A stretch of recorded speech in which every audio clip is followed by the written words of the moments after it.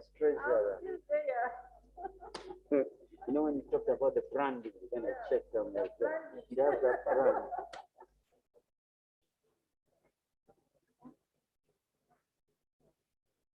I'm lazy to fix my eyes.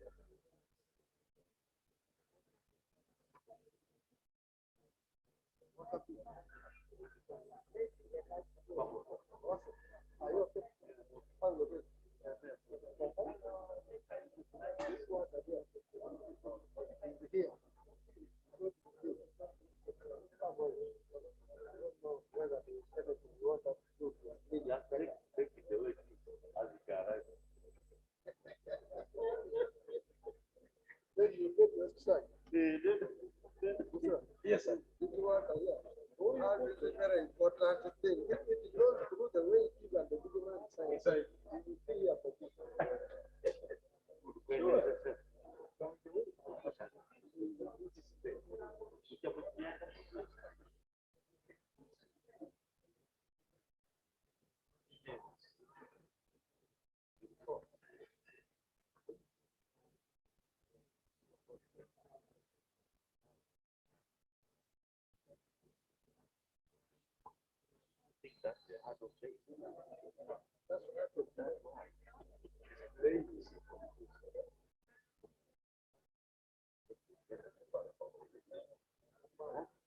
But now,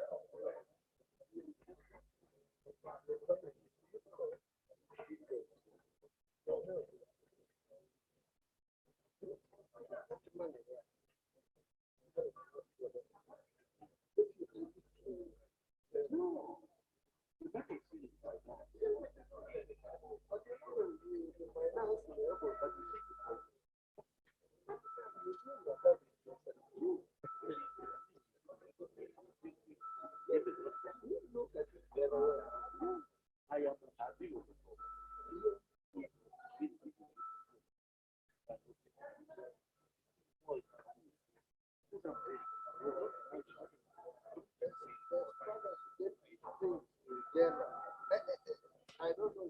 The king is actually here.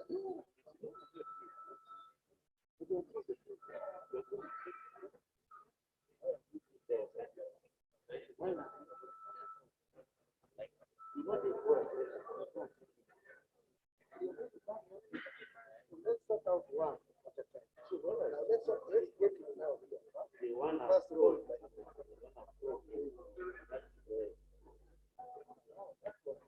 Succeed that one. You're like,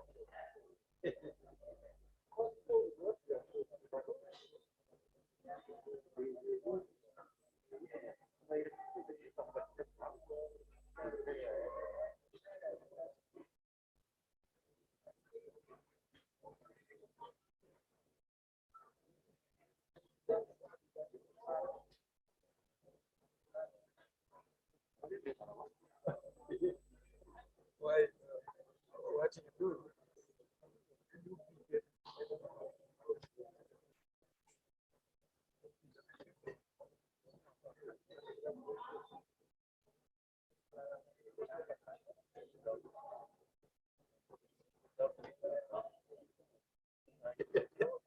Si viato hecho.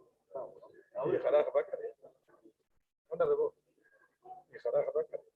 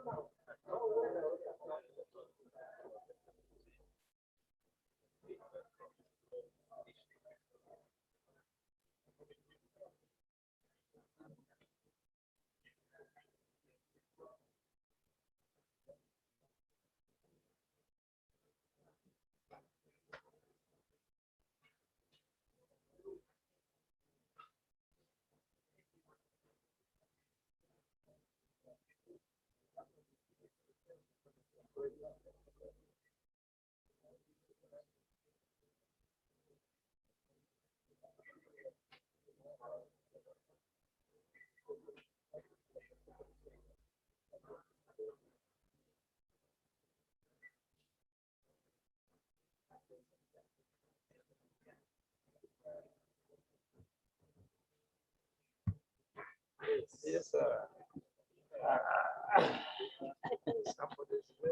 We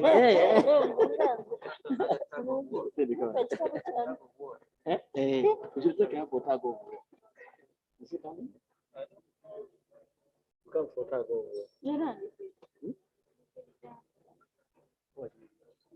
What?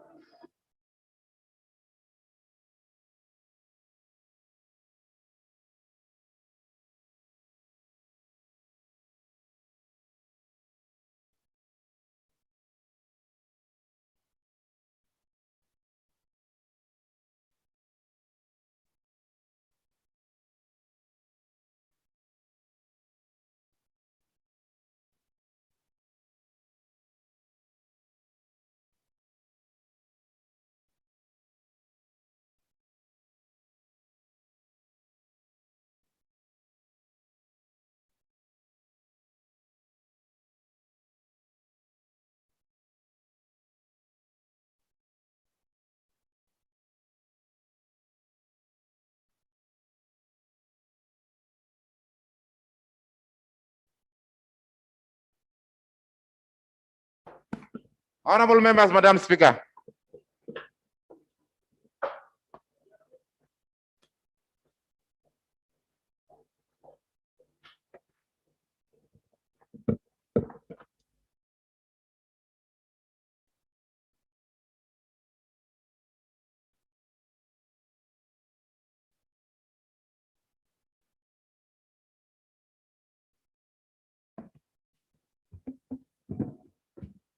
Prayers.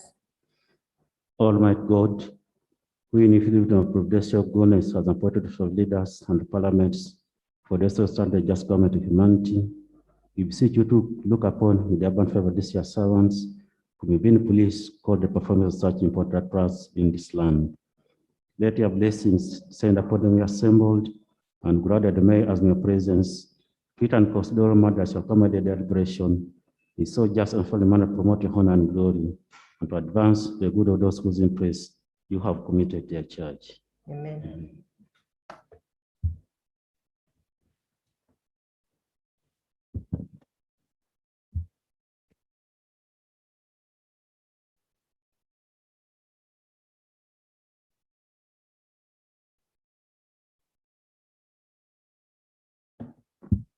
Item number 2, communication from the chair. Honorable members, I would like to thank you very much for coming for the session. And I would also want to thank you for your commitment towards the work you're doing for this country. The country is proud about you. You're doing a good job for the country, and let's continue with the same spirit. Today we have a busy order paper, and I would recommend that let's really go to the points so that we move faster with the order paper. And you'll allow me to adjust the order paper because yesterday we had promised the women on their motion, and you'll allow me to bring that motion first because it has been pending, and all the women around the country are looking at us. And since we had the same kind of debate yesterday here, so we could start with that. I got a number of members who raised matters of national importance. Allow me handle those matters after the first bills. After the first motion and the bill, then we'll handle matters of national importance. Thank you. Motion for a resolution of Parliament urging government to address challenges facing the girl child and children in general in the digital era. Honorable Sarah Pendi.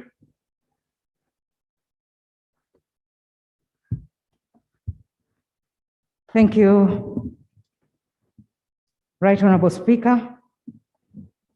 Right Honorable Speaker, this motion follows the minister's statement that she brought to this House. It was an information statement on the Day of the African Child. And it's a motion for resolution of Parliament urging government to address the challenges facing the girl child and children in general in this digital era. Whereas Article 34 of the Constitution recognizes the rights of the children that include the right to health, right to education, and the right to protection from exploitation, and Parliament enacted the Children's Act, Cap 259, and other pieces of legislation to observe, protect, and promote the rights of children.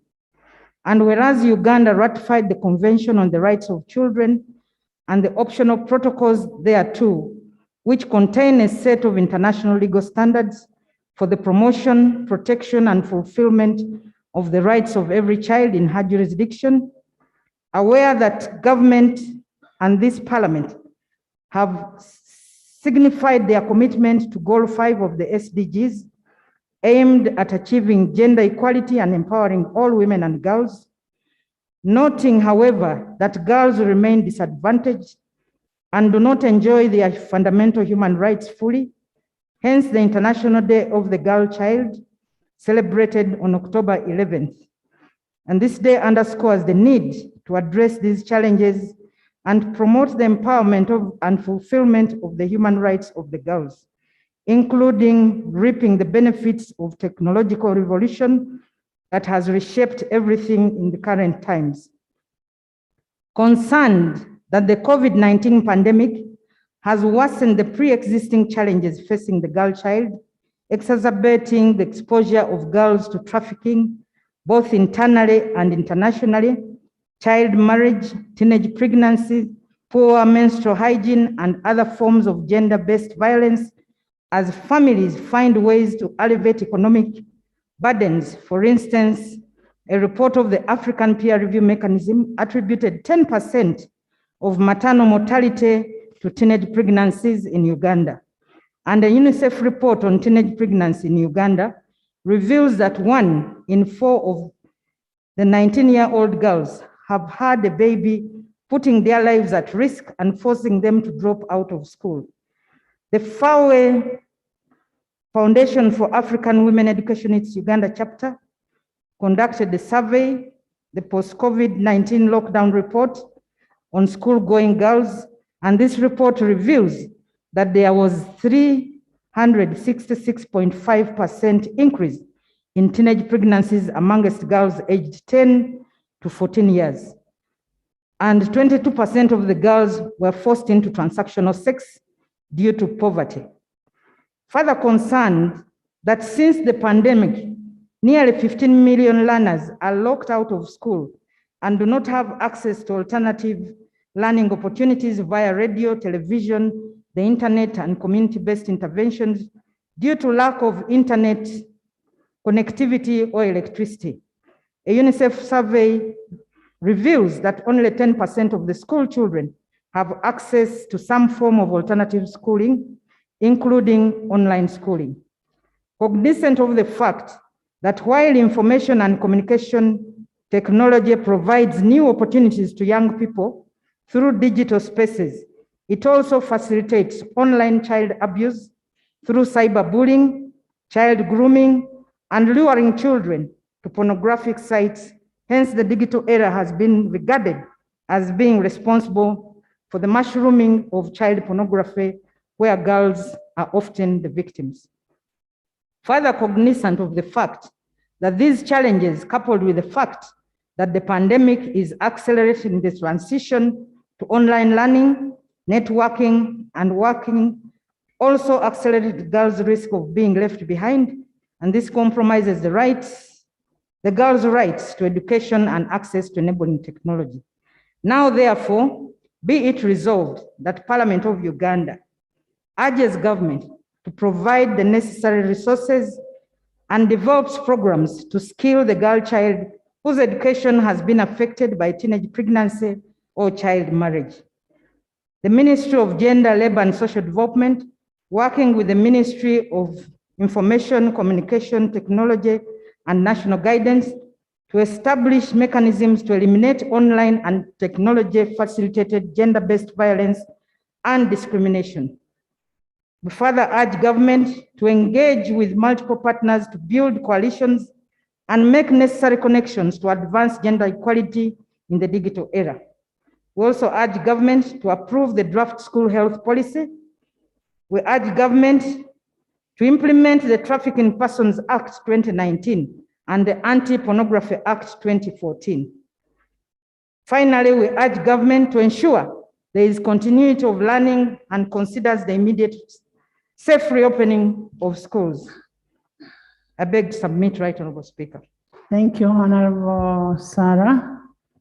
Is the motion seconded?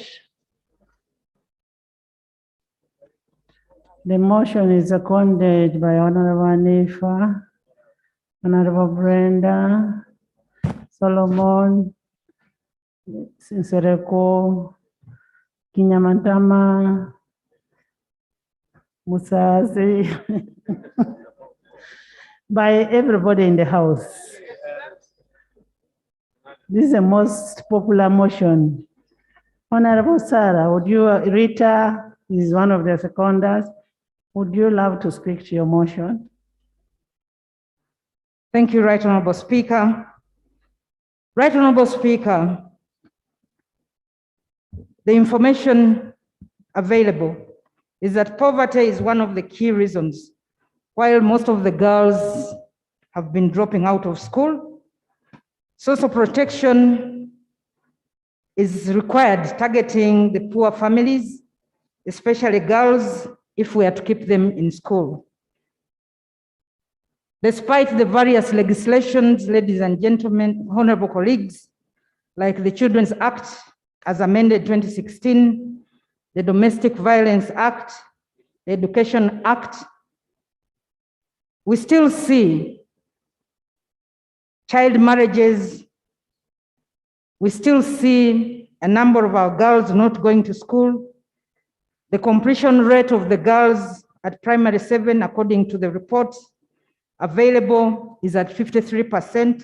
Right Honorable Speaker, we also have that despite the free education that the government of Uganda established, statistics show that 13% of girls have never attended school. And Right Honorable Speaker, we still have patriarchal cultural traditions that uphold the interests and needs of the men above those of the girls and the women in this country.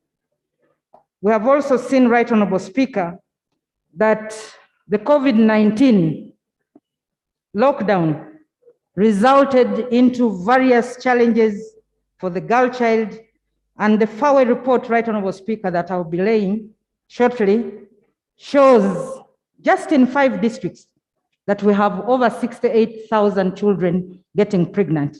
Kampala had the highest of these 5 districts with 24,000, and this is just 3 months from March to June 2020. So we don't know what the statistics are now. Kampala had the highest with 24,059 girls getting pregnant just between March and June. We had Wakiso with 21,595, Mukono with 8,639, Kamuli with 7,847, Kasese with 6,957. So, Right Honorable Speaker, these girls, some of them know who made them pregnant, but about 2.8% of these girls were just raped, which is very unfortunate. So, Right Honorable Speaker, we also heard from this report that close to 3% of these girls who were pregnant were impregnated by people close to them, relatives. their fathers, their brothers, their uncles. And this, Right Honorable Speaker, is incest, which is against our laws. So, Right Honorable Speaker, I just want to say as we debate this motion that we have had cases of women, girls also coming here to accuse male colleagues of negligence, failing to provide for these babies and the women. I want to appeal to colleagues, my brothers here, let us lead by example. You cannot produce a child and fail to provide for the child. If you have doubts about the paternity of this child, please go and undertake a DNA. And if it is 99.9%, please take responsibility. We don't want to start listing you here. So, ladies and gentlemen, colleagues, Right Honorable Speaker and colleagues, I want to end by saying that from the pandemic, it is clear that keeping girls in school will definitely reduce the child marriages and the teenage pregnancies. And this is why there is a call that government considers reopening schools immediately. And from the map that has been circulating, Right Honorable Speaker, it is only Uganda where the schools are completely closed. Other countries have opened up. We need to learn to live with COVID, but also most importantly, the girl child, despite the existing legislations, are still disadvantaged. Right Honorable Speaker, I beg to submit. Thank you. Thank you, Honorable Sarah. But at least one thing I can say that your brothers here have not gone for the young girls.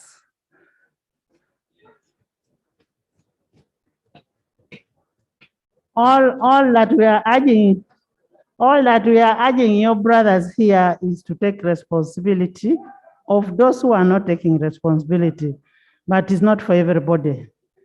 The few, but they are not young ones. Thank you so much, Honorable Sarah. Can we have first seconder, Rita?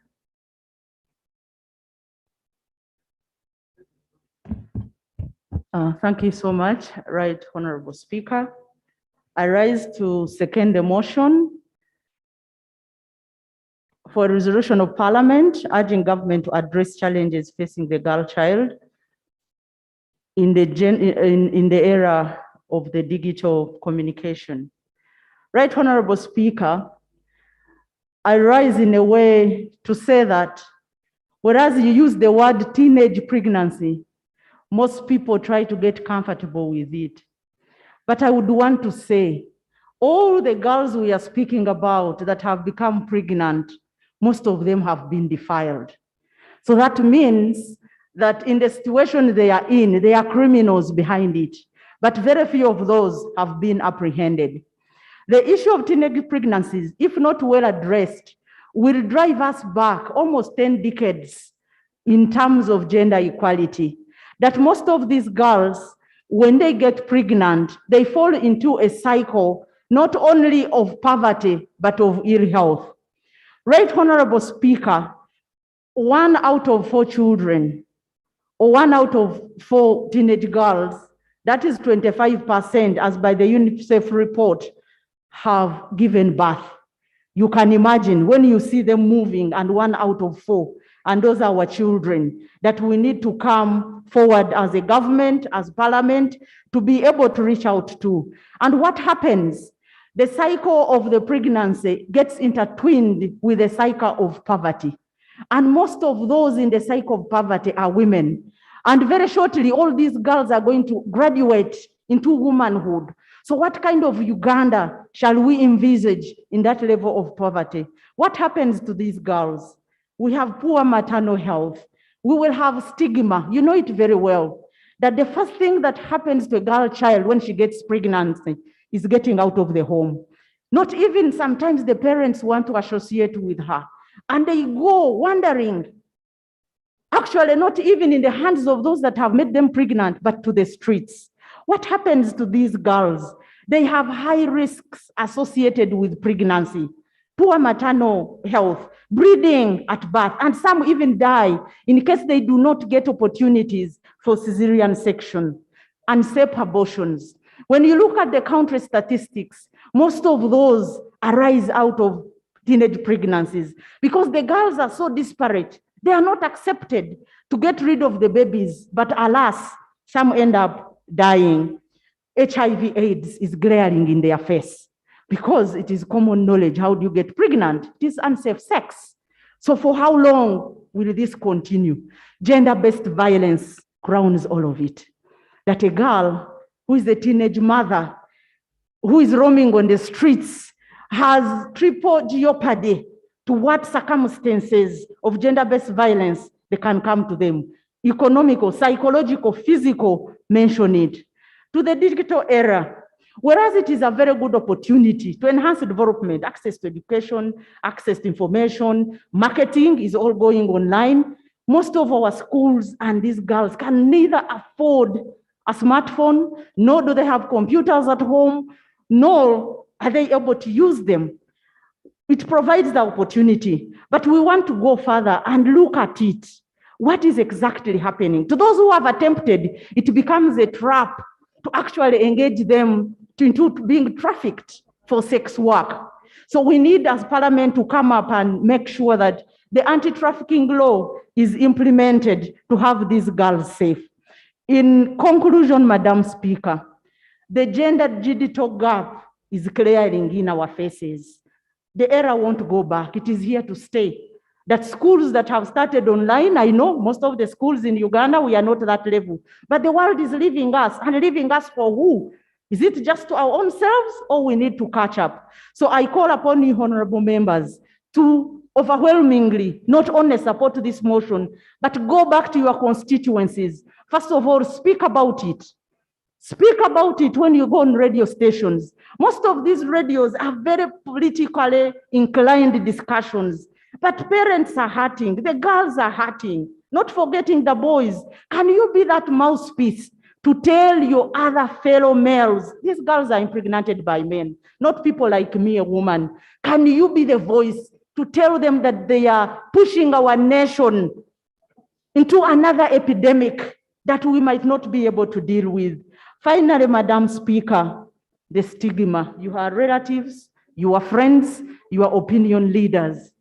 If ever person comes to you and tells you the daughter is pregnant, please encourage them to support them. And may all these girls go back to school.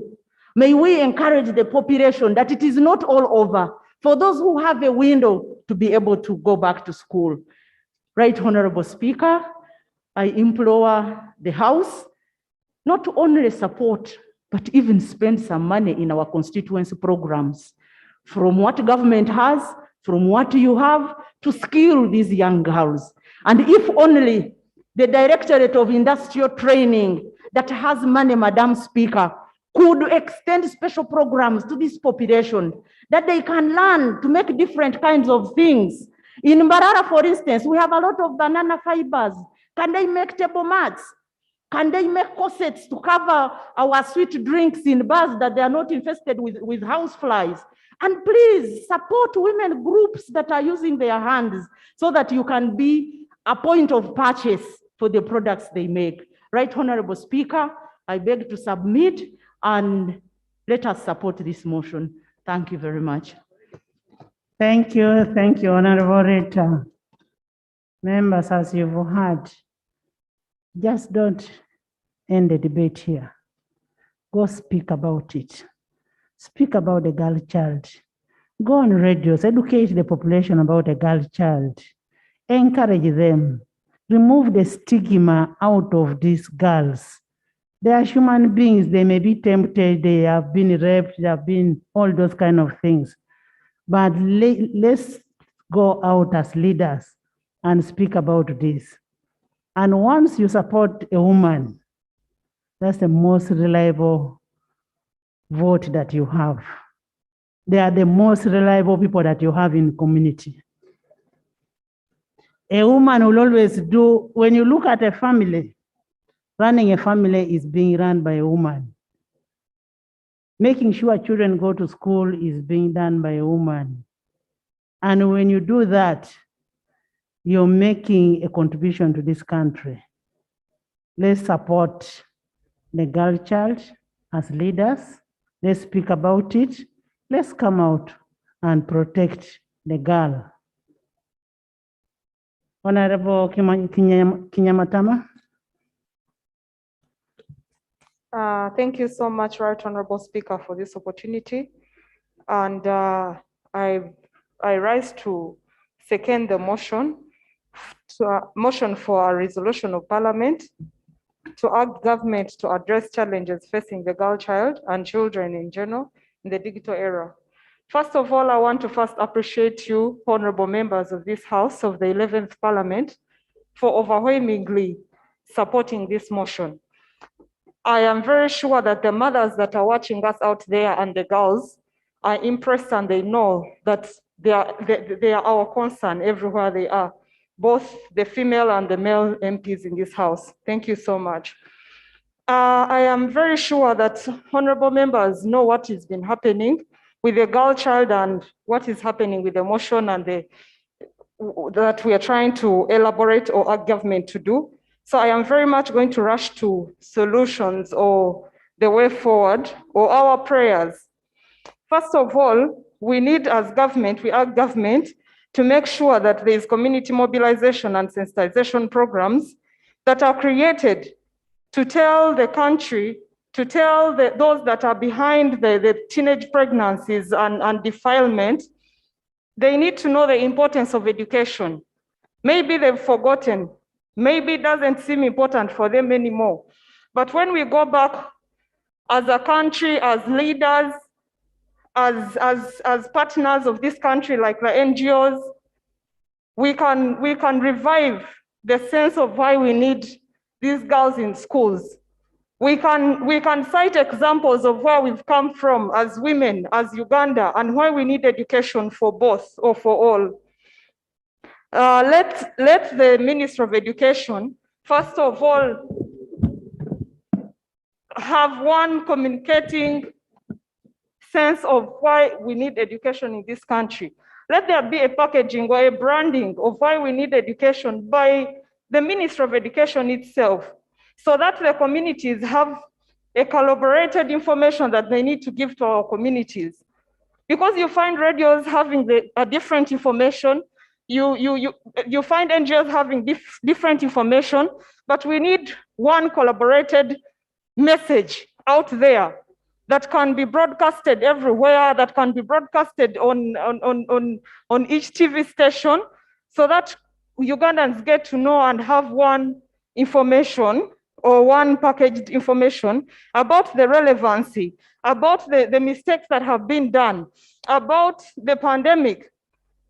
Because there has been a big debate of why we see increase in teenage pregnancies, and people have mixed feelings about the pandemic and before, but we need one answer from the ministry, one big message that will inform the biased minds out there.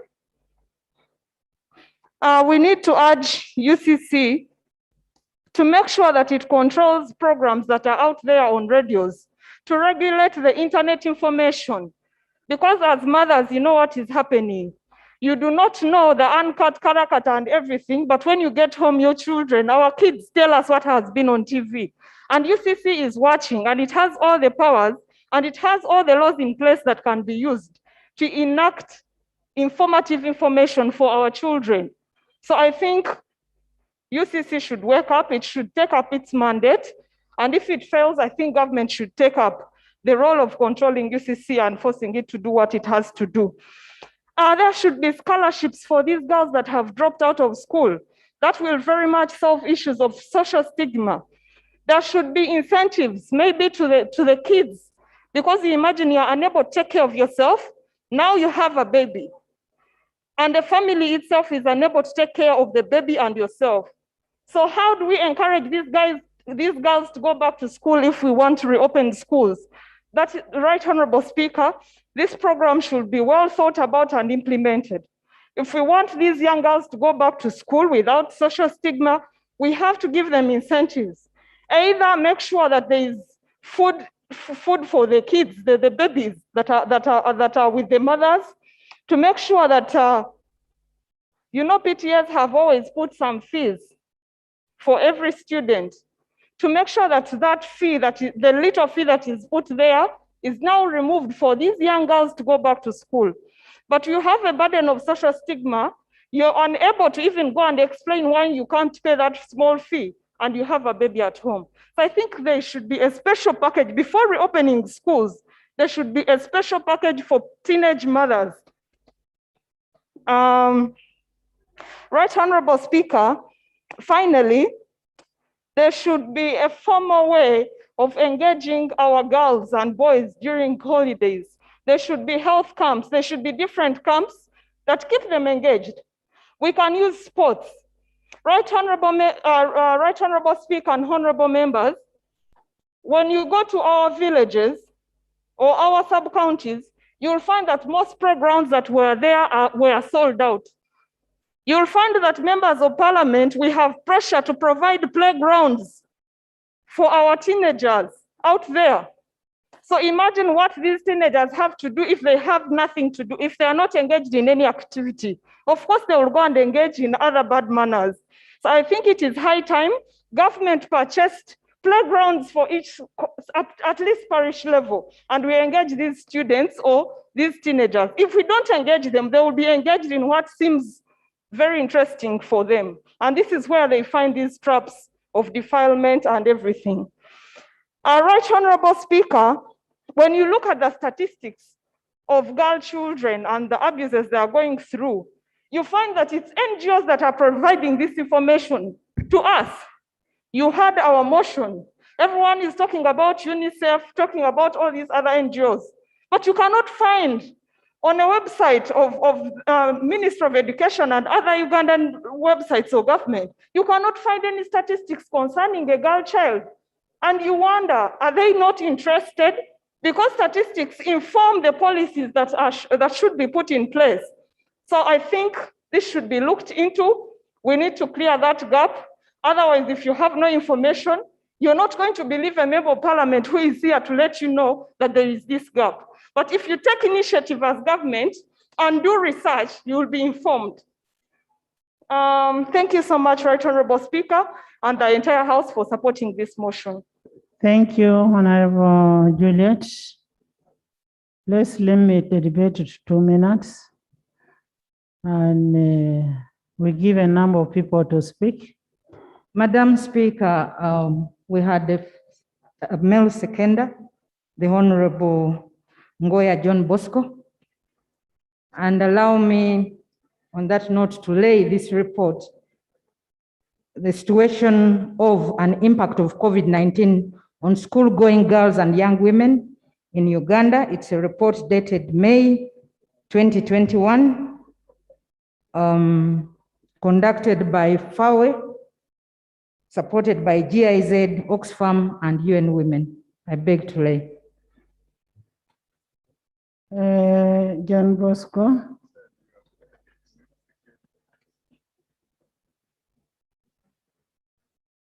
John Bosco, you have 3 minutes. Thank you so much, Right Honorable Speaker. For the record, my name is Ngoya John Bosco. I represent the people of Bokora in this assembly. Right Honorable Speaker, I rise to second the motion and speak into the plight of the trafficked children, many of whom unfortunately are from Karamoja. Statistics indicate that about 68.7% of the girl children in the streets who are actually hailing from Karamoja and are facing very deplorable conditions. Many of you have images of them begging in the streets. And yesterday we had a good motion paying tribute to Florence Alice Lubega. That one child that broke the patriarchy. We have many of these children out there in the streets that are actually loitering and are actually looking up to us. They are not asking for a penny. They are actually asking for policies. They are asking for intervention and protection. Right Honorable Speaker, the closest the nation actually rose to the occasion was in 2007 during the Commonwealth Heads of State meeting, where these children were actually rounded up and taken to reformatory homes. The mere fact that they were rounded up actually exposed a lot of things. Many of them have actually gotten lost. They have not been accounted for. In 2014, those that were rounded and taken to Kapringisa, up to date, 7 have not been accounted for.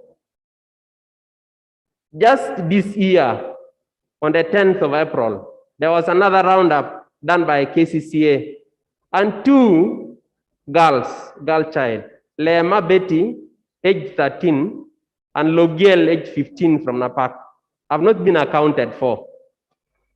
On the 25th of October, this very year, there was another soup that was actually carried out by KCCA. We don't know why these kids have actually been taken. And it is for this particular reason that I actually rise to second the motion, urging government to do something for the girl child, but not only the girl child, but also the children in general. They are actually craving for our own support. I know for a fact that a lot has been done by government, but the great job that is being done now is by the NGOs. I want to take cognizance of Moroto Diocese doing a lot of work with the street children here in Kampala. There are other NGOs that have actually been supporting. And government seems to have actually affirmed the fact that there was an act that was passed, the Prevention of Trafficking in Children, 2009, here in Parliament. It looks like we have invested a lot in humanitarian assistance. We have invested a lot in relief, but we're not looking at this one particular child who has the possibility to be able to rise and probably come and contribute to the nation. It is my prayer, therefore, Right Honorable Speaker, that one, we investigate and prosecute the traffickers and the trafficking rackets. Many of our children have actually gone up to Nairobi. We are hearing that they are even in the Middle East. And we do not have record of that. It is my appeal that that actually is done. 2, that we resource the skilling of a girl child. I know with COVID, many of them may not necessarily be able to make it up to school. But if we have a deliberate attempt by government to ensure that we resource the skilling of this one particular child, or the many that are actually out there, perhaps we would have actually been able to cut this particular vice. I beg to submit. Thanks. Thank you, John Bosco. We now open the motion to debate. And since this is the most popular debate, we'll limit it to about 10 people.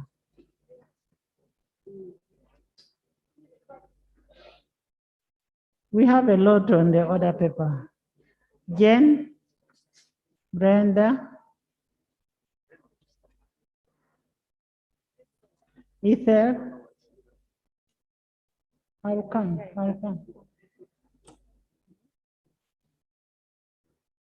Thank you, Right Honorable Speaker. Right Honorable Speaker, I want to thank the mover of this motion and the seconders. Right Honorable Speaker, the mover and the seconders have spoken 2 minutes. to reasons why the girl child faces a lot of challenges. I want to address my mind to 2. One of such challenges is the poverty at household level, and then traveling long distances to access schools.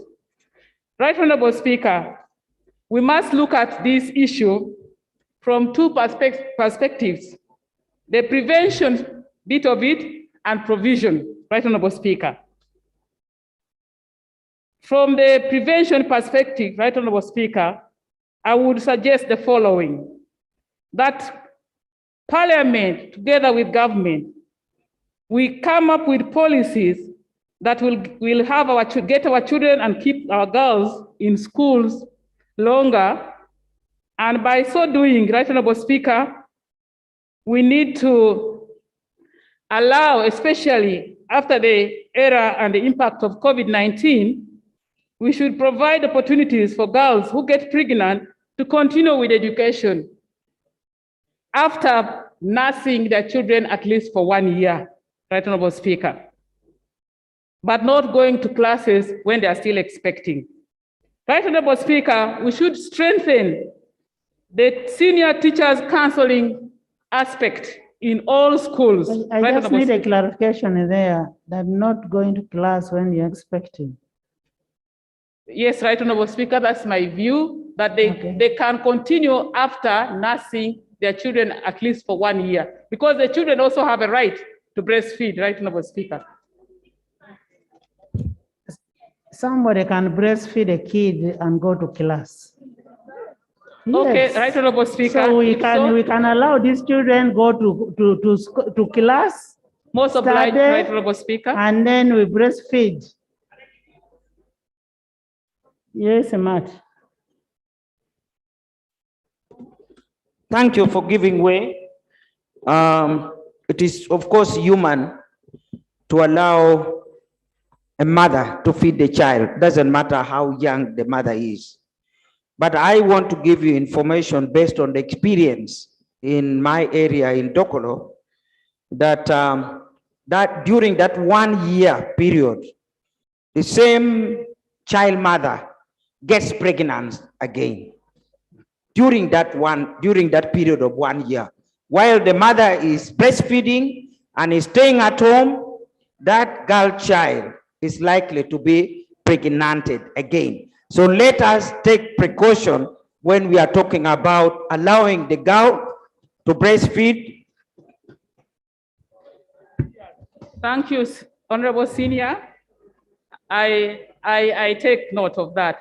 Right Honorable Speaker, there is also need. Members, listen to the honorable member. Right Honorable Speaker, as now we go to parish model, implementation of a parish model, Right Honorable Speaker, I want to agree with a colleague that brought in the idea of skilling these girls, and I would recommend that let there be skilling centers which is easily accessible for these girls and incorporated in the parish model. If there was a way that we could review the web program so that it is not just disbursing funds to women and girls, but also giving equipment in order for these girls to be skilled.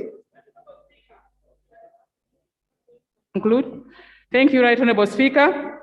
Right Honorable Speaker, under the Ministry of Gender, we have the Department for Cultural Leaders, and we have cultural institutions and religious institutions in this country.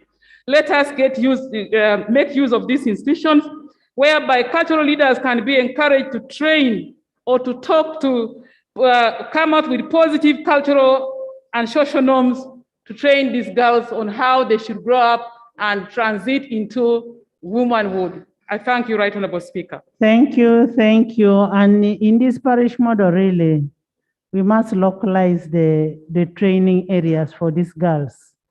If we are saying we should do skilling of these girls, the skilling areas should be within where the girls come from.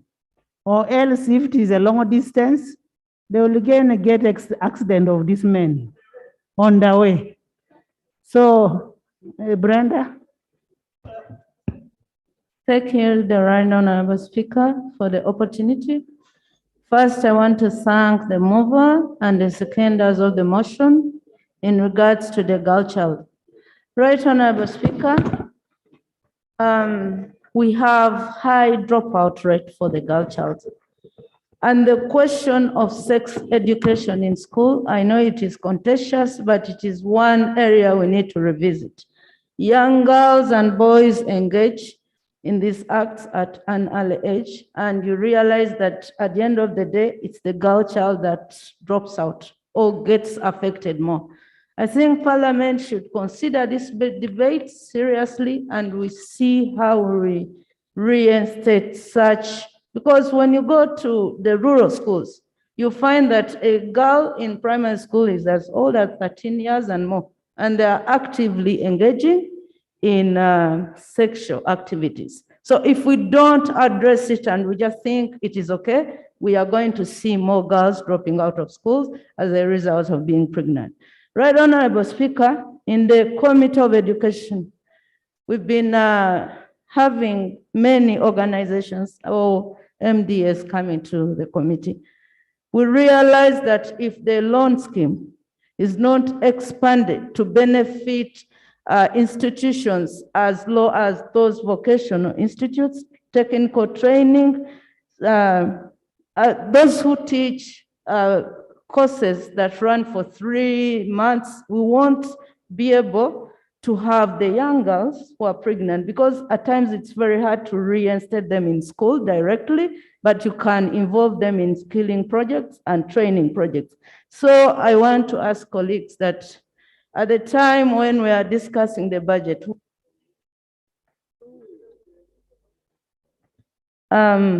as I conclude, I want to ask colleagues that at the time when we are working on the budget, we should make sure that we extend the funding or the bursaries to lower training institutes so that we can benefit the young girls and boys who have not been able to access funds to continue with education and skilling. Thank you, Dorina. Ethan.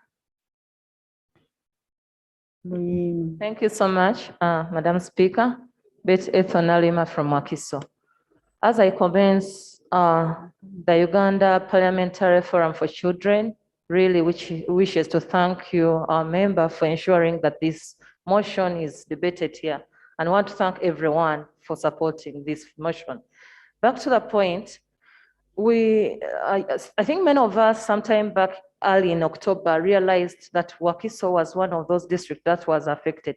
And there was an instance whereby a father had defiled a girl. I remember many of you heard about it. What am I trying to bring around?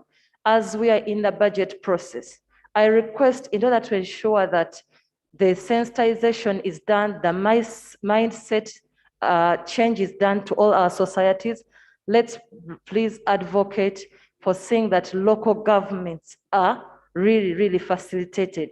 Because when I called at Wakiso, the probation officer would tell me that she's stuck in ensuring that she's facilitated in order to see that this girl who is affected is given adequate support. So it is a challenge now of funding to the different officers, the probation officers, the community development officers, even the vice chairpersons at each and every local council. So on this very matter, I'll urge that we ensure and support that the local officers everywhere are supported, and really they are encouraged to see that they do their job, which also should include sensitizing communities in mindset change. And also, Madam Speaker, in this matter, as we plan for the girl child, let's also ensure that somewhere we educate the boy child to understand matters concerning the girl child. Because every time as we advocate,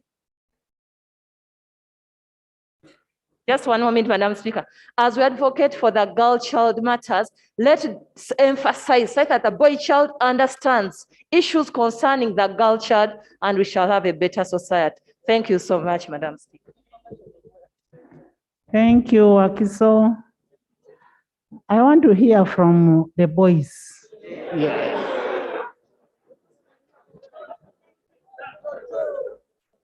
Because I want to hear from the boys. Yes. Yeah, thank you, Madam Speaker. Yeah, thank you, Madam Speaker. Yes. Yeah, thank you, Madam Speaker. My name is Saga. I represent Udadili East. Let's hear from the boy child first. Madam Speaker, I am a teacher as well. It is very difficult, Madam Speaker and honorable members, for a breastfeeding mother to be practically in class, to go to senior 1, senior 2 when you're breastfeeding. Maybe the efforts of this parliament should be geared towards supporting the Directorate of Industrial Training, which is underfunded. If we can support vocational training and it is spread through the sub-counties and the parishes, definitely the girl child will get equipped. Because what drives them largely is always some petty little money for them to buy pads. And if we can support the reusable pads and we distribute them, they will distribute nets. They will be giving out masks. But if we can also support the girl child with distribution of those pads, basically some of them will end up holding in schools. And if they have the skills, they will be able to get their own incomes, which they can support themselves. The border riders, in most cases, and those men in the village, are taking the advantage, and most of these girl children who have got pregnant during this time of COVID, they have been tempted and wanted to get some little money in support of themselves. Only that I was very disappointed. I was very disappointed with the head of the state when he was addressing the nation, and he says, but if you have one girl child and you get 2 out of 1, I think that is better. That was a very wrong message to the Ugandans and to the girl child. So we should put effort, Madam Speaker, toward supporting information allowed. Members, let's discuss on how we can protect a girl child. Let's not get diversionary. Thank you. Let's talk about how we can help the girl child and also empowering the boy child. Because when you're talking about the girl child, you need a sex education. When we were growing up, there was an aspect of sex education where I would be told when you do this, it is bad, that kind of thing. Why don't we revive that kind of thing? Why? Honorable Segona, Hildeman, Minister Chen. Thank you, Right Honorable Speaker. I want to thank the colleagues for bringing this motion, but I want us to give it a broad spectrum than this. Number one, and I'm now speaking as a father to that girl child. 2, I am speaking as the father to that boy child who is the tortfeasor, but also the victim. You know, just look at this young man who is called a father in society. Reflect and go back to those boys that used to produce during school and what names we gave them. I think it should be more comprehensive, and I want to support my brother, Honorable Sasaga, when he talks about vocational training. 1, actually, it should begin with the policy and law. Make, for example, vocational training compulsory for all those would-be school-going children, but are not going to school for whatever reason. Because vocational training, if organized in such a way that it is flexible, every girl in the village is able to access some form of schooling at the parish level, technical, vocational, that person would be equipped. During those classes, they would be given a component of sex education. They would be even given some counseling on the effects of pregnancy and childbirth. We should be looking at a model that is able to protect both the boys and the girls. Right, Honorable Speaker and colleagues, I know it has some cost implication of some form, but it should be designed in such a way that this girl is able to access.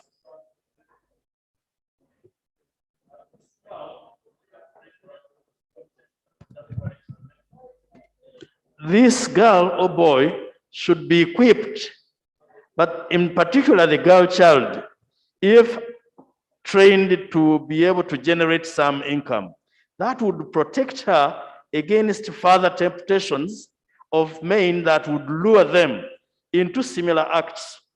I would suggest that government comes up with a comprehensive policy and legal framework to a budget that is able to establish an education scheme parallel or away from the conventional education for these children of ours to be trained and protected.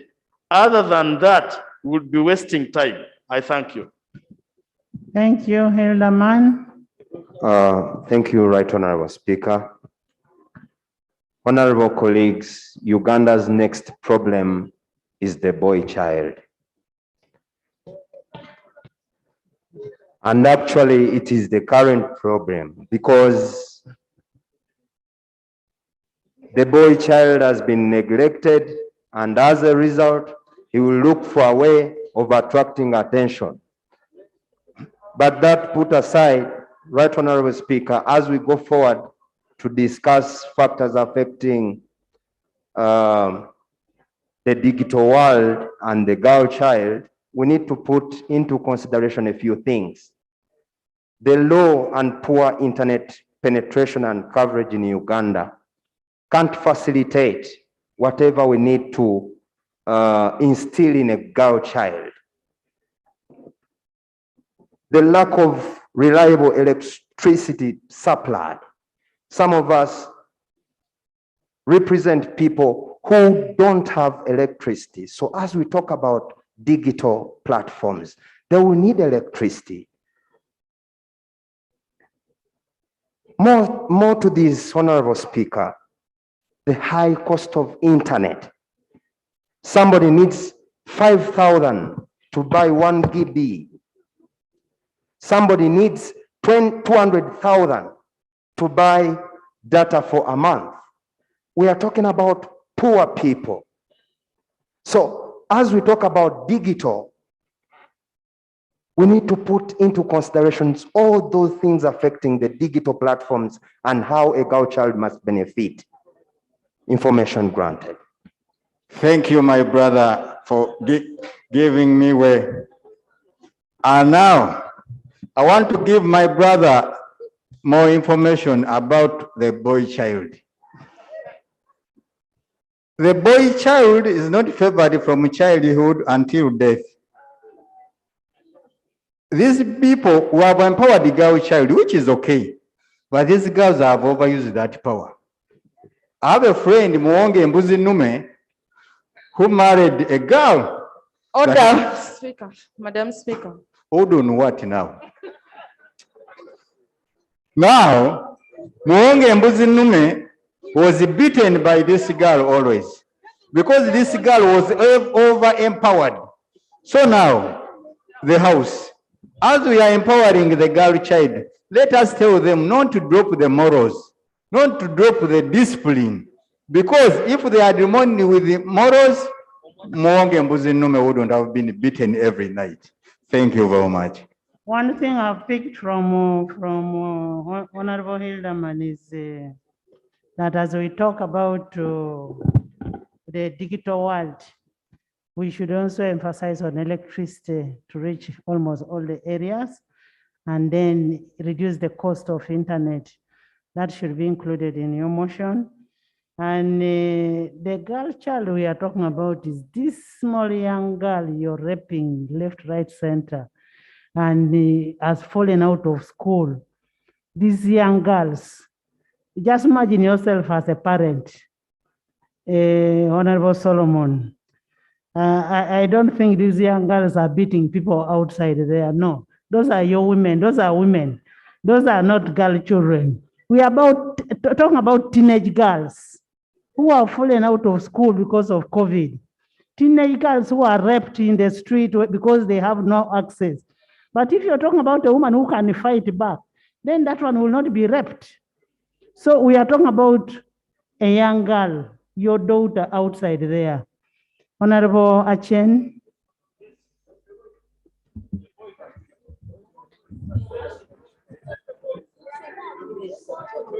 Right, Honorable Speaker. She has a medical. I am representing the boys. She's a mother of the boys. Yes. She's a mother of the boys. Thank you very much, Right Honorable Speaker. Right Honorable Speaker, allow me to thank the mover and the seconders of the motion and to reassure this House that the school health policy that is being worked on by Minister of Education will soon be passed because we have been working together. I know that. Right Honorable Speaker, last week was Safe Motherhood Week.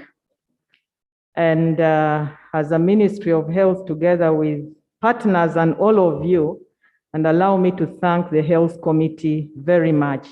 We were reflecting on our actions and our inactions towards mothers and the girl child, and reviewing our statistics and taking note of what has transpired during this COVID era. Whereas we've made progress, there are still many challenges. And one of the challenges that we must never shy away from is that for the last 25 years, nearly all governments world over have focused on the girl child. We have empowered the girl child, we have kept the girl child in school, we have emancipated women, we forgot the boy child. So, Right Honorable Speaker, what happened? The boy child went into a retreat to think.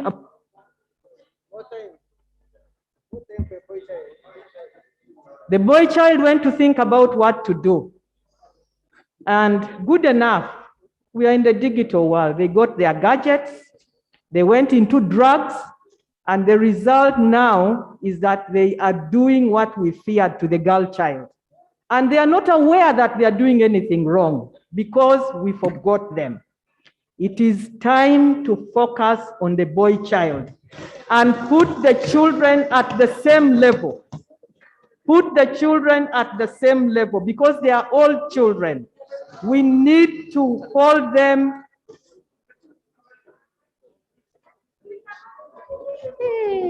Yeah, thank you, Right Honorable Speaker.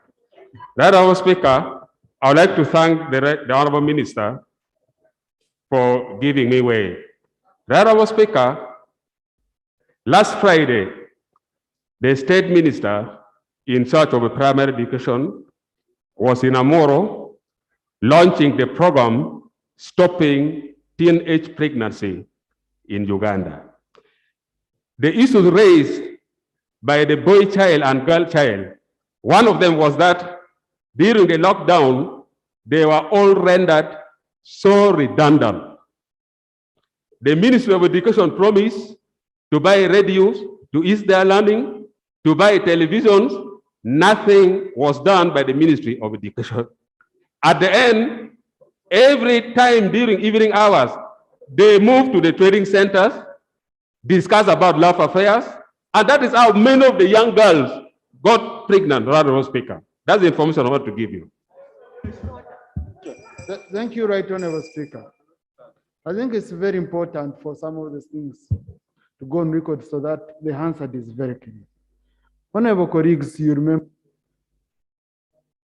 remember very well that in the 10th Parliament, government presented a supplementary budget to buy radios for learners in the whole country, and Parliament rejected that budget. So is it in order really for the answer to show that government refused to buy radios for our learners when this Parliament here refused to clear the supplementary? Honorable Chen, can you finish your submission? Yes, thank you, Right Honorable Speaker. Right Honorable Speaker, I was just saying it is time to treat the children equally so that we can bring them up when they are knowledgeable and empower them with information so that they are able to know what is wrong from the very beginning. But it is also important that parents focus on the children equally. Right Honorable Speaker, I thank you.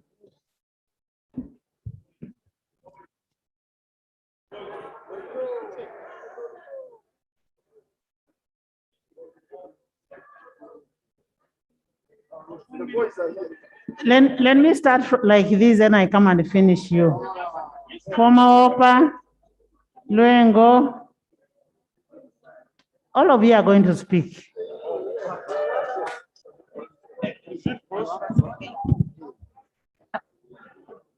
Thank you so much, Right Honorable Speaker. For record, my name is Kamgo Pamela Nasio. I represent the people of Bodaka District. Right Honorable Speaker and colleagues, I rise to support the motion moved by Honorable Saro Pendi. Colleagues, there is no any other time better than today for this motion. Honorable colleagues, it is common knowledge that the world is advancing digitally, and this needs to be punctuated. Technology is not bad per se, but there is need for regulation to protect the exploitation of the girl child and children. As you are all aware, there is need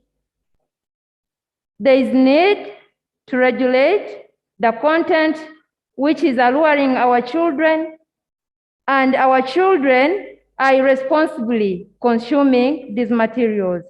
As a call for government for regulation is not the cause to government to pause technology advancement, but to put mechanisms that can alleviate the risks emerging from unregulated use of digital materials. Right Honorable Speaker and colleagues, I beg to submit. Thank you. Thank you. Luengo.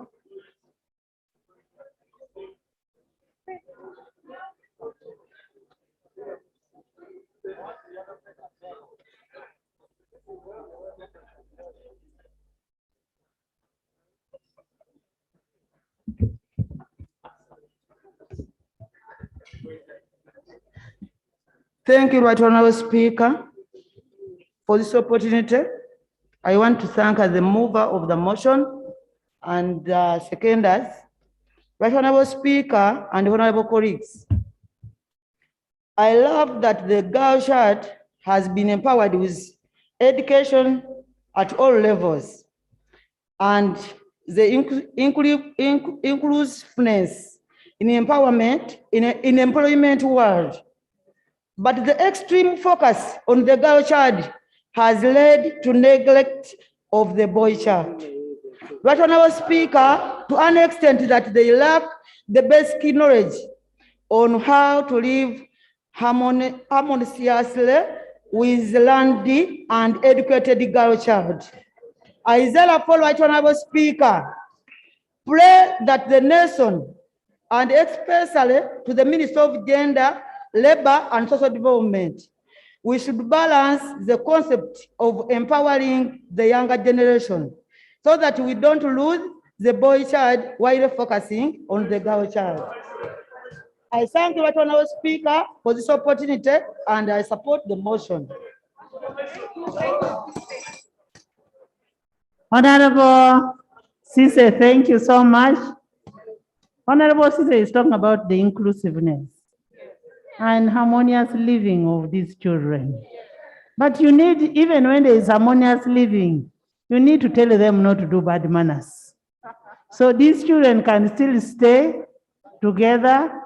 I was so surprised when I saw a story of how a boy impregnated his own sisters. It's because these children are not educated. They don't talk to them. As parents, we should be able to talk to these children.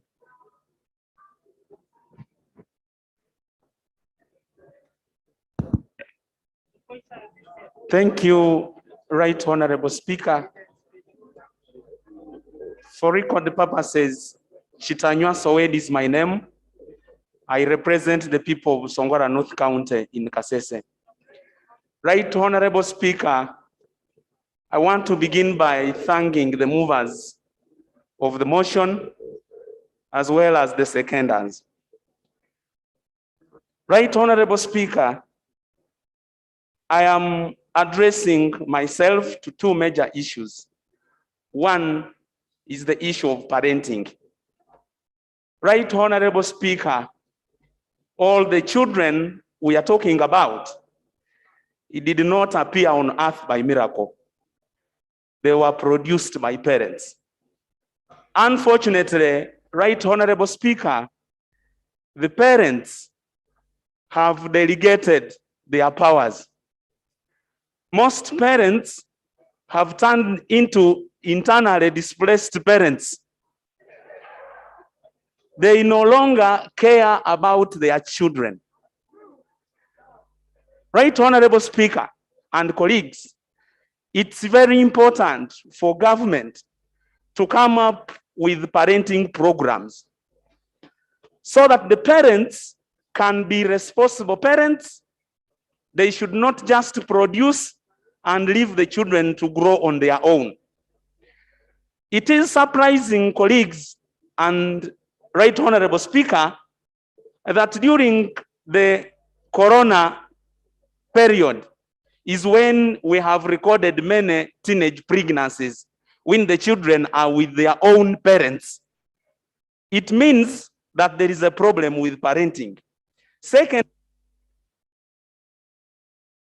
Next.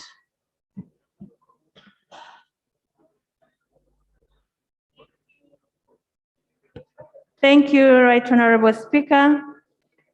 Honorable colleagues, I want to join you in thanking the mover of the motion and the seconders of the motion. I stand here, I'm a little bit uncomfortable because we are always talking about girl, child. We have forgotten the boy child. And yet it is the boys who are causing all this. And including the ones who are in this house, they are doing this to our children. So I want to request us to go back and do our roles. Let's speak to our girl children and speak to our boy children as well. But if we concentrate on our girl children, when we are living, why did God have to create a boy and a girl? These are all our children. I want to request us, we don't need government to tell us to speak to our children. Government, we don't need the president to tell me to talk to my boy or to my girl. You find that these days, even the single mothers, the rate of single mothers is increasing because the boy child was left and a mother is left alone to raise these children. Then also, during the times of marriages, you find that it's only girls who are taken to be talked to when the boy who's supposed to get married is left there alone, yet sometimes they do not know some things. So I stand here to say that while we are talking of our girl children, let's speak to our boy children as well. Members, let's limit this debate. It is the most popular debate, motion I have seen. And we are repeating now the same thing. And remember, we have members, we have a very important bill coming next. Gafabusa. Thank you. Thank you, Right Honorable Davis, Speaker. the boys. The boys. The girls. Gafabusa, Daniel, Kimasho, Davis. We first start with those three. There is nothing like Then Enos. Thank you. Thank you, Right Honorable Speaker. Members, why I'm insisting I want to hear from the boys, because these are the travel causes. They should speak by themselves to show the public that we are not going to do the same thing. Thank you, Right Honorable Speaker, for the opportunity. I want to thank the movers and supporters of the motion. I rise to support the motion, Madam Speaker. I just want to talk about two things. One of them was parenting. My colleague has talked about it. I don't want to repeat. The other one is about our criminal mentality, and as a country, why we are not able to put the criminals or the suspected criminals to book as a community. When you talk of teenage pregnancy, we are talking about rape, we are talking about defilement, we are talking about incest and all that comes with it. And all of these are well catered for in our national laws. The Penal Code Act of Uganda covers all this. But you wonder why in all our villages, these girls we are talking about are scattered in our villages. They are scattered in our homes. But how many of us have seen a teenage pregnant girl and taken responsibility to find out who is responsible for this? And as a community, we take on this person. And by the way, Madam Speaker, we are talking about the girl child. Mind you, even the boys are defiled by these women.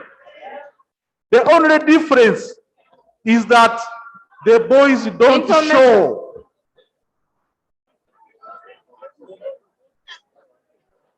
Madam Speaker, while the girl is defiled or raped and she gets pregnant, the boys do not get pregnant, and there is no sign you can see, but they are all defiled. They go through the same as the girls. We should be looking at how we stop this criminality in our country. Information. Members, I know you're all excited of what you do. I thank you, Right Honorable Speaker.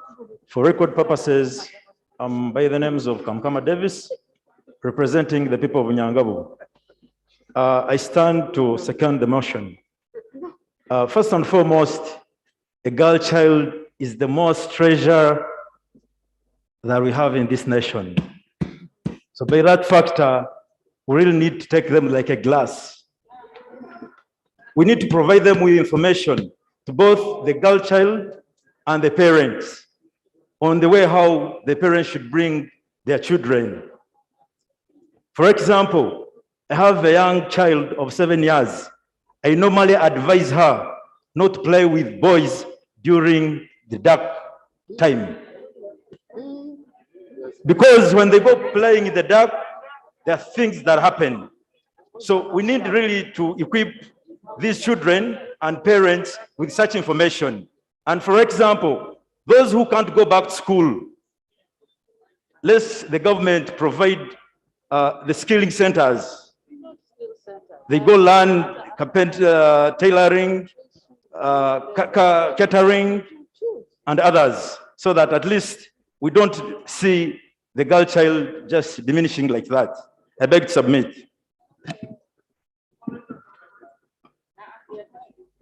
Thank you. Dan Kimasho. Thank you, Right Honorable Speaker. I raised support the motion, but There's a procedure matter. Yeah, thank you, Madam Speaker. Madam Speaker, I rise under Rule 59 of our Rule of Procedure, subsection B and C. Madam Speaker, motion without notice. I think a lot has already been spoken on this particular motion. And Madam Speaker, I'm seeing members are repeating themselves. And yet we have very many important business still to discuss in this parliament. We have a bill pending, the order paper. We have issues of compensation of the LRA victim, still pending on the order paper. So I would like to, I don't know whether we are proceeding rightly now, Madam Speaker, by continuing to debate this and repeat ourselves. So I'd like to move that we adjourn this debate and then we look at the important businesses that are really inside our thank you.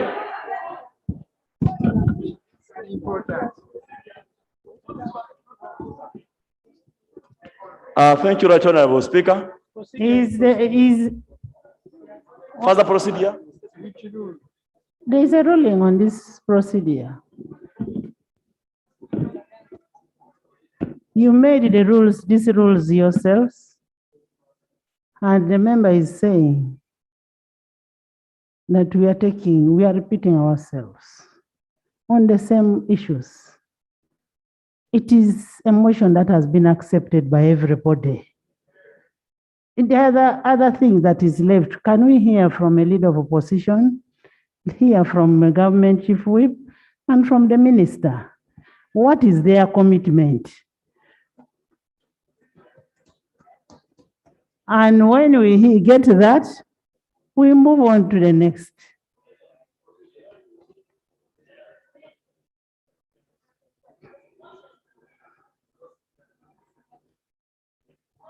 Honorable, I have made a ruling on that. If you want, all of you are going to debate. We have subsequent business to come. I know you're a parent and you would love to debate about a girl child or boy child. Now boy child. So, leader of opposition, do you have anything to say? If you don't have, then we give. Thank you, Right Honourable Speaker.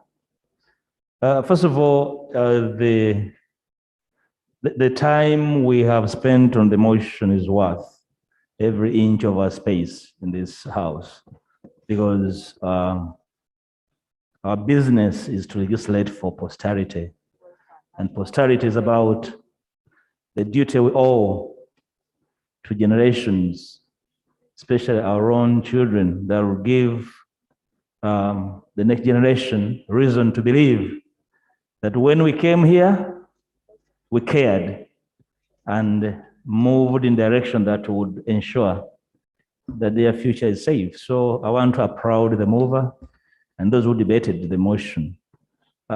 For me, and the issue therein is to say legislation and policy has to migrate to address the inevitable, inescapable, obvious challenges of the day. Some of our legislations are archaic, and therefore it's our duty, it's our space. I would like to see that this debate condenses into legislation that will change the tide on the issues that we have debated today, this afternoon, Madam Speaker. So I'd like to support the mover and the issues therein to suggest that we would like to see a change in legislation on ICT, on education, to undertake necessary reforms in education. Government promised a vocational school per sub-county 10 years ago. I don't know how many have been built so far. These should be the issues to make an evaluation of whether we are preaching water and drinking wine, Madam Speaker. Thank you. Thank you. Honorable Taiwa. Thank you, Right Honorable Speaker. I want to support the motion and thank the mover and all colleagues who contributed.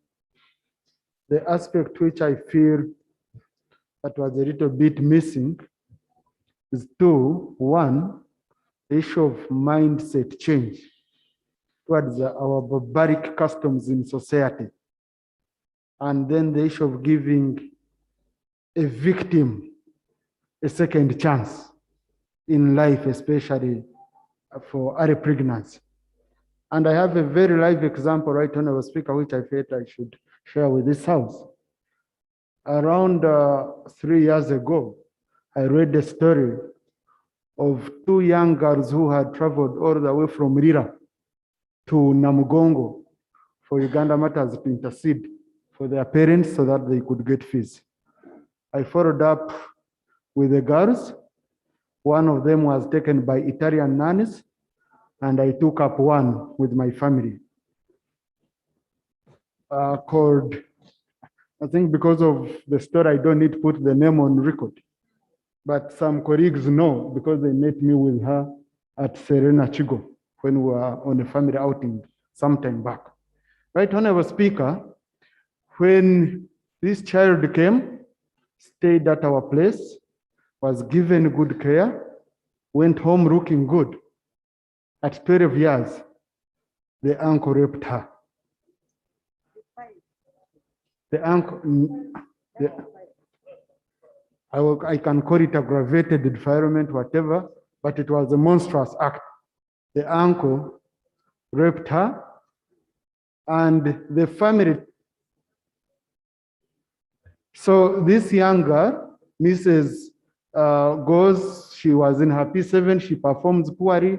After they came, my wife told me we have 2 visitors at home, and the story goes, she came, she told me. Now, when I tried to pursue, as long as that was not painful enough, Right Honorable Speaker and colleagues, I found there is a ritual. They sat and agreed as a community that they must perform a ritual where she has to forgive the uncle. So what they are going to do, she will lie on the ground, the uncle will go on the roof of that house where she was raped from and urinate on her. Here in Irira. So I raised the issues with the authorities.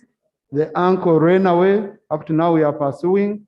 But the community became violent towards me that I'm trying to break a family by protecting a girl. But I want to thank a colleague in this house, Right Honorable Speaker, Honorable Yeri Ofono.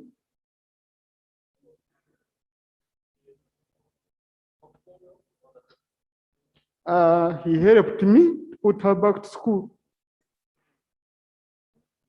And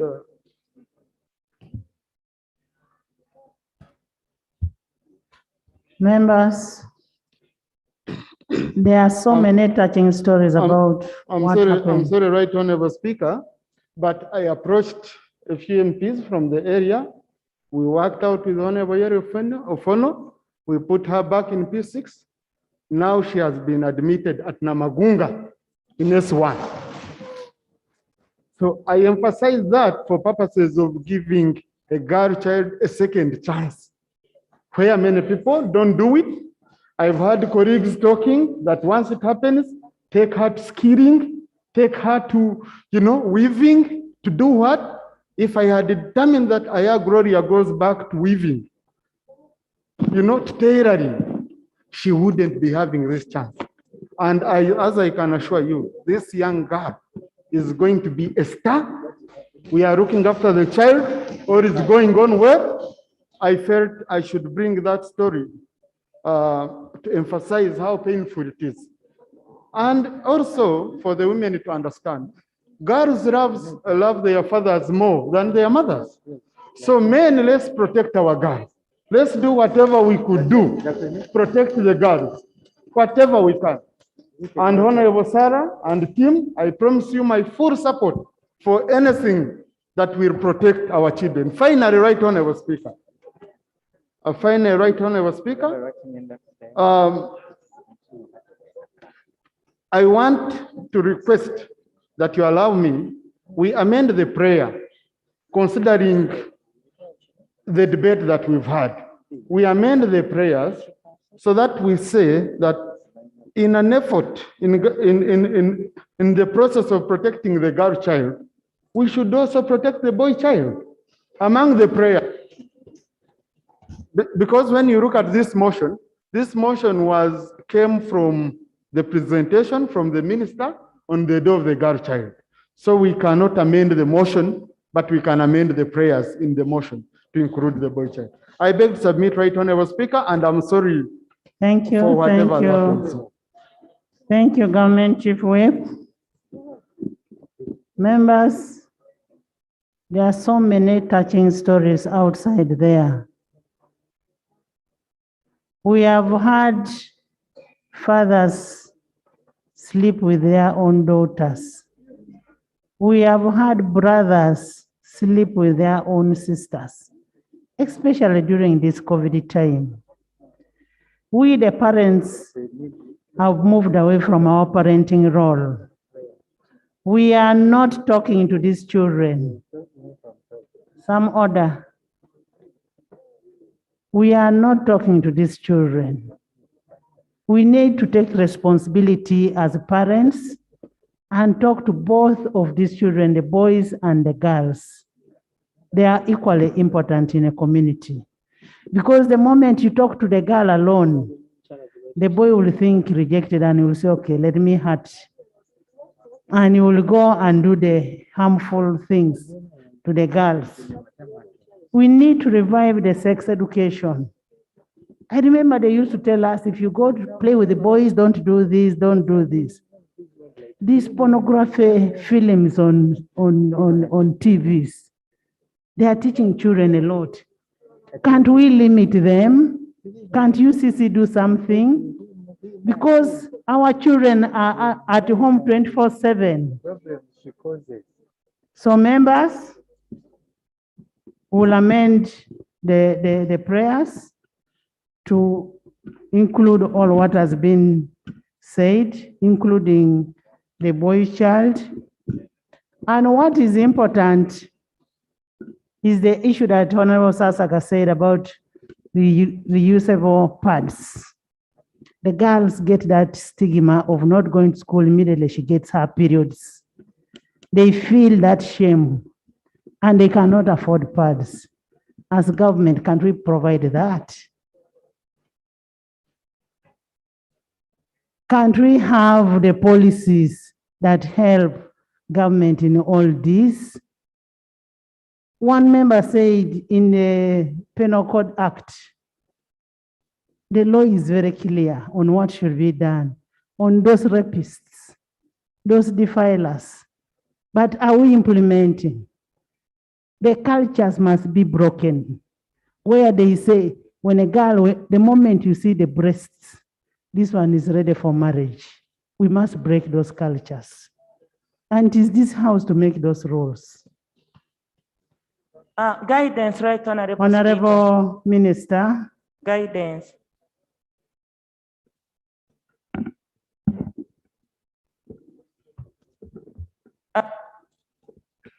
Thank you, Right Honorable Speaker.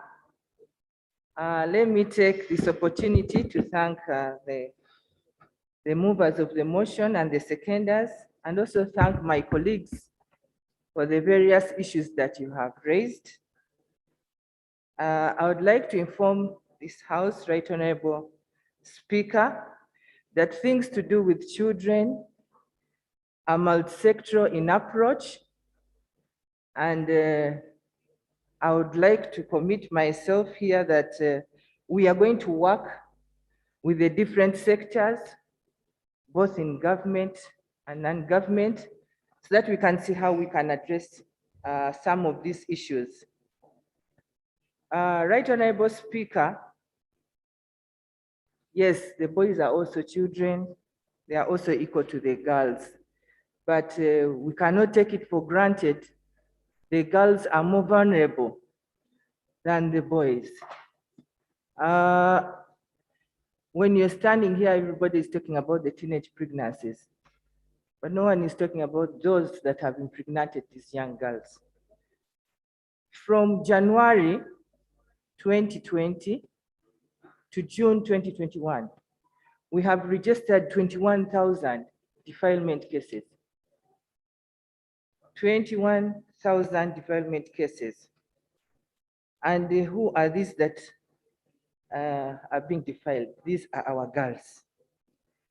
Right Honorable Speaker, I would like to put it clear that most of the things that you raised, that members raised, were addressed on the day when we were celebrating the International Day of the Girl Child in Kololo. Some of the issues were put forward clearly by the guest of honor, who was the First Lady and the Minister of Education, and other things were raised by my senior minister.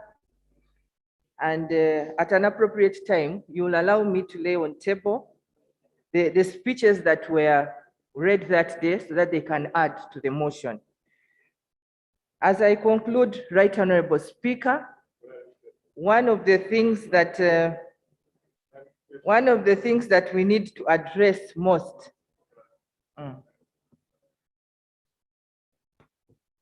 Thank you, Right Honorable Speaker and Honorable Minister, for giving way to seek to help me draw this clarification from you. Honorable members, as you may realize, that as we all stand up for the girl child, there is something that is glaring daily and something that we've tried to address in every parliament. I'm glad that you're a new minister in this docket. Every single day as we drive into this city, at every traffic light, and as every single day as we go back home, there are children there. We may be talking about children that we might not see, but these ones we see daily. Nakurabi light, Wandegea light, Ginger Road traffic lights, and everywhere. Either performing child labor or begging or carrying children on their backs. Now, the point of clarification I'm trying to seek from the Honorable Minister is, when shall the ministry do us a big favor to start fighting this surge? Because it's very embarrassing to our country. It's the biggest embarrassment. We can talk till cows come back home, but everyone will laugh at us by saying, even near you at Parliament, there are girl children that are glaring at you as convoys pass, as our beautiful cars pass, and we should start it by ourselves to stop and say, this must stop now. As Parliament, we seek a commitment from you to tell us when this shall not be a sin no longer that embarrasses our country, and when it shall stop. Thank you.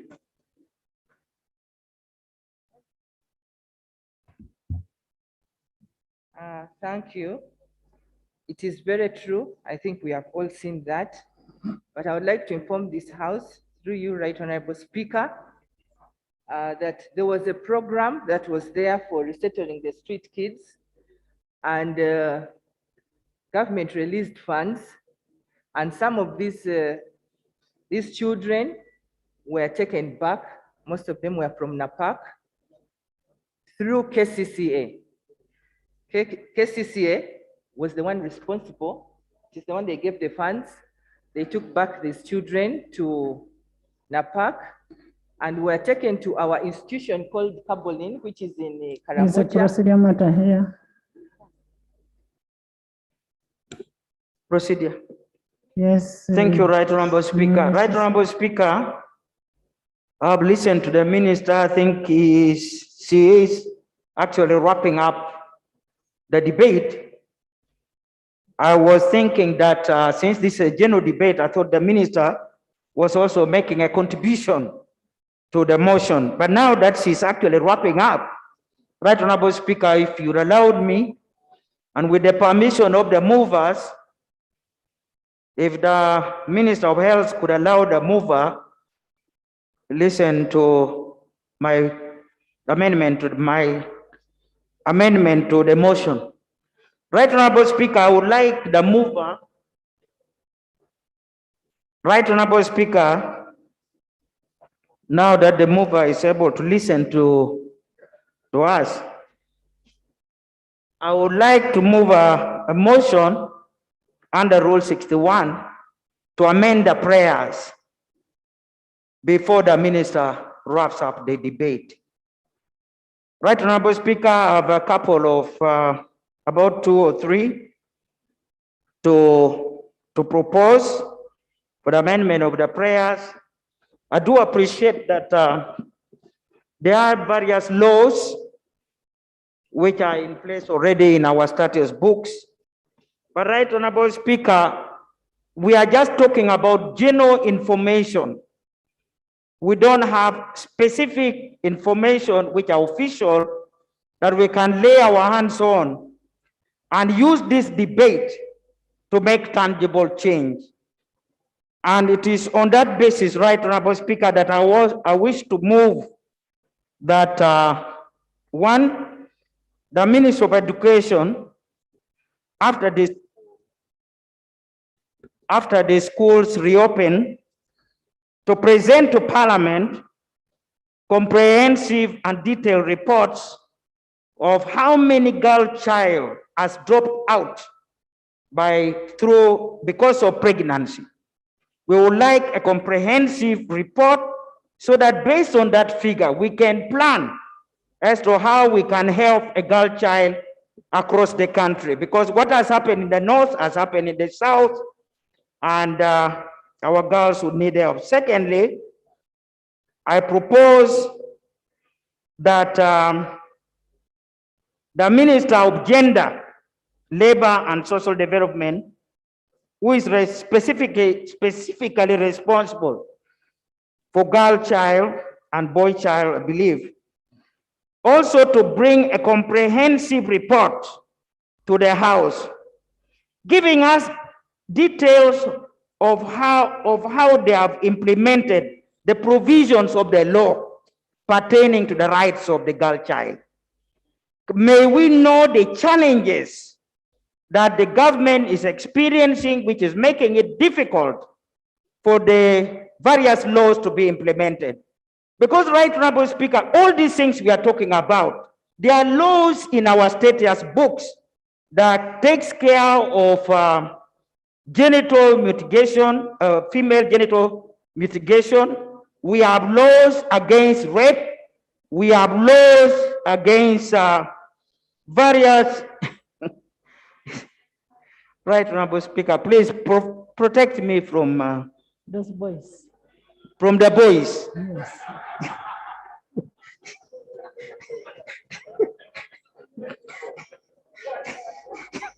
Protect. You're protected. Can you finish? So, right, Honorable Speaker, the House should be expecting a comprehensive report from the Ministry of Gender and Social Development.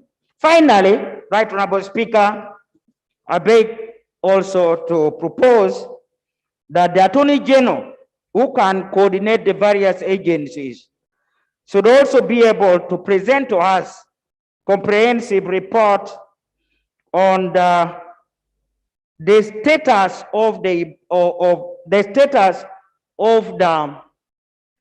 practical implementation of the penal that we already have in place. Right, Honorable Speaker, why am I coming with this amendment? I want us not just to debate, stir up our motion and lament. We should leave reading the book of Lamentation and move to the book of Revelation, where the girl child will feel a difference from this debate. So, right, Honorable Speaker, we can make tangible debate and take decisions based on facts, based on some reasonable and well-researched information. And that's why I'm requesting that the various ministries and agencies bring to this Parliament information that we can base our debate on and plan accordingly. All this debate must be translated into budgetary provision so that we can ensure that the relevant ministries can implement the laws and we can make a change. Right, Honorable Speaker, before I close, I want to say, in Dokolo, I tried to call the girl child who had dropped out. I was shocked that not only is a girl breastfeeding, the girl has come even pregnant. Procedure. So, right, Honorable Speaker, I beg to move that I get guidance from the movers of this motion, whether the various amendments are moved is acceptable by the movers. I beg to submit. She's on procedure. You made a ruling. Honorable Minister of Children. She was on a procedure. So she wanted an amendment on the prayers. And it is basically on that, Enos. So I know you want to raise a procedure, whether it was right for her to debate once the ruling was made. It is on the final amendment. No problem. They are amending the resolution, I mean the prayers. Right, Honorable Speaker, in the same spirit of the Honorable Cecilia Atim Ogwal Barbara, I think there is just one record we need to correct in the proposal of amending to have the prayer, to have a comprehensive list of girls that have, one, dropped out of school as a result of pregnancy.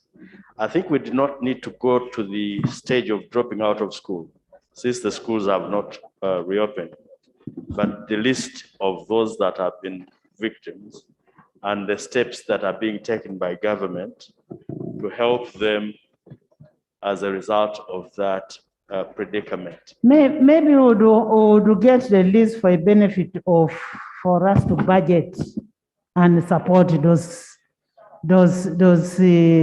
affected girls. Not really just having the list. We need actions on this. We need an action on this such that we are able to know how many people are we budgeting for in terms of skilling and that kind of thing. Can you conclude? Thank you, Right Honorable Speaker. In conclusion, I would like to inform my colleagues that as government, we are committed on the issues to do with the girl child, and also request you to be the ambassadors to protect the issue of parenting. And I want to inform you that we even have a parenting policy in place. We can give you copies. Let's respect the families, put parenting first, starting with us, and all this will be. Thank you, Right Honorable Speaker. Thank you, members. Let's be examples. Not when you leave Parliament here, much will go to a bar, go back home at midnight. The children don't know you. The next day they will start calling you an uncle. You see that kind of thing. You start with the parenting first. And Minister, we need an action on these matters. Let this not remain on paper. Let it not remain in a debate in this house. If you need finances, we need to budget for this, because this is the generation for tomorrow. Because if we leave this to be wasted, these children to be wasted, then we don't have a good Uganda. Bring the analysis, we'll do a budgeting for it, and have this sorted out. A girl is a precious kid, just like a boy. I now put a question that the motion for a resolution of Parliament urging government to address challenges facing the girl child and children in general in the digital era be adopted by this House plus its amendments. Those in favor say aye, and to the contrary, no. The ayes have it. Thank you. Honorable. Thank you very much, Right Honorable Speaker, for this opportunity. I want to thank the boys and girls in this house. Thank you very much for the support to this motion. And Right Honorable Speaker, we look forward to the detailed report from the Ministry of Education and Ministry of Gender, because this report was conducted by FAWE. And when the schools open, we definitely can be able to get even more data on how many girls have dropped out of school and how many have dropped out due to pregnancy and child marriages. Thank you very much, Right Honorable Speaker. Thank you. Next item. Item number 2, statements After by this. ministers. Okay. Yes, proceed. Thank you, Madam Speaker. Madam Speaker, whereas we are discussing to make the betterment of the girl child, I'm happy that there is massive empowerment of women in this country, and I think Africa, we are leading. 3 weeks ago, Madam Speaker, I put an issue on the floor of Parliament concerning the 5 billion shillings in the office of the Prime Minister. Madam Speaker, you did rule that the information should be brought so that we know the time has passed, and Madam Speaker, we are seeing a lot of wars in social media. a lot of complaints by the Minister of Relief and Disaster Preparedness. I believe this is the tempo of legislation where Ugandans can know and hear what has gone wrong so that these issues are settled. Because although some people call our cabinet fishermen and women, but in Busia, fishermen and women don't fight in water, they fight in the boat. I therefore would like, Madam Speaker, to know whether we are proceeding well. And there is a war outside. There is a war outside which would have been solved within the inner house. Because I believe that, Madam Speaker, I believe when the Prime Minister, Tom Blair, the retired one, hears what happens here, he can run and die. Honorable member, I therefore don't know whether we are proceeding well, Madam Speaker. we are actually proceeding very, very well. The matter is on the order paper. Check your order paper number 10. So don't smuggle in something. It will come. It will come. It will come. Item number 3. No, you can't say it is a far. The owner of the order paper is the speaker. And it is the speaker who is speaking. So you go by the speaker's ruling. Next item. Item number 3, statement by Minister 3.1 on compensation of victims of the Lord's Resistance Army and the National Resistance Army insurgents in various parts of the country.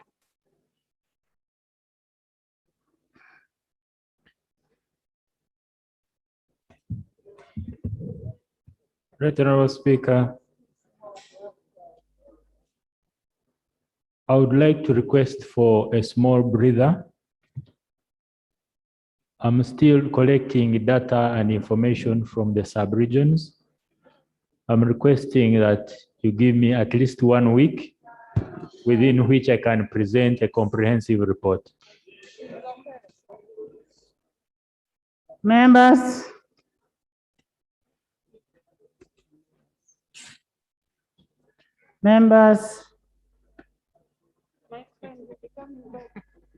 Rita. Members, this business of when you finish your what belongs to you and you go away, why don't you wait for the house to end? Yes, proceed, yeah. Thank you very much, Madam Speaker. Madam Speaker, whereas we welcome the prayers by the Deputy Attorney General on this matter, I would like to inform you and the House that we have taken now more than a month without having any activity conducted by the Office of the Attorney General regarding this matter. As members of Parliament from the different regions, the Attorney General had promised that he would be meeting us at regional levels, and also he would be going to meet us at district levels. And there are committees that are in place. But the Office of the Attorney General and the Deputy Attorney General is here, went mute and quiet. He does not even respond. We created a WhatsApp group to communicate. He stopped all of a sudden. And this is a very serious matter that I feel the Deputy Attorney General is being overwhelmed. He went to Lira, I'll give you information. He went to Lira. He was the only officer from the Office of the Attorney General. In fact, he moved alone. He didn't even have an assistant. He didn't have technical people to support him. Information. Madam Speaker, it is at this moment, I'll take information first from PP and then my sister briefly. Thank you, Honorable Jonathan, for allowing me to give more information. I think when you stated that this matter has taken more than a month to be handled, I will hasten to say it has taken more than a month. Actually, it has taken more than 10 years for it to be handled. We have had, especially in Acholi sub-region, where the Acholi wounded claimant were actually awarded a court benefit. I think that was in 2003, if I'm not mistaken. Now from 2003 up to 2021, the Attorney General is still coming to be given more time in order to handle the issues of this compensation. Madam Speaker, I think the Attorney General has to get more serious, because this is a matter that has been lagging behind for quite a number of years. So I just wanted to give you the information that this has taken more than the time you have actually stipulated. It is more than 10 years. And therefore, it's overdue, has to be addressed. Thank you very much, Honorable PP Okino Jara. My woman member of parliament, Honorable Linda, please give me information briefly so that I conclude. Thank you so much, the Right Honorable Speaker. I'm surprised Jonathan has now become the Speaker of the House. You know, members, Linda, you give the information to. Thank you so much, the Right Honorable Speaker and Honorable Jonathan, for allowing me to inform him. I'd like to inform this Parliament in regards to what the Attorney General have said about the time frame in the matter of the compensation. Especially, we have been interacting with Attorney General at various levels. But I would like it to be clear that it seems Attorney General's office is not serious. On these reasons, that the data he's collecting is already in the court of law. And several times, even in the 10th Parliament, Attorney General's office have been telling this Parliament that they are collecting data. And government is spending a lot of money, time and again, giving Attorney General's office money to go for verification. But there's nothing good that is being brought to this Parliament. You see, and I would request that Attorney General this time be serious. You're supposed to be the legal advisor of the government, but not the confuser of the government. Members, you're now debating on the matter. No information. Let me conclude. Let me Members, conclude. Madam Speaker, let me just conclude. members, you're now speaking on the matter. Attorney General has come and he has said, give me just 1 week. It's one prayer, just one prayer. He has said, give me 1 week. Jonathan said, Santa said, you know, you cannot give what you don't have.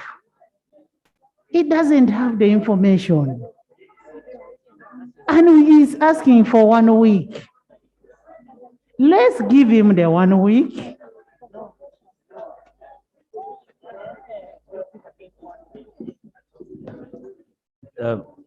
Right Honourable Speaker, thank you.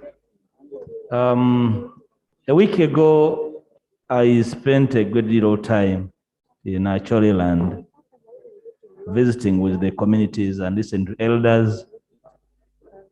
And I'd like to tell my brother, the Land Attorney General, that you're probably the 5th Attorney General to be handling this matter. And the voices of the people in that area are very compelling. And we have every reason as leaders of this country to act with sincerity and sensitivity. Whereas I see no reason to deny you 1 week. Probably, Right Honourable Speaker, the Land Attorney General should be given another minute to explain what he's going to come here to do in that 1 week. That members can go home with a fair spirit that on coming here in that 1 week, the deliverables are the expectations, Right Honourable Speaker. Otherwise, I have no reason to deny him that 1 week. But with the rider that we get to understand the content of his return. Thank you, Right Honorable Speaker. Thank you so much. What you may get from Attorney General as a deliverable in 1 week may not be conclusive. He does not work alone. He has to work with the finance. He has to work with the local governments. I don't want this house to be lied. Because what is not going to tell you, he will not fulfill what will tell you. But because you're putting pressure on him, he does not work in isolation. It is an interministerial activity. So he's saying, let's give him 1 week. 1 week, you're coming back the next Wednesday, and you come back and report to this house, whether you have paid at least 2 people or not. Because continuing to talk about the thing of compensation, I gave my personal advice. I told you, go to the ground and sort out the thing on ground. And I'm still emphasizing on that. The moment you don't come back here next week with that, then we shall leave you to the house. Most obliged. Next item. Procedure, Right Honorable Speaker. Item number 3.2, ministerial statement on the state of healthcare service delivery in Uganda and the budget implications. There is the procedure matter there. Okay. Minister of Health. Right Honorable Speaker, thank you very much. Right Honorable Speaker, I was moving on a procedural matter Yes. before the Attorney General gave way. Honorable Minister. Right Honorable Speaker, That's it. instead of handling this matter piecemeal, because the statement is to do with the LRA and NRA victims. But right on, according to the Honorable Milton, can we handle that next week? No, Right Honorable Speaker, I'm very compliant and I agree with you, but the procedural matter I wanted to raise on this matter is to do with the Lakwena victims also being brought at the same time instead of us handling piecemeal. That's my procedural matter. Right Honorable Speaker, yesterday we were with the minister in charge of Rural Triangle in Uganda, and we raised this concern, this matter before her. She did tell us that. What is the procedural matter you're raising, Milton? Right Honorable Speaker, my procedural matter is that instead, as we agree with the receiving the report next week, could we add, or can we add the issue of Lakwena victims and UPA? We handle it as a comparative instead of us engaging in piecemeal. That is it, Right Honorable. Thank you. Next item. Next item. Honorable Minister of Health. Thank you very much, Right Honorable Speaker. Right Honorable Speaker, in the month of July this year, you directed the Ministry of Health to make a comprehensive statement on the state of public health care service delivery in Uganda and the budgetary implications. Allow me first of all to thank Parliament for the interest and commitment in improving health care service delivery, as this will go a long way in contributing to the goal of the health sector, which is universal health coverage by 2030. Members, this report was uploaded on your laptops, on your iPads. So the minister may not read page by page. She will make a summary because it's presumed you have gone through it. Yes. Thank you, Right Honorable, for the guidance. I was saying this will go a long way in contributing to the goal of the health sector, which is universal health coverage by 2030, in line with the Sustainable Development Goal 3. My statement, Right Honorable Speaker, will focus on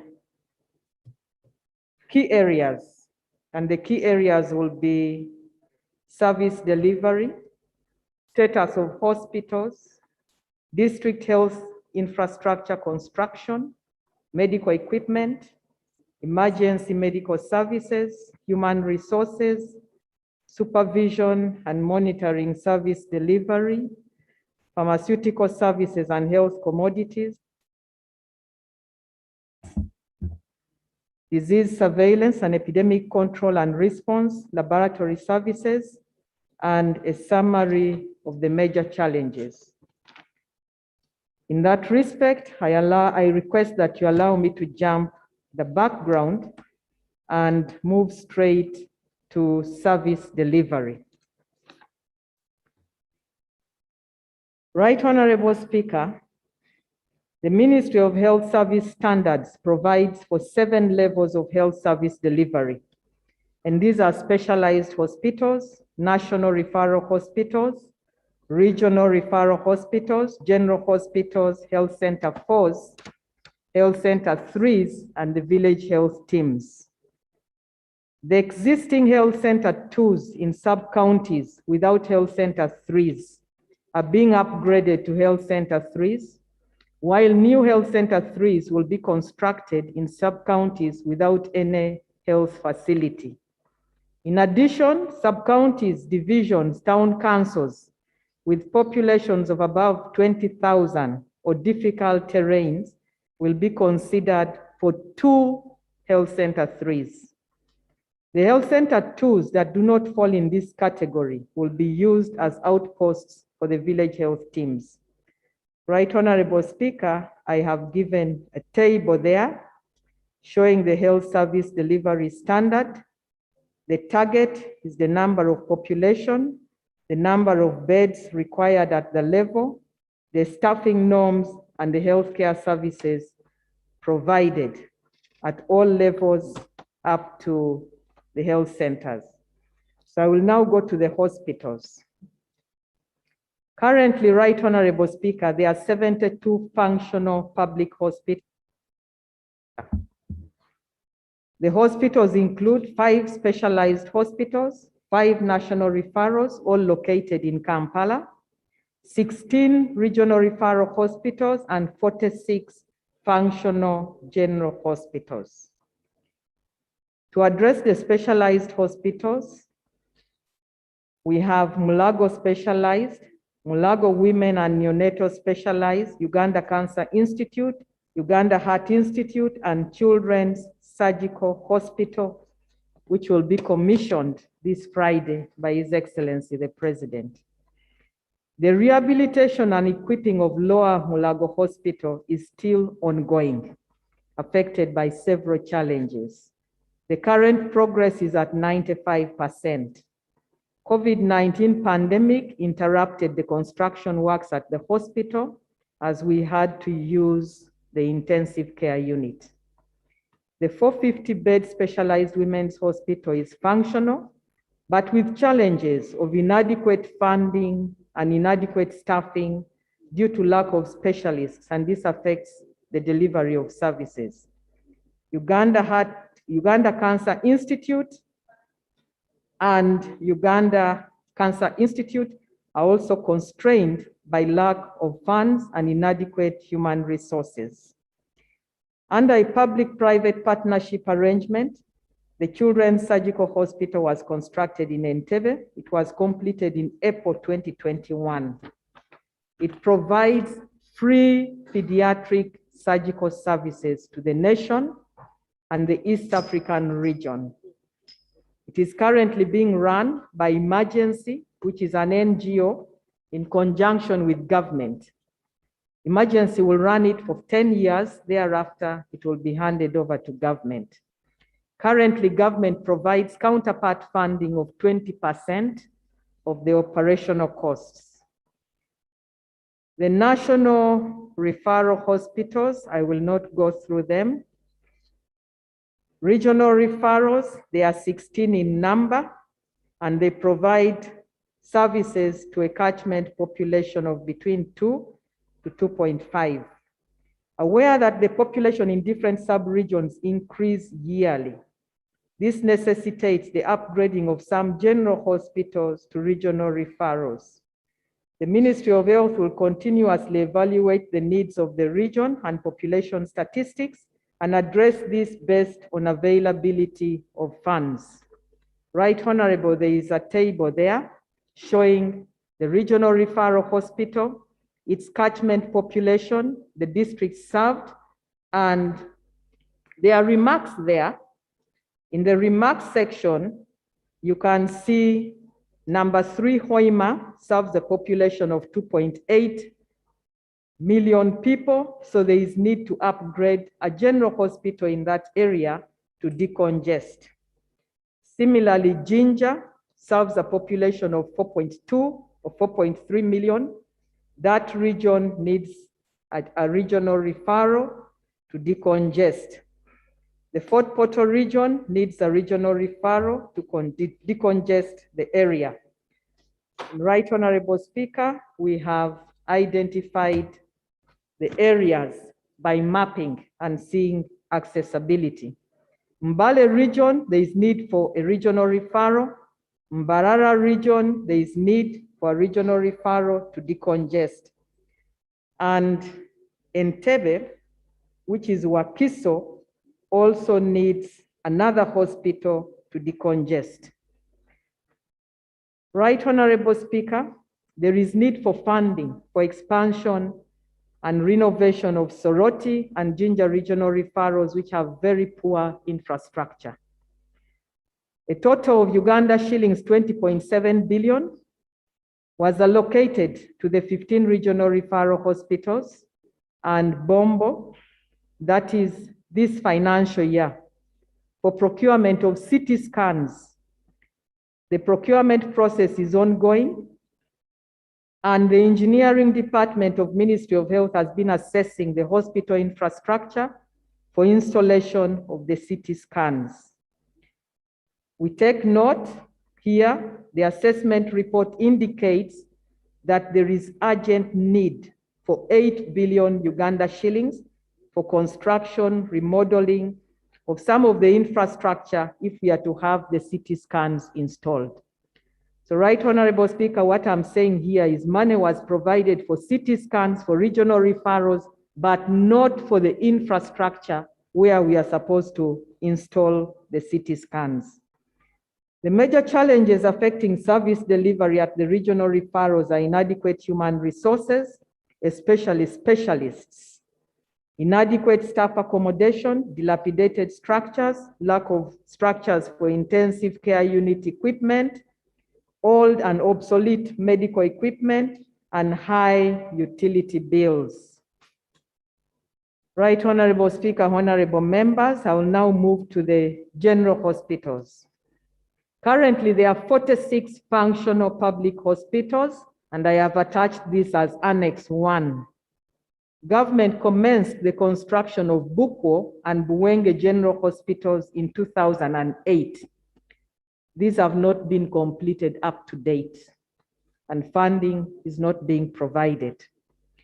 Under the Uganda Health System Strengthening Project, funded by a World Bank loan, and this was between 2011 to 2016, 9 hospitals, Mitiana, Nakaseke, Kiriandongo, Entebbe Grade B, Nebi, Anaka, Iganga, Moyo, and Moroto Regional Referral were renovated, equipped, and handed over in June 2017. Kawolo Hospital has been renovated and expanded and is due for commissioning. Rehabilitation of Busolwe Hospital is commencing this financial year.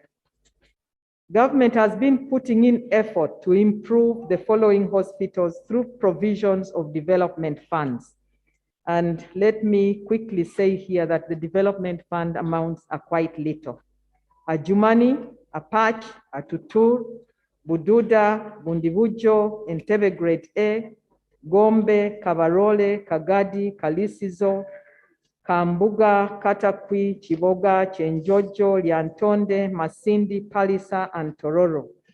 However, this was inadequate as most of the infrastructure, including staff houses, is very old and dilapidated. In the National Development Plan 3, 2020 to 2025, the Ministry of Health plans to renovate and equip 17 general hospitals: Abim, Apache, Atutur, Bujiri, Bundibujo, Iganga, Itojo, Gombe, Kagadi, Kambuga, Chivoga, Chitagata, Kitgum, Chenjojo, Liantonde, Palisa, and Masindi. The estimated cost for major renovation and re-equipping such hospitals is 30 billion for each hospital. This translates to 410 billion. This is to be carried out in a phased manner once resources are made available. I'll now move to district health infrastructure construction. Right Honorable Speaker and honorable members, currently there is a high demand to establish hospitals in every district. While this contradicts the WHO guidance and the Ministry of Health Service standards, which recommends a general hospital for every 500 population, the National Hospital Census 2016 showed that each general hospital was serving a population of 230 people, 230,000 people, which is about half of the recommended number of 500,000 per hospital. The hospitals need to be made fully functional to serve at the recommended capacity.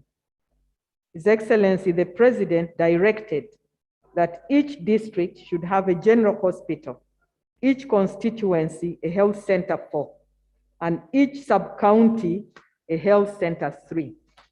In line with the above directive, an analysis was carried out by the Ministry of Health, and Right Honorable Speaker, I have provided a table to that effect. And in that table, if we look at the general hospitals serving 5,000 populations, the number of health facilities is 159. Currently, we have 46 government, 69 PNFP, 44 private. Local governments without a government facility are 74. Number of health facilities to be constructed and upgraded would be 74. So a total of 74 districts do not have a public or a government hospital. However, 15 of these have a PNFP hospital, and that is Agago, Amudat, Bushenyi, Ivanda, Kalungu, Chiruhura, Maracha, Mayuge, Mpiji, Napak, Ngora, Oyam, Rukunjiri, and Zombo. And these facilities are receiving primary health care grant from the government. And I have attached this as Annex 2. Due to the difficult geographical terrain in some regions, access challenges, and a growing population, government will consider construction of hospitals in districts without in a phased manner. Priority will be given to districts that deserve special attention because of their geographical location, like the island districts, Buvuma and Kalangala, and those with a high population greater than 300,000, Isingiro, Kakumiro, Kasanda, Chikuve, Oyam, Buyende, Mayuge, Mpiji, Serere, Rukunjiri, Namutumba, Luka, Sembabule, Wakiso, Buko, and Buwenge. The estimated cost for construction and equipping is 70 billion per hospital. The total cost for 70 hospitals would be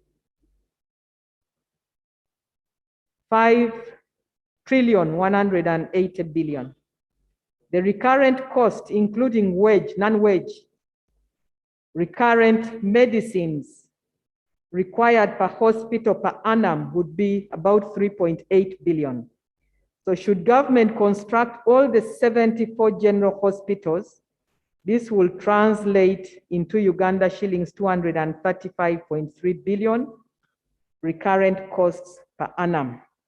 And Right Honorable Speaker, I have attached a table there which shows the cost of infrastructure, the cost of equipment, and the total cost for the 74 general hospitals, which is 5,180 billion, and subsequently the recurrent costs required to maintain the hospitals. Allow me to move to Health Center 4. The ministry is committed to having a functional Health Center 4 in all the 353 constituencies. Currently, there are 167 public health center 4s in 161 constituencies. 6 constituencies, that is Bulisa, with Bulisa Health Center 4, Biso Health Center 4, Jinja North Division, Udondo and Bugembe Health Center 4s, Bubulo West, Bubulo and Bugobero Health Center 4s, Ntoroko, Karugutu and Rebisengo Health Center 4s, Ruchiga, Mparo and Kamwezi Health Center 4s, Rujumbura, where we have Bugangari and Buhunga Health Center 4s have 2 health center 4s each. Furthermore, 62 constituencies have hospitals, leaving 135 constituencies without health center 4s, and I have attached this as Annex 3. Most of the existing health center 4s have inadequate infrastructure and require upgrade to enable them function fully. The estimated cost for construction and equipping of a health center 4 is 13 billion Uganda shillings. The total cost for 135 health center 4s would be 1.755 trillion.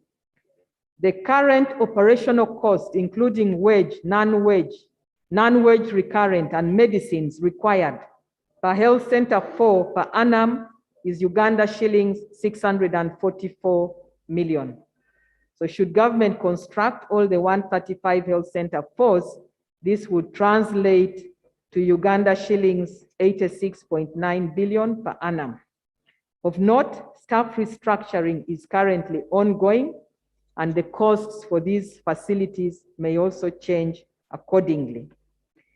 Construction of a health center 4 can be carried out in a phased manner based on population, geographical access, and availability of resources.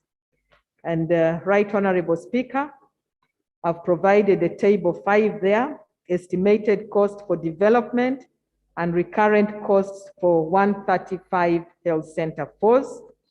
And I will now not go through the table. Sub-counties without health center 3s. Government policies to have a health center 3 in every sub-county. Currently, there are 2,184 sub-counties, town councils, divisions. And of these, 1,202 have public health center 3s, 325 have PNFP health center 3s, while 982 sub-counties, town councils, divisions do not have health center 3s. A total of 331 health center 2s in sub-counties without health center 3s were targeted for upgrade to health center 3s in 2018. A total of 158 health center 2s were completed in financial year 2018-19 and 2019-20 under the Uganda Intergovernmental Physical Transfer Reform Program. And the remaining 173 are being upgraded in a phased manner under various programs like the UGIFT, AMCHIP, and Karamoja Infrastructure Development Project. Right Honorable Speaker, on construction and equipping health center 3s in sub-counties without any. Currently, there are 982 sub-counties and town councils without any health facility. Out of the 982 sub-counties, only 12 have been allocated funds under the UGIFT program this financial year, and 7 under the Karamoja Infrastructure Development Project Phase 2. There is therefore need to mobilize resources for the remaining 963 sub-counties. In May 2020, my ministry submitted a request to the Ministry of Finance, Planning and Economic Development for funding for the construction of 134 health center 3s in sub-counties without any health facility. We are still waiting for the response. The estimated cost for construction and equipping of a health center 3 is Uganda shillings 2.75 billion. Hence, the total cost for the remaining 963 health center 3s is 2.6 trillion. The Ministry of Health will continuously update the health facility inventory to capture newly upgraded health facilities and develop a comprehensive plan for upgrading and constructing new facilities. Right Honorable Speaker, on the issue of staff houses, since 2015, more than 500 staff housing units have been put up at different hospitals and health centers. For the ongoing upgrades of the health center 2s to health center 3s and construction of health center 3s, 2 twin staff houses will be provided to ensure that the critical staff are accommodated and available at all times.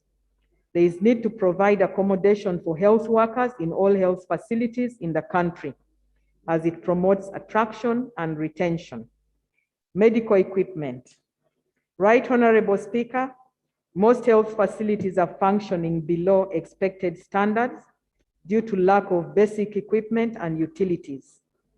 According to the findings of the 2018 National Service Availability and Readiness Assessment conducted in 166 health facilities across the country, 18% of health facilities lacked a power source, 27% did not have improved water source. Mean availability of functional medical equipment was at 37%.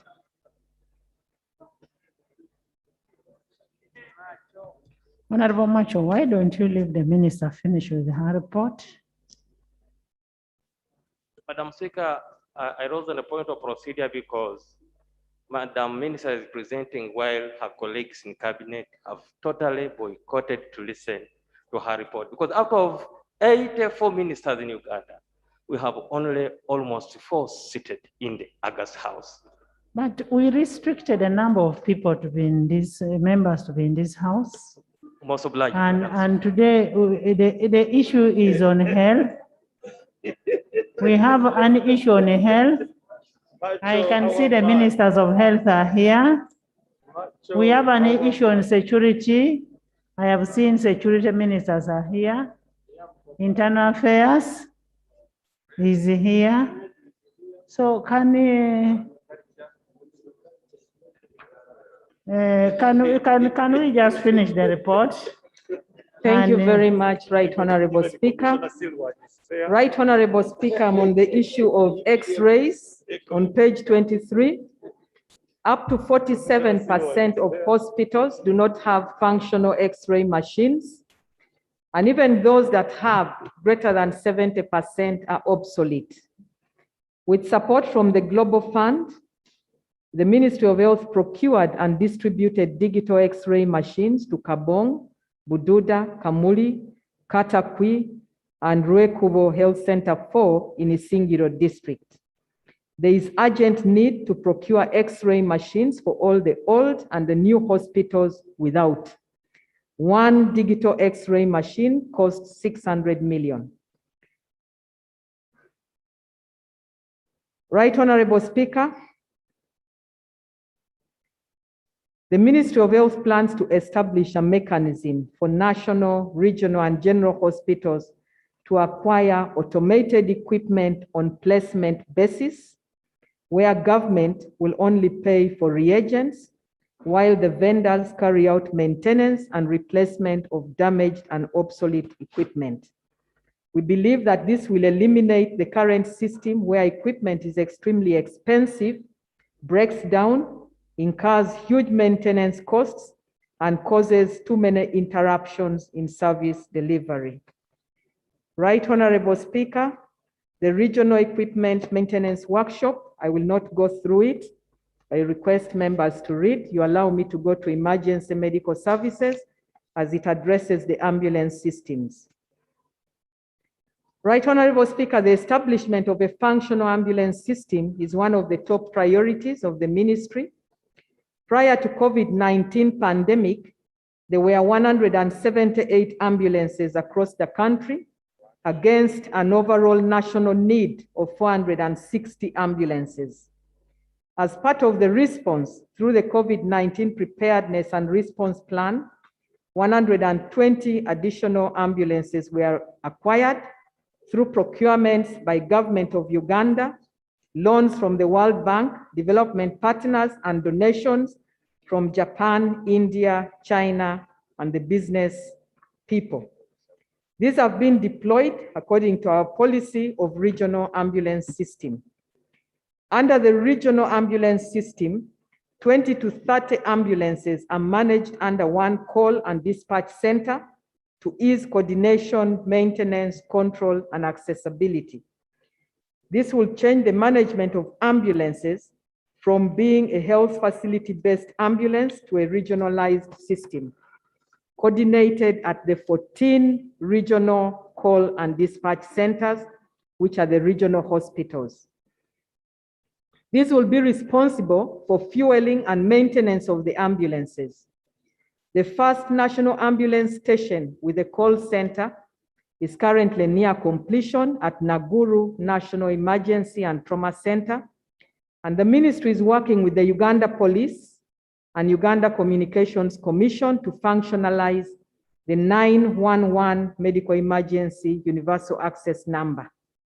The ministry has also established a highway road traffic accident response system with the Uganda Red Cross. In respect to capacity building, 860 lay first responders have been trained in Kampala and Masaka to respond to emergencies.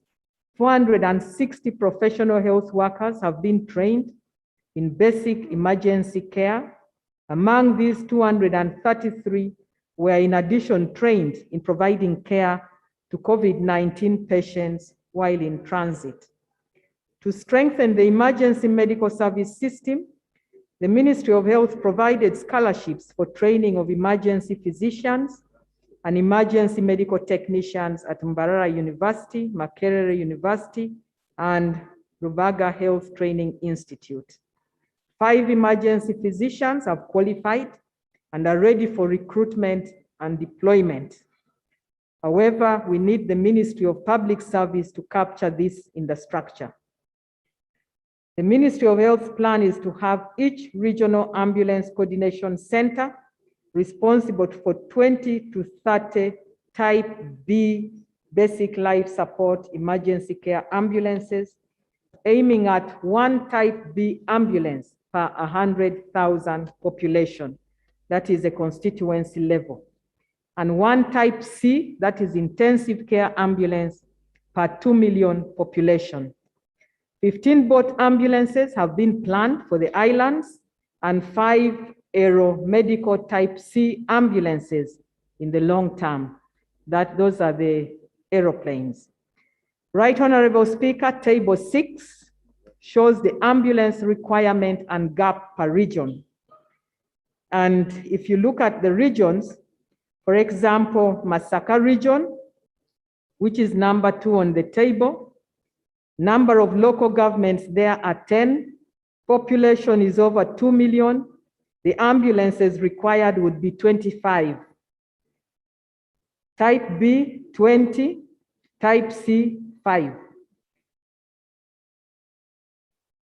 The new that we currently have are 10. What the gap that they require is 15. If I can pick another region, Port Portal, local governments are 10, population is 3.3 million. They would require 34 ambulances in their region. Type B, 33, type C, 1. Currently, the new ones they have are 3, the gap is 31. Right Honorable Speaker, I will not conclude the table. I will request members to go through. In 2019, an ambulance census was conducted and it established that there were 178 government ambulances and another 172 private ambulances from PNFPs, NGOs, and members of parliament. However, most of these did not meet the norms and standards of an ambulance. The 178 government ambulances will be phased off and replaced by the new Type B ambulances that meet the set standards of an ambulance. So based on this, and as seen in the table above, the Ministry of Health can report that the country has a gap of 340 ambulances. There are new hospitals that were upgraded to regional referrals after the strategy was developed. This is Kayunga and Yumbe.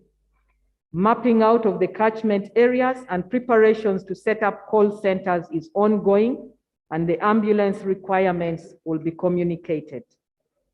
The gap of the 340 ambulances include 315 Type B road ambulances, 20 Type C road and marine ambulances, and 5 Type C aeromedical ambulances.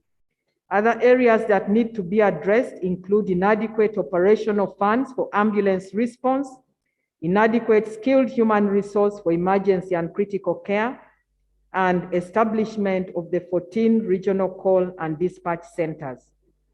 Right Honorable Speaker, each Type B ambulance costs 280 million. Therefore, a total of Uganda shillings 88.2 billion will be required to procure them. And additional Uganda shillings 11.4 billion will be required to procure the 20 Type C road ambulances. The 5 Type C aeromedical ambulances, the costs are being worked out. We further submitted a cost of Uganda shillings 3.4 billion to Ministry of Finance for setting up 1 national and 2 regional call and dispatch centers to start. We are still waiting. Table 7 gives you a summary of the estimated ambulance needs in the country by service area and region. And Right Honorable Speaker, in the interest of time, I will not go through it. Page 30 is on human resources. The staffing norms in the public sector was established in 1995, revised in 2006, and are not adequate to effectively respond to service needs, which have changed due to rapid population growth and changing disease burden. Overall, the staffing level in the public health facilities is at 65%. And I have provided a table there which gives the number of facilities, the established norms, the filled positions, the gaps, and the vacancy rates. Right Honorable Speaker, Ministry of Finance provided additional 40 billion for primary health care wage grant to the local governments in this financial year 2021-2022, which will enable recruitment of up to 2,500 health workers. This has been allocated as follows: 27 billion for recruitment of health workers in the least staffed health facilities to uplift staffing to an average of 75% of the staffing norms. 10.6 billion for recruitment of health workers in the newly upgraded health center 3s. Each upgraded health center 3 is expected to recruit a minimum of 10 additional health workers. Furthermore, 2.3 billion has been allocated for recruitment of health workers in 15 refugee-serving health facilities that have been transitioned into government facilities. These health facilities are expected to recruit up to 100% of the staffing norms. In financial year 2018-19, government increased salaries for medical personnel, and this attracted and motivated some health workers, though there are still challenges in attracting specialists. I've provided a table there showing the salary enhancement for health workers effected in 2018-19. It is still far below the proposed enhancement to attract and retain health workers in Uganda. Right Honorable Speaker, I request that I don't go through the table. Page 32, whereas there are improvements in staffing levels, there are still shortages in critical cadres, such as doctors at 51%, anesthetic officers at only 30%, dispensers at 44%, pharmacists 50%, theater staff at 32%.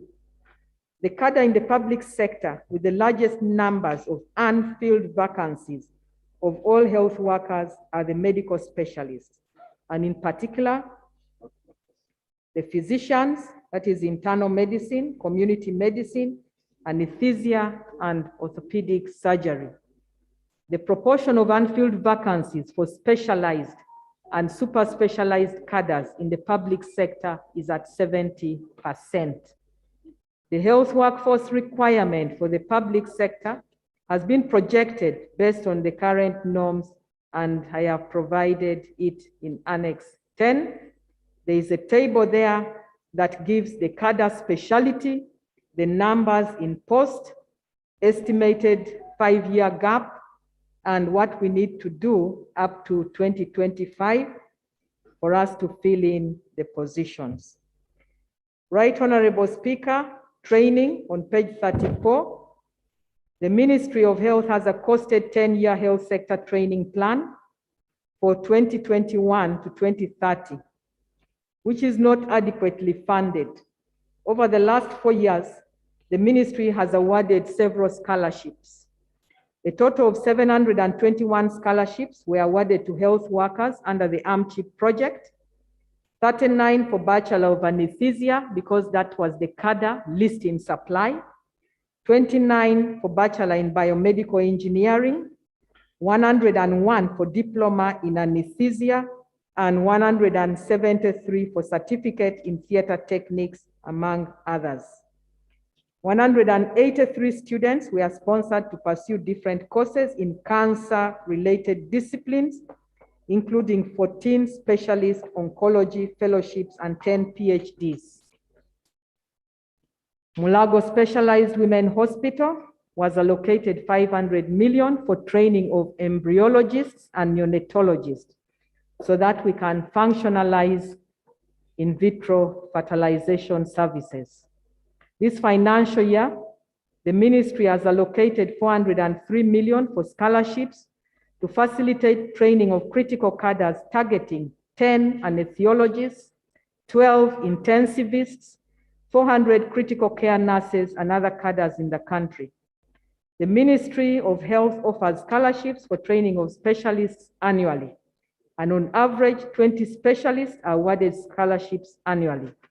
However, it is important to note that the above numbers remain very few compared to the country needs.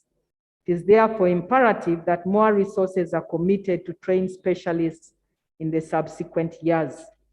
Right Honorable Speaker, with your permission, allow me to jump the issue of reducing absenteeism and negligence of duty. And I move to pharmaceutical services and health commodities on page 36. Government has been gradually increasing the budget allocation for essential medicines over the last 5 financial years, from Uganda shillings 219 billion in financial year 2015-16 to Uganda shillings 387 billion in financial year 2019-20. There is still a chronic shortage of laboratory reagents, supplies, and equipment for all hospitals and health centers, and a high dependency on donor funding for management of HIV/AIDS and TB.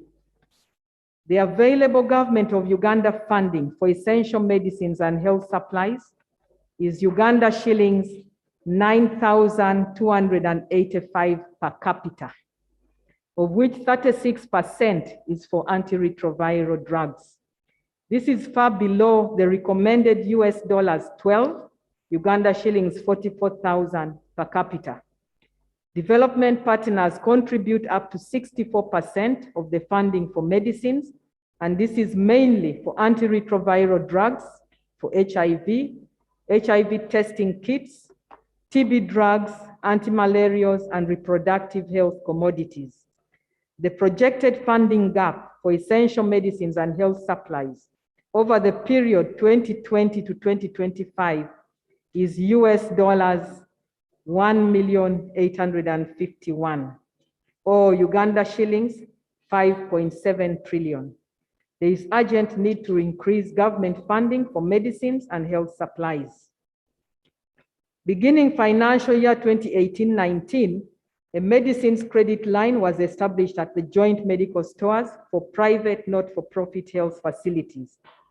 This constitutes 50% of the primary health care grant subvention to the PNFP health facilities, and has increased from Uganda shilling 7.4 billion in financial year 2018-19 to 14 billion in 2019-2020, and it has gone a long way in improving service delivery in the PNFP subsector. To improve storage of medicines, 19 medicine stores were constructed in districts that did not have. And these were Ntoroko, Zombo, Nakaseke, Buikwe, Luka, Palisa, Serere, Napak, Nakapiripirit, Bukwo, Aleptong, Agago, Luengo, Yantonde, Isingiro, Buheju, Shema, Rubirizi, and Bulisa, with support from Gavi. In addition, the National Medical Stores is constructing a new warehouse with a drive-in vaccine store at Kajansi, with support from the Global Fund and Gavi, and locally generated revenue. This will increase the capacity of pallet positions from the current 8,000 to 20,000. To curb loss and wastages of medicines, the National Medical Stores introduced the last mile delivery of medicines, which are witnessed by the GISO, representatives of the Health Unit Management Committee, internal auditor, and health unit in charge. In addition, the community has been sensitized on the embossment of medicines to check on theft and discourage pilferage. The ministry is also scaling up the e-logistics management information system at health facility level to enhance traceability and accountability of essential medicines and health supplies. This will be linked with the enterprise resource planning system of the National Medical Stores. Right Honorable Speaker, I request that I jump the section on disease surveillance and epidemic control, but without forgetting to say that the major challenge affecting control of epidemics is lack of a dedicated budget line. All epidemics are managed through requests for supplementary funding, which has a lengthy process and impairs timely planning. And we have all witnessed this during this COVID season. Laboratory services. The health sector has fairly adequate laboratory infrastructure from national to health center 3 level. However, challenges of human resources, equipment, and supplies still exist. At the national level, there are 3 major specialized reference laboratories. We have the National Public Health Laboratories at Butavika, the National Tuberculosis Reference Laboratory, and the Uganda Virus Research Institute Laboratory. To improve efficiency, the ministry selected 100 laboratories strategically located throughout the country and designated them as hubs. A transport system was designed around the hubs to collect samples from different health facilities and deliver them to the hubs for testing, and remission of results is through the same system. This is the system that has been supporting the country. However, the sector will require 62 billion for laboratory equipment and Uganda shillings 258 billion annually to avert the chronic shortage of laboratory reagents, supplies, and equipment for all health, for hospitals and health facilities. Right, Honorable Speaker and honorable members, I would like to conclude by reiterating the major challenges in the health sector. And these are the shortage of critical cadres, the specialists, anesthetic officers, dispensers, pharmacists, and theater staff, inadequate financing to the sector, the increase in number of local governments, which necessitates additional funding for setting up infrastructure and functional district health management system, dilapidated health infrastructure that requires refurbishment and re-equipping, inadequate medical equipment at all levels of care with low maintenance capacity and inadequate funding for the regional equipment maintenance workshops, lack of proper imaging equipments like the CT scans, MRIs, X-rays, and ultrasound machines. A number of districts and constituencies do not have hospitals and health center force to improve access to comprehensive emergency obstetric and neonatal care services. And furthermore, the existing health center force are not fully functional due to poor or inadequate health infrastructure. There is lack of adequate staff accommodation and inadequate funding for establishment of the National Ambulance Service System. There is need to strengthen community health extension workforce at the village health level as frontline teams for community health. Right, Honorable Speaker, I beg to submit. Thank you, Honorable Minister of Health, for the comprehensive report. And it is also good that you're bringing this report at a budgeting time, that we should be able to capture a number of these things that have been captured. And we appreciate, we know all the challenges that you're going through. So it is this time that we need to ensure that we capture the challenges, make a budgetary provision for them, and we have the health sector improved. Members, you've heard the report. Anything that you have to say?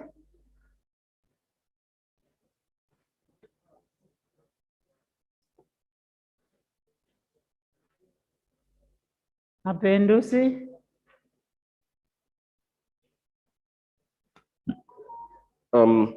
Right Honorable Speaker, I would like to begin by thanking very sincerely the Honorable Minister for giving a detailed but also a very honest report to this Parliament.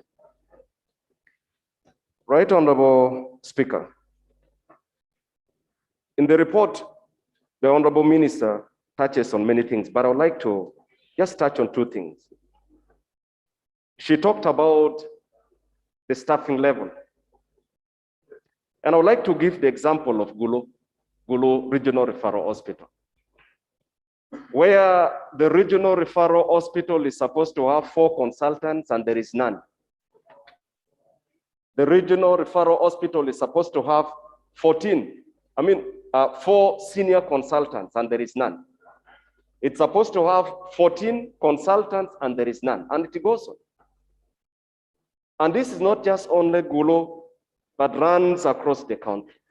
But there is even a bigger problem. When you look at what the Honorable Minister states in the report, is that right now the senior consultants are paid at about 7.3 million shillings. Government is failing to attract these senior consultants because when you look at how other institutions are paying them, it's different. When you look at the example of universities, universities pay senior consultants at about 17 million shillings. And then at the regional referral level or at the ministry's level, they are paid 7.3 million shillings, a difference of almost 10 million. And so it becomes extremely difficult to attract, recruit, and retain such cadres. My suggestion, Right Honorable Speaker, is that maybe the ministry needs to look at the possibility of even recruiting these consultants if it is extremely expensive to deploy them in all the regional referral hospitals. Maybe you can employ one that can serve Gulu Regional Referral Hospital and Lira, and then you employ another one for West Nile, but places like Karamoja and all that can have one each. That can take us a long way. Secondly, and finally, right Honorable Speaker, there is even a much bigger problem in as far as mental health is concerned. Right now, as I talk, the mental health doctors or psychiatrists that we have in this country, they are not more than 50. Actually, when you look at the ratio, it's like one psychiatrist is serving 1 million Ugandans. And I think that's not fair. But also when you look at the level of funding, the amount of money that is being given to mental health component is just about 1% of the total budget of the health sector. I think it's important that this parliament gives what it takes for the Minister of Health to perform satisfactorily and continue saving lives. Thank you very much. Thank you. Let's give it 2 minutes each. Your neighbor. 2 minutes. Thank you, Right Honorable Speaker, for giving me the opportunity. I would like to take the opportunity to appreciate the Minister for the good statement. However, on page 17, I have a concern where she mentions some of the districts with geographical discomfort, and she mentions Buvuma and Kalangala among the islands. I want to bring to the attention of the Minister that Namaingo is also among those districts with the islands. Also, we have Dolo Island, where we don't have a health center 3. It was recently upgraded from health center 2 to health center 3, but with no equipment, no staffing, no beddings. Even the medicine taken there is for health center 2. So if we leave out Namaingo on getting a district hospital, it will be unfair. We have different islands and those people need your service.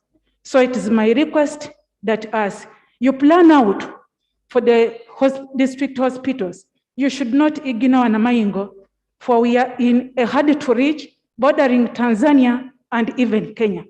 And with the islands very distant from one another. So, Right Honorable Speaker, it's my humble request that this House considers Namaingo for getting a district hospital. Margaret, that will be captured.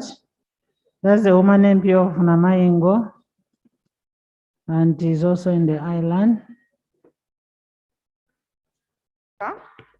I want the lady behind, not you, Sylvia. Thank you, Madam Speaker. My name is Taka Agnes Umanem Pibujidi. Right Honorable Speaker, I would like to thank the Minister for the status report. But Right Honorable, I wish there were more words to describe the status of the hospitals in this country. Madam Speaker, the hospital of Bujiri, when you reach there, you actually get more sick. And we have got the report, but how I wish the Minister would maybe give us a plan showing how they are going to renovate those hospitals or expand year after year. But the report, the status is as it is, and every time the budget comes, it will come as unfunded priorities. Renovation of hospital. Madam Speaker, we are dying, we are bleeding. The hospital is along the way to Busia, receiving accident victims from time to time. There are no toilets. The theater is in very bad state, Madam Speaker. Right Honorable, maybe I just need to kneel down and beg this government to come and renovate the hospital in Ujiri. Please give us money, honorable colleagues. Support us and give us money for that hospital. Right Honorable, please consider the people of Ujiri. The hospital is surrounded by districts without general hospitals.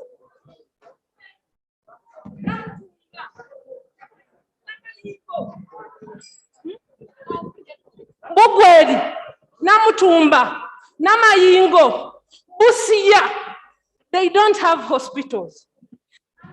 District that receive people from all the districts of Uganda.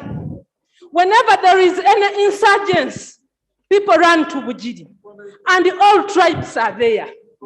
Right, Honorable, why doesn't government look at Bujiri and renovate that?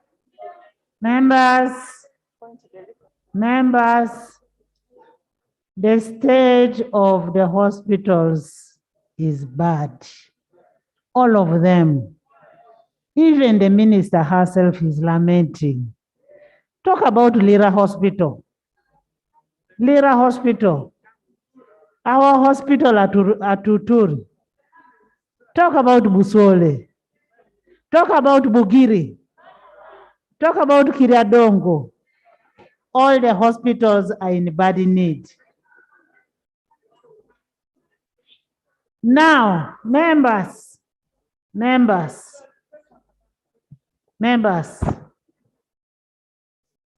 why we raised this issue is not for us to continue lamenting. Let's look at what is the solution. What is the solution? Better budget. What are we going to do as a parliament? Better budget. It is something that we know. By the way, it is also bad manners for you to stand when the speaker is speaking. It is something that we appreciate, all of us. Then maybe the 10th or 15th Minister of Health. We cannot put the blame on her. But this is the house that does appropriation. Why don't we say we are not passing this budget without having this money for health? Now that we have figures, each of us knows what our hospitals need. Why don't we support health ministry and say we need this kind of thing? And I want you, whoever is standing, to speak. I really felt bad for Agnes because I know what she means. Mine is even worse. Me, I don't even have a district hospital. But I cannot kneel, but what we need to do, let's come up with a solution. And whoever is going to speak must speak with a solution. Members, are we together? Yes. And whatever has been said, let's not repeat. Clarification. Clarification first, Madam Speaker. When you bring those things of clarifications, Yes, give what? so much. Let's talk, how do we improve on the health center? Nyakato. Thank you. I am coming down. Thank you very much, Madam Speaker, for giving me this opportunity. Right, Honorable Speaker, whereas we appreciate the statement of the Minister, I also want to put to our notice that Hoima district doesn't have a district hospital. We do survive on a referral hospital, which was established way back in 1935.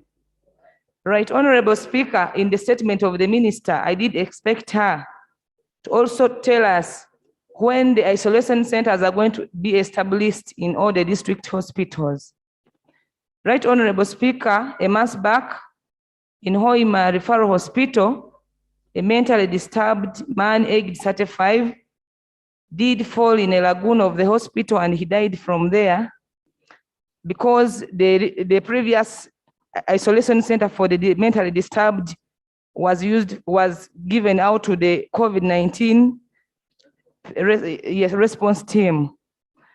Right, Honorable Speaker, Hoima being a central place and an oil city for in fact, in the entire East African region, I do propose and also request the Minister to think about the people of Hoima, Hoima city, in as far as establishing Information granted, Mr. I'm not giving information because you're speaking for Hoima. Right. Next.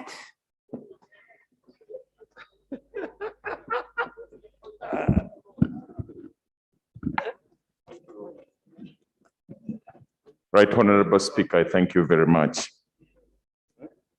The Minister in her statement raises a need of 8 billion shillings in order to have CT scans fixed. We have a supplementary budget proposal in this House. I move that the executive do present us an addendum to the supplementary and we provide for the 8 billion shillings to have CT scans fixed in the regional referral hospital. Given that money was appropriated by this very parliament and Ugandans, even members of parliament here almost lost their life due to lack of ICT scans in the regional referral hospital. Secondly, Madam Speaker, I move that this parliament appropriated money for ICU units and Soroti Regional Referral Hospital as a ready structure on key and lock.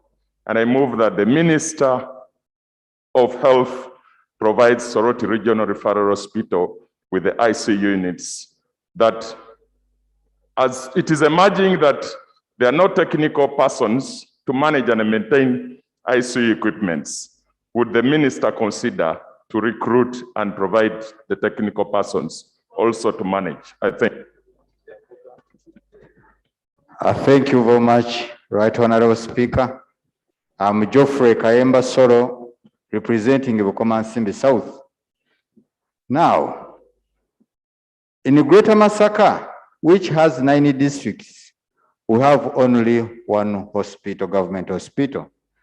Place like Bukoma Nsimbi, which is near Karungu and Sembabule, we have only one health center for. So my proposal is, why don't we upgrade these health center force to hospitals to help nearby people and the nearby population? Secondly, I propose also more payments to these health workers so that they can be more committed and work for the good of our people. I beg to submit. Thank you.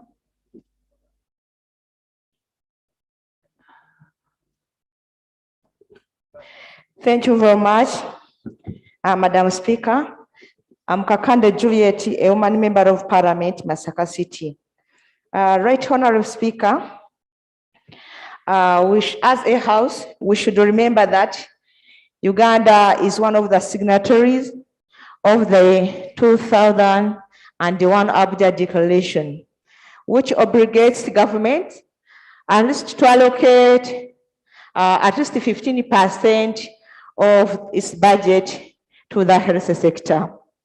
Right Honorable Speaker, much as COVID is bad to us, but at least it has made us to know that 9.8% out of our budget can be allocated to the health sector as compared to 5.7%, which was there before the outbreak of the pandemic. That was the financial year 2018 to 2019. Right Honorable Speaker, when you consider the challenges being spelled out by the minister, you could find out that we have the problem as far as funding is concerned. Right Honorable Speaker, let's take an example of the regional referral hospitals. Normally, they get the drugs in every after 2 months. But by the end of the first month, you find the drugs being used up and the people start suffering. Because all of that, I think it should be the duty right away from the ministry and the budgetary committee and the whole house to accept that at least by the next financial year, let us uplift the budget to the Thank you, Madam Speaker. Thank you, Madam Speaker. Start with behind. Let me thank her first. Thank you. Thank you, Madam Speaker. I still thank the minister for her report. I'm Matov Charles, Member of Parliament representing Busolo South constituency. I might have not heard the minister talk about Ruwawa Hospital. And with that, I would request the minister to upgrade the Kajansi Health Center 4 Hospital. Reasons: we've had several road carnages along Entebbe Express Highway and Entebbe Road, and most of the affected victims cannot be treated anywhere nearby. So we request that Kajansi Health Center 4 be upgraded to a regional hospital. Secondly, I have an island, which is Busi sub-county, and this island has several other sub-islands. Madam Speaker, the people in Busi, the people that I represent, suffered a lot during the COVID pandemic. They were granted no access to nearby hospitals. And I request the minister to also look into upgrading that health facility in Busi to Health Center 4. Because we had, allow me a second, Madam Speaker. Members, how I wish we could debate a solution in general. Let's look at solutions in general, not look at the hospital in Bukedea. Correct. Look at the hospital. We are leaders of the people of Uganda. But when we start personalizing this, then we are at a loss. Let's now look. Let's say, if it is an issue of a budgetary aspect, let's increase on the budget, like what Masakad said, we increase, say, 15% of the budget should go to hospitals, such that these hospital issues will be solved at once, not looking at a hospital, a dispensary, a village hospital. It should be something in general. Thank you, Right Honorable Speaker. For the record, I'm Ronald Evanis Kanyike, Member of Parliament for Bukoto East, Masaka District. The solution I can bring on the table is that there must be goodwill as far as budget allocation is concerned. Right Honorable Speaker and honorable colleagues, you may witness that we have witnessed many supplementary budgets going to the State House and security, leaving the Ministry of Health aside. There must be goodwill in this country so that the hospitals and the health department. Since you came here, how many supplementary budget have you approved for State House? How many? 2 of them. There is no supplementary budget approved here. Talk about hospitals. What should we do to the hospital? Thank you. Let's be. Much obliged, Honorable Speaker. Right Honorable Speaker. Right Honorable Speaker. The solution I'm bringing on the table is the expenses given to the State House and the security. They must be cut and Kasese.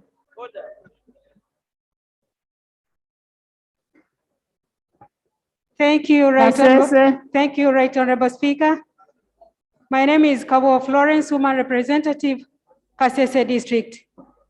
Right Honorable Speaker, I thank the Minister for Health for presenting a very good report.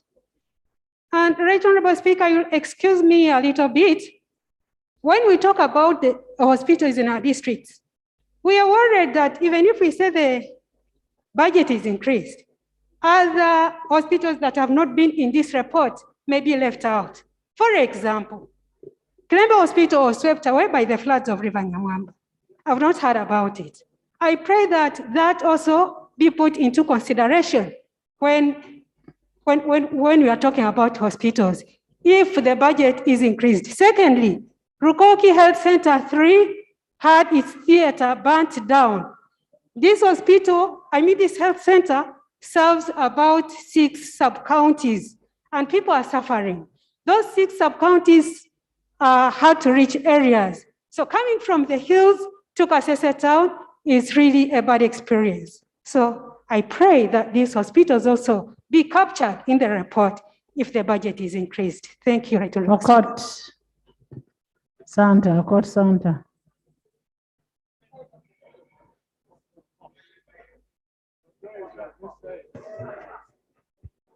Thank you very much, Madam Speaker, for giving me this opportunity. I want to thank the Minister for her elaborate report about health status.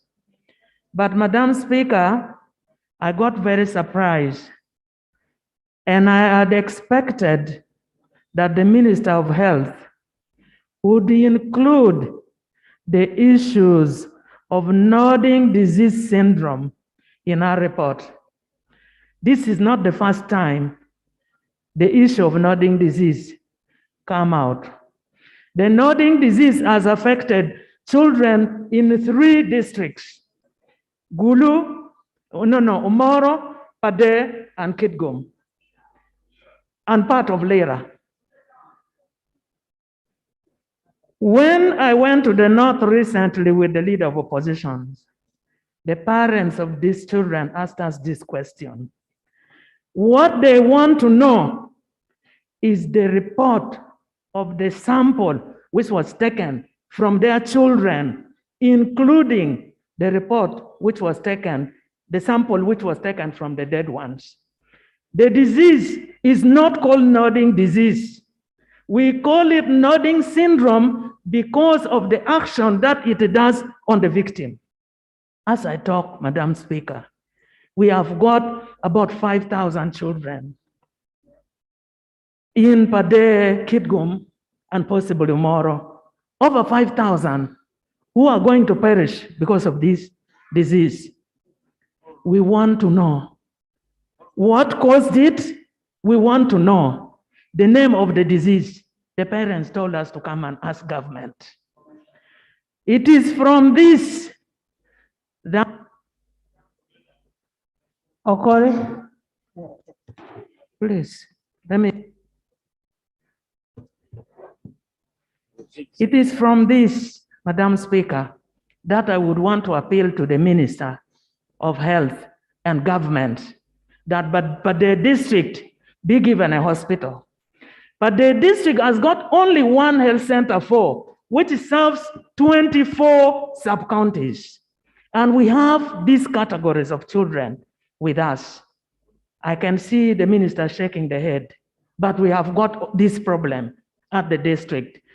I want to thank them, the ministry, because the health center which we have has got a good laboratory. It has got a good theater. It has got a good maternity, but it has got the worst ward. The ward is shared male and female.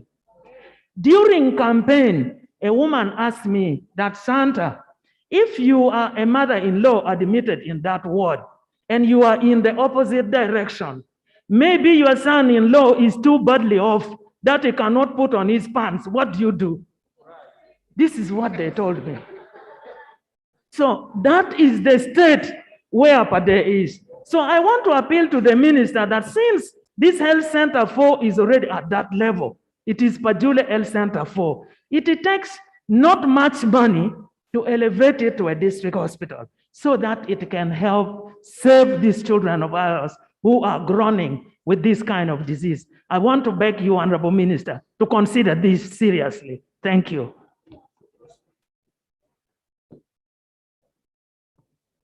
proceed on what? Thank you, Right Honorable Speaker and honorable members. I'm Abeja Susan Jolly, woman representative of Tuke District. My concern to my issue of population considerations. I'm humbly requesting you, Honorable Minister, that we are here sent by our representatives and we are from districts. It is so touching when our people there are watching and they hear you announce constructions in other districts and you don't pronounce other districts to be considered.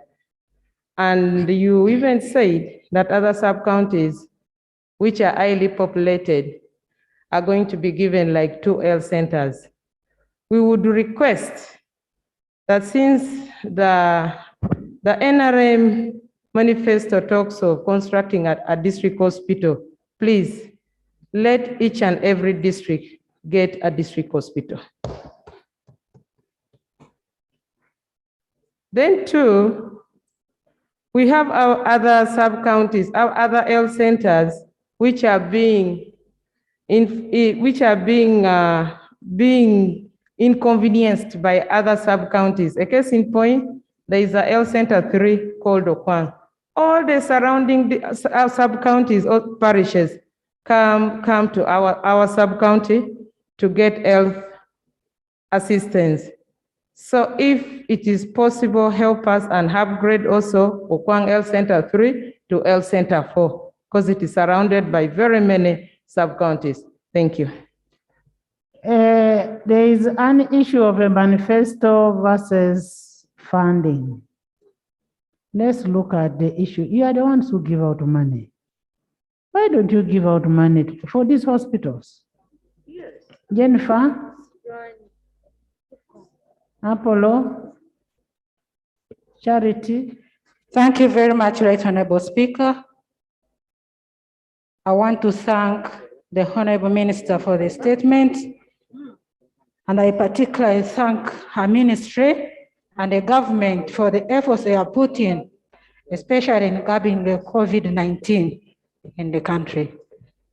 Right Honorable Speaker and members, Minister of Health has put a lot of measures and vigilance on COVID-19. How I wish you had put it more on other related diseases, especially on primary health care. The country would do better.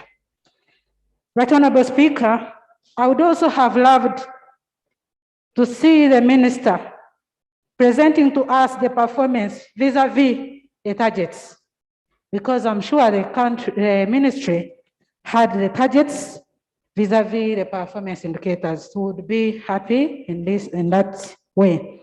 Honourable members, we have seen the figures. I request that when the supplementaries come for Minister of Health, we all support. However, previously, we have been passing these supplementaries, but the ministry sometimes, I think, takes us for granted. Some of us who are from the hard-to-reach areas, we really don't have services. And Right Honorable Speaker, the services in this sector are still horrible. We shouldn't be hoodwinked that we are doing well. When you look at the general medical services as perceived in the country, we are still very far from the chain of a good health system. In other words, Madam Minister, we need to put a lot of efforts as Parliament. We shall give you the money, but please. Members, as we plan to give money to the Minister of Health, we must also do our oversight role. It's not just giving money and it ends up with other people. Yes. So once the money is given, you members of Parliament must do your oversight role and make sure the money does the right thing, and then there's deliverable. Apollo? One last one, Honorable Speaker. There is only one burning issue, Right Honorable Speaker, which I want the House to see. Right now, we have noted that PPDA rules have been PPDA rules are now not going to work. We are going to use our own Ministry of Defense to work on these hospitals. Right, Honourable Speaker, I don't know whether we continue to proceed well when you call a member to speak and another member insists on the microphone.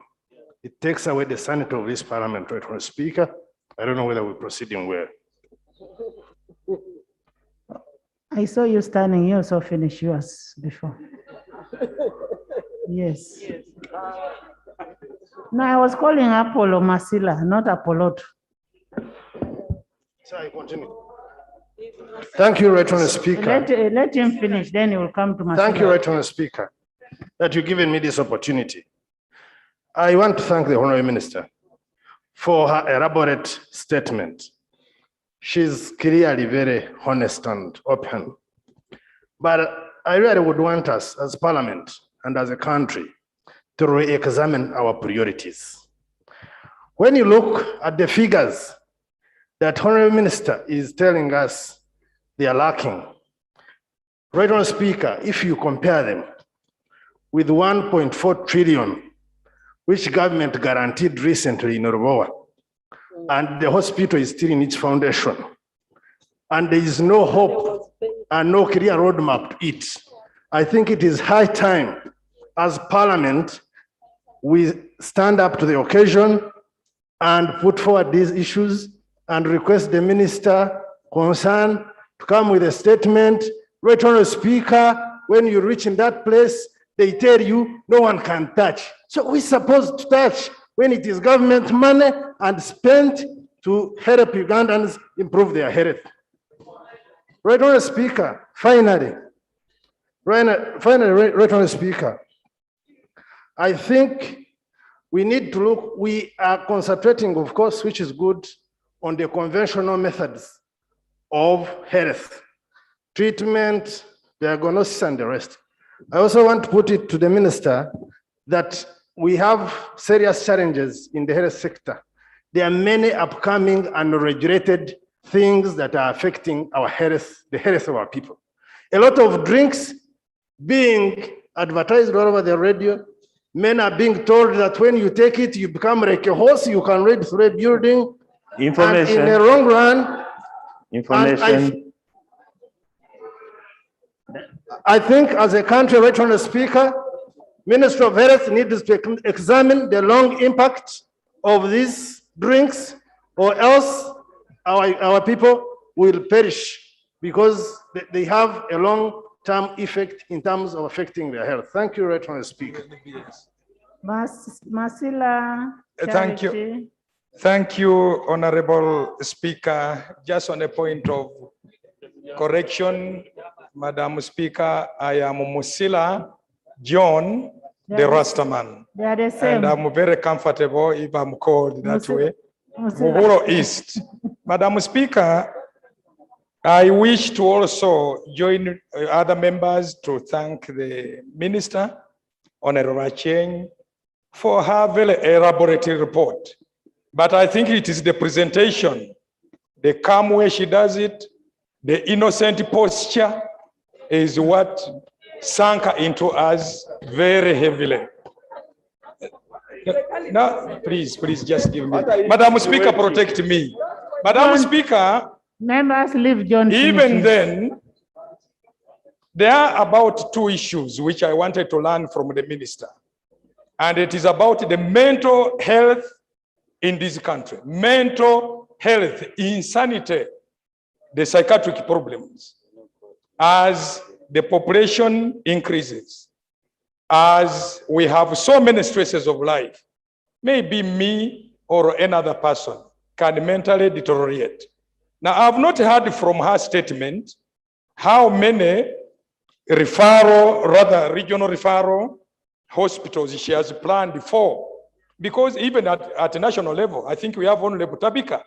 That is it. And yet we have so many there is a report, Madam Speaker, which cites Busoga and particularly Jinja to be having the biggest number of madmen and women, by the way. So therefore, as the country grows in the population, as we go out to vote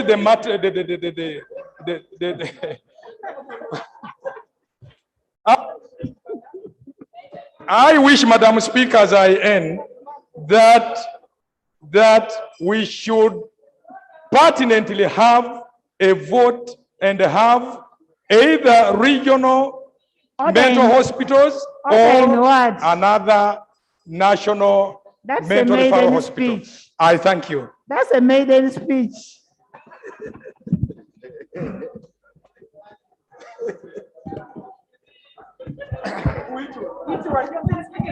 Charity.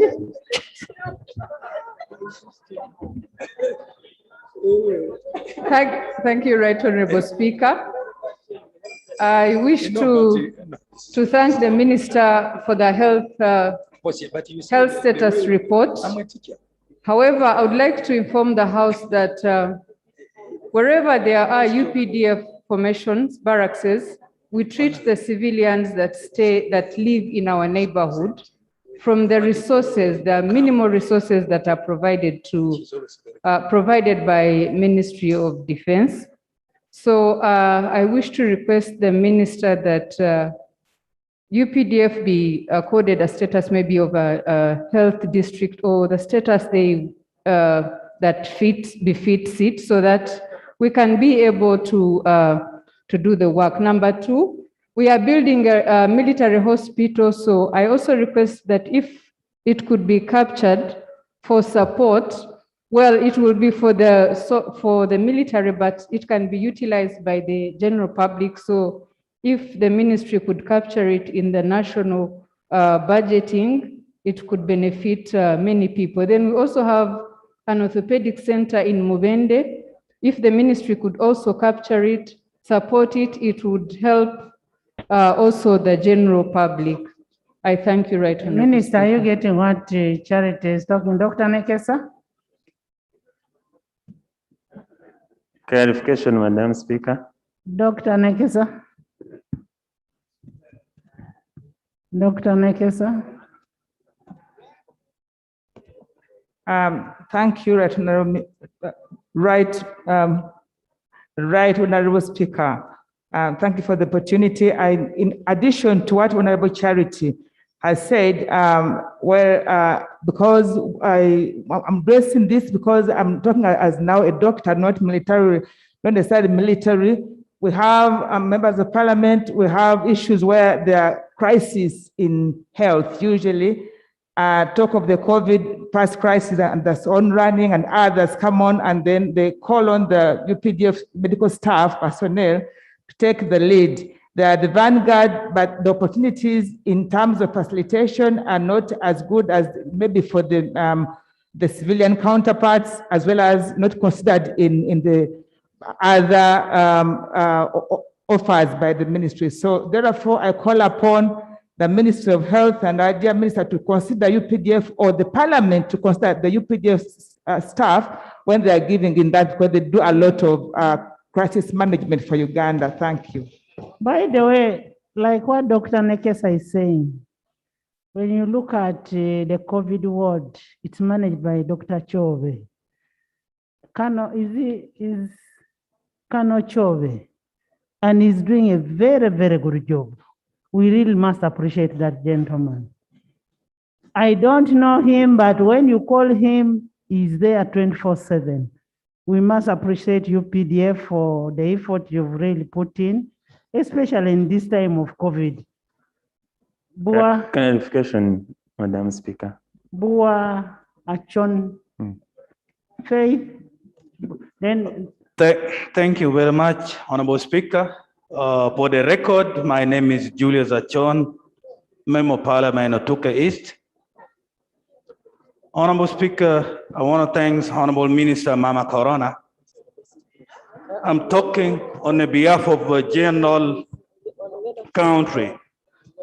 Honorable Minister, I know as we upgrade this health center across the country, we expand, we build more. Most of this country, the challenge we have mortuaries for the dead. Mortuaries. This is one of the things which we should take it very serious. The reason why I say this, in the whole of Lang region, I think we have about 2, which everything when somebody die, they have to rush immediately, but also having a challenge for the ambulance. This is one of the big things. Honorable Minister, one of the things also I would add on to this, as we build all these health centers, let us try to fence them, because there's land grabbers in all these health center which are built. For example, one of the health center 4 in our district, Otuke, the land's already been grabbed with many people because wide open. So it's the same challenge across the country, not at Otuke. Thirdly, this health center lack clean water or running waters, such as boreholes. I would request as we build this health center, let the boreholes be drilled into this health center. Thank you very much. It's gone. Nakut. Right, Then Enos. Right, Honorable Speaker. It's unfortunate I didn't get opportunity to speak when we were discussing about my children. Your office is aware that there is a motion in its way. There is a motion coming on the children in the So streets. let the members not assume that this issue is going to be repeated because it hasn't received the attention it deserves for our children who are enslaved in begging. On health, Right Honorable Speaker, the PNFPs that are going to be excluded from the plan, the 15 districts, because PNFP hospitals exist in those districts. I think, Right Honorable Speaker, it is unfair that we exclude them from the plan. 15 districts, because PNFP hospitals exist in them, even though they receive the PHC grant, it is not adequate to run the health system. Right Honorable Speaker, I met a man who had been referred from a PHC hospital because he needed money for an operation, for his stomach to be tied. He had been wounded by a bullet and his intestines were out. He was carrying his intestines, looking for money to go for an operation because there is no hospital that government has in the place so that that man, people of that kind can be helped at no fee. So if we are relegating our responsibility to PNFP hospitals, let's give the PNFP hospitals the required funding to match the funding we give the government hospitals. I have visited Nyapea Hospital. They've received less than half of what other PNFP hospitals receive. Their health workers were working without any protection during the season of COVID. So if we want PNFP hospitals to serve our people and we are saying, yes, they're doing a good service, let's match, including funding Thank you, for Madam human Speaker. resource. Enos, then at the corner. Thank you, Madam Speaker. I want to take this opportunity to thank the Honorable Minister for the very detailed report on our health sector. Madam Speaker, when you look at what she has presented, the problem is purely financing. Let's deal with the financing, and the only way to deal with the finances, one is either we go for the national insurance bill to be resolved here, or we change our priorities, just like we did in the road sector, like we did with UPDF and other sectors of our country. Let's deal with that. Then we shall have a solution to the medical sector. Number two, Madam, I would like the Honorable Minister to help us with the little resources you have, expedite on the health management system. That will solve the issue of the turnaround time of processing the orders from the hospitals. That will save on the losses that we are making from theft of government drugs. That will also help us in saving time in dealing with the patients. Lastly, Madam Speaker, yesterday you had promised to give us an update on the vaccines that you have and when you intend to roll out the campaign. Actually, on that note, Madam Speaker, my simple request or prayer would be that if you can give us 1 week as Parliament, we go back to our constituencies, we push the campaign to have the vaccination done within the shortest time possible so that the president can be convinced to open the economy fully as he had promised in January. Those are my few considerations. Thank you, Madam Speaker. Thank you. Thank you, Right Honorable Speaker. Is that Sarah? Yes, Najuma Nakaseke. Thank you, Right Sarah, Honorable Speaker. Can you stand up? I'm standing, but I'm just short. Thank you, Right Honorable Speaker. I take this opportunity to thank the Minister for her elaborative report. But when I look at page 11, table 2, about the regional hospitals that are going to be upgraded to regional referral, Honorable Speaker, I'm surprised that Nakaska is not there. It has been an issue and the Minister is also aware.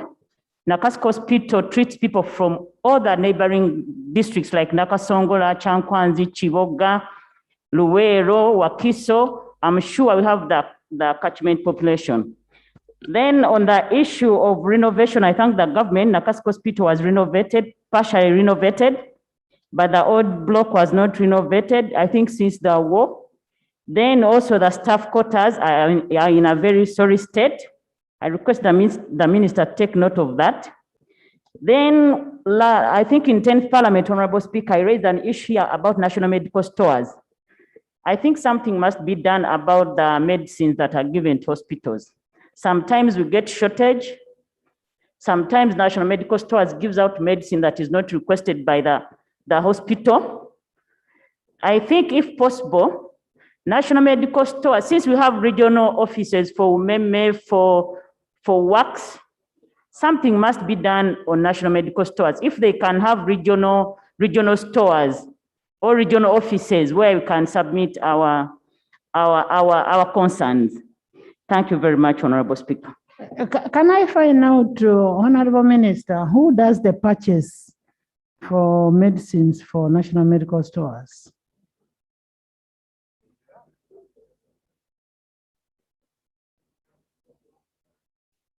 Who does the procurement? National Medical Stores does the procurement of medicines and distribution. Right Honorable Speaker, I request that members go back and look at the budget. Instead of blaming NMS, look at the budget. And I did give you the budget per capita. 9,000 shillings per capita. I request members to look at that. That's not enough, of course. But of course, the other thing is information. National Medical Stores is saying the money that was supposed to be used for buying medicines was taken to health, to your vote. So go and look at it. Go and look at it. It's not for now. Thank you, Right Go and look at it. And I would also suggest maybe you need to have a management information system that will help you in monitoring the operations of all the hospitals. You connect it to all the hospitals that you're able to monitor the medicines that are delivered, the efficiency of the doctors and nurses, and you're able to understand what is happening in all the hospitals in one center. It would really help you. Right Honorable, I mentioned it. It is available. It needs funding. So, yes, procedure. Procedure from Thank Solomon. you, Right Honorable Speaker. Solomon. I was the first to raise the procedure. Commissioner. Thank you. Commissioner of Parliament. Thank you, Gilbert. Thank you, Right Honorable Speaker. Right Honorable Speaker, I rise on a procedure matter and under Rule 81 of our rules of procedure. And his motion for closure of debate. Right Honorable Speaker, when you read Rule 81 with Rule 52, Right Honorable Speaker, you have been generous that you have given us, because when you read 52.2, a statement made by a minister may be debated, provided such a debate does not exceed 1 hour. Right Honorable Speaker, you have been very generous in this debate, and you have given us over 1 hour and 20 minutes. I therefore rise, Right Honorable Speaker, under Rule 81. He's on a procedure. You're putting him on order. Right Honorable Patrick. Speaker, I therefore rise under Rule 81. Patrick, to move he's a on motion procedure. that, Right Honorable Speaker, we close this debate because members are starting to repeat what they have already talked about, and we have agreed that the priority is the budget that needs to be tackled, and the minister needs to be supported so that the issue of health is sorted out in the country. Right, Honourable Speaker, therefore, would this be procedurally right? Members. Could I be protected, right, Honourable Members. Speaker? Let's have. Members, when I see senior members of parliament behave the way you're behaving, I start feeling shy. The member has a right. And it would be to the best interest of even Honorable Shave, because you have a motion coming up. It is to your interest. What we are saying, whatever is being raised is all surrounding around money, money, money, money. Now, if we are discussing about how to improve the health center, it's all about funding. It's all about management. And that's what we have gotten to accept. The funding, we need the policies. We need the management information system to monitor. Now, instead of us releasing that and going to the next item, we are saying order, order, order. You made these rules yourself. Actually, Ms. Honorable Shabe, you are part of these rules. Speaker. Honorable Sirwani is also a senior member of parliament. And he knows very well that if you're to move a motion, you call for motion. But he moved on a procedural matter, which is different. That's why I was putting him to order so that he moves it properly according to the rules. Thank you. Thank you. He moved a procedural matter for guidance. Which guidance I gave him? I gave him the guidance. Now I'm seeking, is there a secondment to his motion? Now I'm looking for a secondment to his motion. Right, Honorable, now I beg, since you have given me the guidance to go ahead to move the motion, I now move a motion, Right Honorable Speaker, that we end this debate under Rule 81, and then we move to another thing, Right Honorable Speaker. If the motion is seconded, then. Is the motion seconded? Seconded by Dan Kimasho, by a... Not seconded. We still have issues. We still have issues of health. Some are policy issues. Honorable Minister, can you respond to some of the issues that have been raised? The way you start shouting in a microphone like you're... Keep it. Thank you very much, Right Honorable Speaker. Right Honorable Speaker, I appreciate that this is a delicate issue because it concerns life. Allow me to clarify on a few issues. Number one, I did not say that some districts will not get a hospital. I said all districts will get a hospital. However, I clarified that there are some that already have PNFPs. They could be using that as we build others in those that do not have. And I also clarified that there are those that are extremely disadvantaged, like islands. So my sister from Otuka, I did not say you will not get a hospital. I said all districts will get, even those that have PNFP hospitals. Right Honorable Speaker, currently, mental health hospitals are in all regional referrals. The challenge are human resources. And yes, it is true, some are being used as COVID hospitals. The UPDF, we have tried so much to support Bombo Hospital. In my report, Bombo is getting a CT scan, it is getting an oxygen plant. We have been putting their equipment to support the UPDF, but we take note that much more is needed. The staff that you provide, are very, very valuable to us. I'll speak with you outside here in regards to them. Right Honorable Speaker, on the nodding disease, we did provide a report. We traveled to Acholi sub-region with my sister, Honorable Sarah, who was a minister at that time. We provided a report of all the samples, the researches done. We told them the cause, spraying was done, river dosing is ongoing. What is needed now is rehabilitation, which is not a medical issue because they have the medicines. So I request that you go back and clarify that issue. Right, Honorable Speaker, we cannot build isolation facilities in all hospitals. It is not required because you can not know where an outbreak will take place. Right, Order. Honorable Speaker, the National Health Insurance Bill was returned to us. It is being considered and we shall bring it back.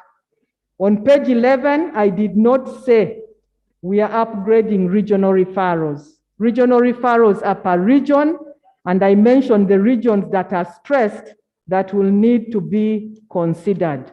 Right, Honorable Speaker, what is needed for all this work to be done is money. And I was very clear on the resources that are needed at all levels, and I expect that this August House will look for the resources so that we can put the hospitals and facilities and equipments that are required. I thank you. Members,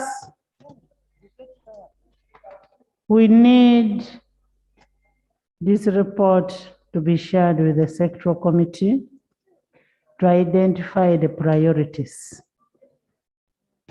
To identify the priorities, and it is upon identification of the priorities like the equipment, the management information system, the staffing, the blood bank, the ambulances, that they can be able to ask for a supplementary. So we need this to be scrutinized further. And once that is done, then a report, a financial report will be brought to this house on what we need to, on what the priorities are. So can we have the shadow? Yeah, thank you, Right Honorable Speaker. As the Shadow Minister of Health, I start from the last line the Minister of Health made, that all they need is money. True, we shall support you in getting the money, but I attract the House to the figures on page 15, where she revealed in a report that to renovate hospitals and re-equipping them, general hospitals, what you call district hospitals, the ministry needs 30 billion. To construct, it needs 70 billion. That is on page 17. I want to attract your attention in reference to Naguru Hospital. This is a hospital that came into Uganda due to the friendship we have with China. That hospital was constructed using 20 billion. What that hospital has are 7 buildings. I pray that you go there and see it. It has 7 buildings, very good buildings, 4 operating rooms, a maternity ward, a pediatric unit, a teenage center. It has a blood bank. It has a radiology department, including a CT scanner, and many others. I don't want to go on with that, but I want to give you an impression that in 20 billion, you can get a very, very good hospital like we've never had before. 20 billion. Now, when the minister asks for 30 billion to renovate and equip, when she asks for 70 billion to construct, I don't wonder why UPDF has decided to take on the construction of all health facilities. I don't wonder why that directive is now coming in. But we should look at these things critically. If the wish is to improve health care and give us state-of-the-art hospitals, we welcome it. But in our report, we should have an impression of what we are going to get. We should But have an I want to artistic make, impression. I want to make some correction. The 20 billion was a counter funding. It was not purely from, government of Uganda had a contribution on that. Thank you, Madam Speaker. I didn't want to read the contribution of government of Uganda, but it was $2 million. And then the tax relief, KCCA donated the land, which is about 4 acres. So, but the whole But hospital. those are all cost implications, Honorable. No, true. Because I don't want us to misguide this house. Let me continue. I don't want us to misguide this house that it was only 20 billion. There is an aspect of land, there is an aspect of government contribution, there is an aspect of the taxes that have been waived off. Thank you. Thank you, Right Honorable Speaker. I wish to continue. You have given me a procedure point.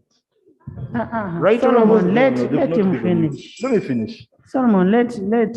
My effort is not to downplay the money. My effort is to give an impression of how much we can get out of 30 billion, how much we can get out of 70 billion. But most importantly, the Ministry of Health is a very good ministry. It's the only ministry that is headed by only women. And if there is any ministry that I expect to perform, is the Ministry of Health. One commitment that I ask of you in the Ministry of Health is to commit to Ugandans that from now on, you will never be ferried outside the country for treatment. When you stay in Uganda for treatment, much as you're telling us that we don't have these experts, you will hire experts from Cuba to come and treat you from here.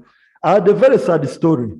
When I went to Butevo Health Center 4, and they narrated to us how Dr. Malinga, may his soul rest in peace, how his life was lost. It looked careless, but the people were helpless. They had no ambulance, they had no facilities, but the medics had rightly diagnosed, what was going to kill the Minister of Health at that time. I don't wish this to happen to anybody. If you commit that you'll be getting all your treatment from here, I believe you'll be able to reinstate most of these facilities and you'll be able to hire expertise. Last but not least is on the cost per capita for the medicines. The minister has given us a figure that is around 9,000, but she went on to say that donors are contributing 64% of that figure, meaning that in our budgeting here, we are allocating about 2,000 for treatment. Sincerely, this can't buy even a single dose of malaria. Yeah, HIV true, it is medicine, so HIV inclusive. Fine, but let's look at the 9,000. Sincerely, when you treat one person who is taking on very expensive treatment, he will use the money that should have used by other people. These are the reasons why we go to these health facilities and find no medicine. Then we keep on, summarizing that doctors are stealing medicine or these people are stealing medicine. So I do push Parliament to go by the Abuja Declaration, which is to the end that we should facilitate the Ministry of Health to the extent of 15% of our budget. The money we've been giving them is about 7%. For this immediate year, coming year, let us push it to 10%. It's possible. Let us push it to 10%. And then from there on, we shall keep pushing it until we get to the 15%, because all we desire is a better health system. Lastly, but not least, Minister of Health, I was told we have the National Insurance Scheme bill, which was sent to the President, and up to now he has not assented to it. So we need to know why you're delaying with it. Rule It's an urgent matter. 235, you reintroduce it. Yeah, you reintroduce it. Thank you. Yeah, thank you. Honorable Ministers, you had members talking. An aspect of mental health is really a serious issue. We have so many people who are suffering from stigma, stress, depression, but we don't have hospitals designated for that. Mental health, we have a chairman here, Honorable Macho. Information, Madam Speaker. Members, the report is referred to Committee of Health to look at the priorities and submit what can be funded faster for a supplementary. Thank you so much, Honorable Minister. Yesterday, we promised with the Prime Minister and a leader of opposition that we were going to check on one of our colleagues who was sick. We are going to the next bill, but I wanted that just 2 minutes for a report to be given to the Honorable Minister of Health. You are the one responsible for our health in this country. And we want to give you a report from the hospital, and we need an action from you. Then you advise this House tomorrow what can be done. Because as Parliament, we need to take an action, but we can only take an action from a formed point of view from a medical personnel like you. We are lucky that the Minister of Health is also a doctor. Honorable Chairman of Human Rights.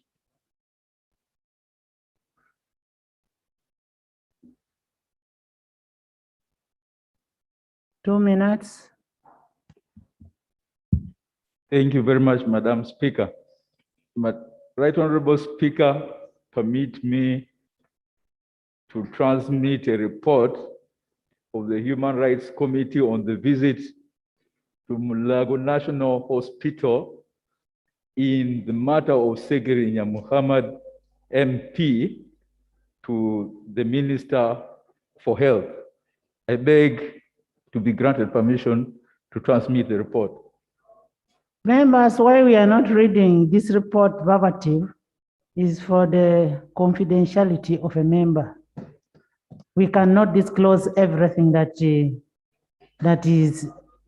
there, but at least with the doctor, she knows that privacy must be maintained and confidentiality of one's health. I thank you, Right Honorable Speaker. No, you can tell us briefly how the member is. Thank you very much, Right Honorable Speaker. Right Honorable Speaker, this morning you directed the Committee on Human Rights to visit the Honorable Muhammad Segirinya and assess his condition, and we did so at 11:30 in the morning. A subcommittee of the Human Rights Committee comprised of the Honorable Jennifer Mbabazi, the Honorable Colonel Charity Beinababo, and Honorable Francis Zake, headed by myself, attended Mulago Hospital, where, Right Honorable Speaker, we were received by a team of doctors headed by the Executive Director of Mulago Hospital. The team of doctors comprised the following: Biarugaba Baterana, ED Mulago Hospital, Mukisa Robert, the lead physician, Dr. Tayemba Enoch, Dr. Banyisiki Molino, and Dr. Biabasha Desire. The subcommittee also interacted with the Honorable Segirinya Muhammad. As you have already indicated, the report contains matters that pertain to his medical condition, and it contains matters that are confidential and are not for public discussion now. Right Honorable Speaker, however, the committee had extensive discussions with the Director General of Medical Services, and I beg to report on the following.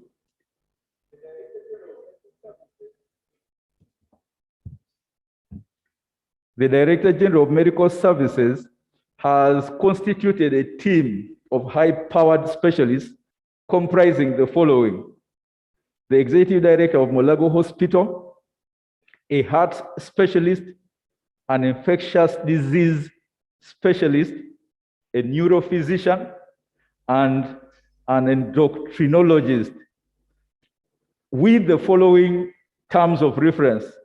Number one, to carry out conclusive medical review and diagnosis of the Honorable Mohammed Segrinya. Number two, to treat the matter of Honorable Mohammed Segrinya as top priority and to deliver a report to the Minister of Health, and to the Speaker of Parliament tomorrow, the 4th November 2021. Number three, to recommend a comprehensive management strategy and regime. Right Honorable Speaker, this report will be delivered tomorrow. The Director General promised you will get a copy, and the Minister will also get a copy. We can then discuss the management of the Honorable Member. Thank you. Thank you so much. Love.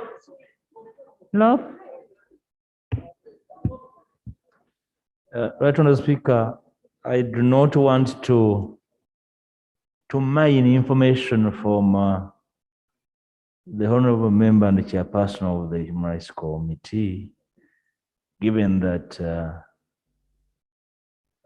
it contains matters of personal health and confidentiality. The only little thing he did not say to the members here that he did not find the Honourable Member sipping away on a coffee or a juice, that the Honourable Member is indeed ill. All I can implore the Right Honourable Speaker and the Minister of Health now in chamber is to expedite the process of evaluation of the state of affairs of this honorable gentleman, because as far as I am concerned, we have done justice to him by reporting his situation, and I hope whoever is going to report to Parliament does so as early as possible, because I am sure they've not had occasion to speak to God to know what is going on. We want to be sure that what is humanly feasible and possible has been done. Humanly possible and feasible. And what is humanly possible and feasible has a time component to it. So anything that might go beyond the human capacity is forgivable. In the circumstances, as you submit, Right Honourable Speaker, that human capacity has not yet been fully exploited to take care of the health of the Honourable Member, and I so pray that whatever is being done to secure his health has a time component and an emergency component to it. I so submit. Thank you, Love. Honorable Minister Jane. Jane, can we request you to leave the house, go and make a follow-up and give us a feedback before end of day on what we can do? Yes.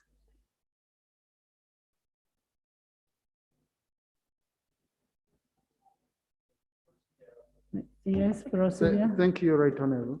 Right Honourable Speaker, I want to thank you.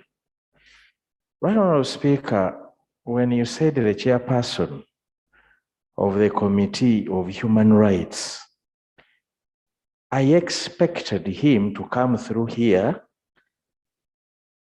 to assess the rights of a honourable member who is treated in the way he is being treated. I do not think that the chairperson of the Committee of Human Rights and the team he went with have the capacity to know the health conditions of the member, despite the fact that they had the team of doctors. Right Honourable Speaker, the chairperson at least should have mentioned something to do with the rights of the member. The rights of the member as a committee of human rights in this country. Right, Honorable Speaker, are we proceeding well if a wheelchair person of overseeing the human rights in this country can just run away from the microphone without saying anything related to the rights of the member under custody and treatment? Thank you. You see, you're putting too much energy talking what Patrick, actually in the morning I was looking for you. I wanted to send you to the hospital. We did not send him as a chairperson, but how did he constituted his team to go there?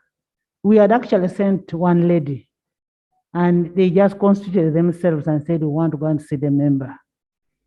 And for us, what we wanted to know was the health status. That's why I've asked Jane to go and follow. Make a follow-up, and he has given us information, very credible information. And I was with the law, but we were saying, let's look for Oshabe, and we said him. So, but anyway, the member is sick. That must be taken seriously. The member is sick. If we are to prosecute, let's prosecute a live person.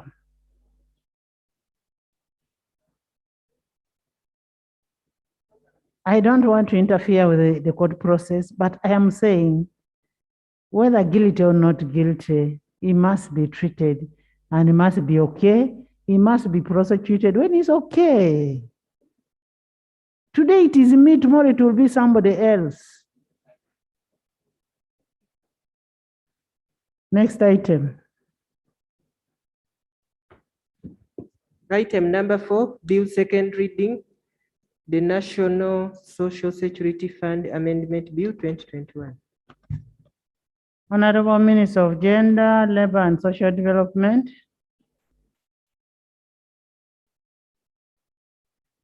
The bill's second reading, the National Social Security Fund Amendment Bill 2021. Thank you, Madam Speaker. Madam Speaker, I beg to move under Rule 130 that the bill entitled the National Social Security Amendment Bill 2021 be read the second time. I beg to move. Members,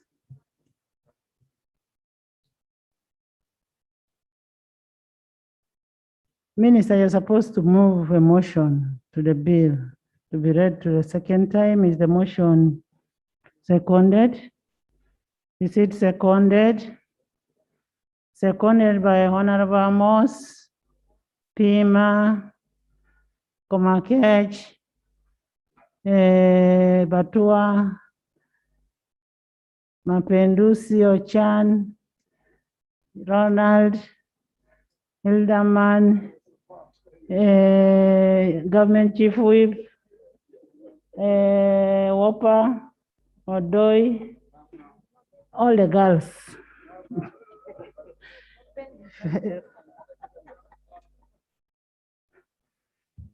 Thank you.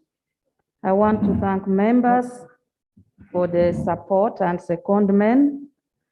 Madam Speaker, this bill is a bill that is seeking to amend the National Social Security Fund Act Cap 222. It seeks to establish stakeholders board to provide for mandatory contribution by all workers. As you are aware at the moment, it is only companies that employs at least 5 members who are supposed to contribute to the Social Security Fund. This bill is now opening up for anybody who seeks to make a contribution. Even if you have only 1 worker, you can be able to contribute. But also if you're a private person and you want to contribute or even join the saving, you will be free to go to NSSF and join the scheme, and you will get your good interest in the bill. So it is now expanding contribution by workers, both workers that are being employed and any other person who wants, regardless of the size of the enterprises and number of employees. It's also providing for the voluntary contribution and empowering the fund to recover from third party any sum owed. There are people, right honorable members, who deduct contribution for workers and they fail to remit it. And we had very lenient punishment for them. They don't remit the money. The bill now is bringing in stringent punishment for those who will deduct workers' money. And you people, the members of parliament, are the most affected because the workers run to you saying, my employers failed to remit my money. But now we are having stringent measures and penalty and even interest. If you fail to deduct or you deduct the money, you keep it for a year without putting the money for the member, then the interest also you pay as part of the penalty. It is also to provide midterm access. As you are aware, COVID-19 has dissipated many workers.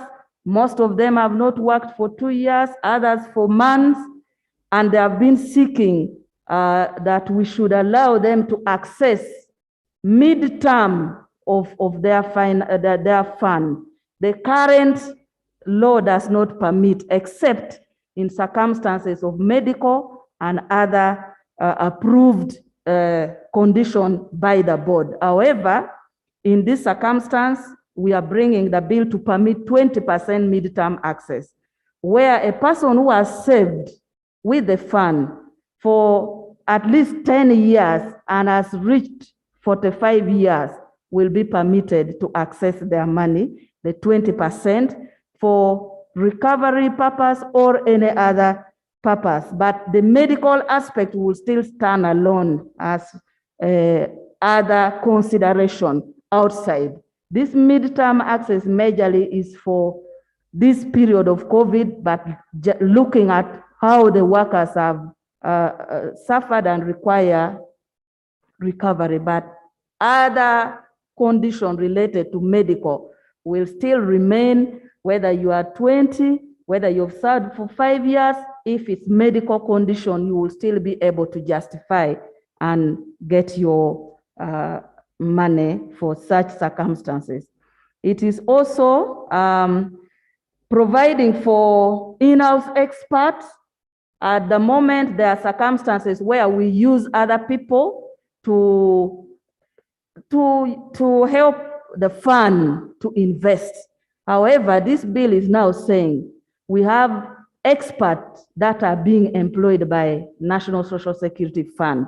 So instead of looking for provident funds elsewhere to invest, we will now use the in-house officers that will be able to look for all the investment portfolio and be able to ensure that the fund for the members are properly managed. So we want now experts within the fund that will be employed by the fund instead of using members' money to use it for purpose of managing the investment. So that will reduce costs. It will also empower the board to introduce benefits. There are other benefits that members can get outside the interest. So this bill is also seeking that we give power to the board to look at other benefits. Maybe there can be bonus for members who have saved for more than, who have not been able to withdraw their money. Such benefits, this bill, because these are in financial management and investment, you need to attract people to invest. So with this, there will be a lot of innovation within the fund. So, Madam Speaker, I beg to request members that you support the second reading of this bill, debate on the bill so that we enact the bill to support many of the workers out there who are looking up to us to move to ensure the bill is passed so that most of them who are waiting to access, especially midterm, will be able to get their money and at least recover from the very adverse impact of COVID-19. I beg to submit and move the motion. Thank you. Thank you so much, Honorable Minister. I can now invite the chairperson of Gender, Labor and Social Development to give us their position as a committee. Thank you very much, Right Honorable Speaker. Right Honorable Speaker, this is the report of the Committee on Gender, Labor and Social Development on the National Social Security Fund Amendment Bill 2021. Madam Speaker, in the introduction, the National Social Security Fund Amendment Bill 2021. Members, the report is uploaded on your It is on the iPads. members' iPads, Right Honorable Speaker. It was read for the first time on 29 September 2021 in accordance with Rule 128 and referred to the Committee on Gender, Labor and Social Development for consideration in line with Rule 129 of the Rules of Procedure of Parliament and report to the House. The committee considered the bill and hereby reports. In the background, Madam Speaker, on 17 February 2021, Parliament passed the National Social Security Fund Amendment Bill 2019, and it was then called the 2019 bill, and sent the same bill to His Excellency the President for assent in line with Article 91(2) of the Constitution of the Republic of Uganda, 1995. His Excellency the President did not assent to the bill, and both his term and that of Parliament lapsed. On 16 September 2021, the Speaker guided that all business of the 10th Parliament that had lapsed, including bills, and had to be reintroduced and processed afresh. And so on 26 August 2021, His Excellency returned the 2019 bill to Parliament for reconsideration and wrote to the Speaker highlighting a number of areas for reconsideration. His Excellency letter returning the bill, dated 26 August 2021, is attached to this report, Madam Speaker. The bill that was laid on 29 September 2021 therefore contains the areas as had been highlighted by His Excellency the President. The policy and principles of the bill. The policy behind the bill is to expand social security coverage by making contributions to the National Social Security Fund mandatory for all workers in the formal sector, and also allowing workers in the formal and informal sectors to make voluntary contributions to the fund. In addition, the bill seeks to enhance spectrum of benefits available to workers and to improve management of the National Social Security Fund. The methodology, Madam Speaker, in considering the bill, we held meetings and received written submissions from several stakeholders. We reviewed various literature. We made a desk review of the pension schemes and the provident funds of various countries, including Kenya, Tanzania, and Ghana. The meetings and written submissions that were held, Madam Speaker, where we met the Ministry of Gender, the National Social Security Fund technical team, the Ministry of Finance, Planning and Economic Development, the Uganda Retirement Benefits Regulatory Authority, the National Organization of Trade Unions, the Central Organization of Free Trade Unions, the Platform for Labor Action, the National Council for Persons with Disabilities, the National Union of Disabled Persons of Uganda, members of Parliament representing workers, members of Parliament representing persons with disabilities, Honorable Ndezi, the former chairperson, Committee on Gender, Labor and Social Development. The committee also received written memoranda from the Federation of Uganda Employers, the Institute of Certified Public Accountants of Uganda, the expanding social protection unit in the Ministry of Gender, Labor and Social Development. And of course, we reviewed, Madam Speaker, some documents, including the Constitution of the Republic of Uganda, 1995, the National Social Security Fund Act Cap 222, the Uganda Retirement Benefits Regulatory Authority Act 2011, Companies Act 2012, the Contracts Act 2010, the Public Finance and Management Act 2015, Persons with Disability Act 2020, the National Social Protection Policy 2015, the Constitution of the International Labour Organization, the 2030 Agenda for Sustainable Development Goals, the third National Development Plan, that is NDP 3. Madam Speaker, I beg to lay on table the minutes and all the notes from the documents we reviewed and the annex to the report. I beg to lay on table, Madam Speaker. Please lay. Madam Speaker, in the general observations, 5.1, which is on page 4, compliance of the bill with the provisions of the Constitution of the Republic of Uganda, 1995. The committee observes that the bill, through its principles, where it seeks to expand social security through mandatory contributions for all workers in the formal sector and allowing for workers in the informal sectors to also make voluntary contributions, reflects Objective 14 of the National Objectives and Directive Principles of State Policy under the Constitution of the Republic of Uganda. 5.2, complies with UN 2030 Agenda for Sustainable Development. The UN 2030 Agenda containing the Sustainable Development Goals is a plan of action for people, planet, and prosperity, which seeks to strengthen universal peace and freedom. The UN 2030 Agenda under SDG 1.3 urges all countries to implement nationally appropriate social protection systems and measures for all, including flaws, and by 2030 achieve substantial coverage of the poor and the vulnerable. The committee observes that social protection is a key pillar in attaining development for all, as all development starts with the well-being of the individuals. The bill speaks to the UN Agenda 2030 and Sustainable Development Goals, especially by providing for mandatory contribution by all workers, regardless of the size of the enterprise or number of employees, including workers in the informal sector, and making provision for an expanded scope of social security coverage and benefits. 5.3, compliance with the third National Development Plan and the National Social Protection Policy 2015. The bill, through the policy of expanding social protection, falls within the ambit of the NDP 3 and Development Strategy 16 of increasing access to social protection.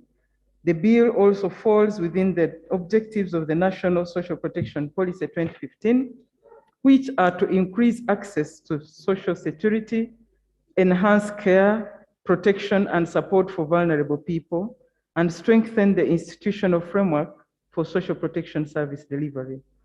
5.4, compliance with gender equity. The committee appreciates the call by the UN Agenda 2030 that no one is left behind. In this regard, it is critical to espouse values of fairness and create platforms that ensure that those that had been negatively affected by circumstances from history and those that face risks and vulnerabilities are catered for. The bill takes cognizance of this and ensures gender and equity. The minister is obliged, for example, to ensure that there is a balance in gender, skills, and experience among the members of the board. The provisions of the bill that provide for the expansion of social security protection ensure equity by providing that those in the informal sector are eligible to making contributions to the fund. That said, however, the committee observes that while the bill takes care of gender, it does not take care of disability in some respects. The committee takes note of the various disadvantages that persons with disabilities face, especially regarding employment, and it recommends that Clause 3 of the bill be amended in Clause 6B by inserting immediately afterward experience the words and consideration of persons with disability. 5.5, the low number of members of NSSF. The committee notes with concern that while the fund and its finances have increased over the years, the number of members is still low compared to the population of the country. Uganda's population is in excess of 40 million, but membership of the fund stands at 2.12 million, according to the figures from NSSF. Out of the total members' contributions of 15.3 trillion, contributions of members aged 35 years and under account for only 32.9%. This is worrying, given that the bulk of Uganda's population is overwhelmingly young. Out of an estimated 15 million workers of Uganda, the figure of 2.12 is really low. By NSSF's own admission, when they met with the committee, there is need for a reorganization to address this challenge. There is therefore need to mobilize and increase the membership of the fund. It is also important to note that the informal sector plays a vital role in the economy, but it is difficult to map, and as the law currently stands, not represented in terms of membership of the fund. Increasing the uptake of the fund among the informal sector should go a long way in increasing the size of the fund, and by extension, positively impacting the economy, given the role that the fund plays in the economy. In this regard, the committee is pleased with the introduction of voluntary contributions and the removal of the restriction on the number of employees in an enterprise for membership, and hopes that this will increase membership of the fund, expand social security coverage, which is vital for all, and lead to the attainment of the UN 2030 agenda, where no one is left behind. 6.0 is the specific observations and recommendations, Madam Speaker. On commencement, Clause 1 of the bill provides that the Act shall come into force upon publication in the Gazette, except Section 24A, which shall come into force on a date to be appointed by the Minister by a statutory instrument on the advice of the Board. The committee is alive to the fact that National Social Security Fund operates on the basis that members make contributions and get their money when they are eligible, which is predictable and can be planned for, and that midterm access requires the fund to make preparations to be able to provide for midterm access. At the same time, however, the committee is concerned that without a specified timeline provided within which the statutory instrument should be made, Section 24A may not meet the need for which it is meant, which is to enable members have interim access to their savings before attaining the age prescribed by the law. During engagements with various stakeholders in considering the bill, the committee noted that the majority were in agreement that a timeline was necessary. The committee therefore recommends that Section 24A shall come into force within 60 days after the publication of the Act in the Gazette.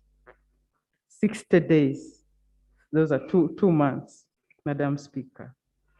6.2, supervision of the National Social Security Fund, Clause 2E. Under Clause 2.2E, 2 subsection E of the bill, Minister means the minister responsible for finance.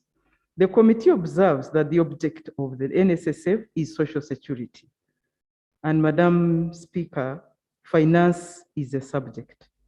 The committee also observes that finance is an integral part of the management and operation of social security, and that the finances and investment of NSSF should be prudently managed for the benefit of the contributors.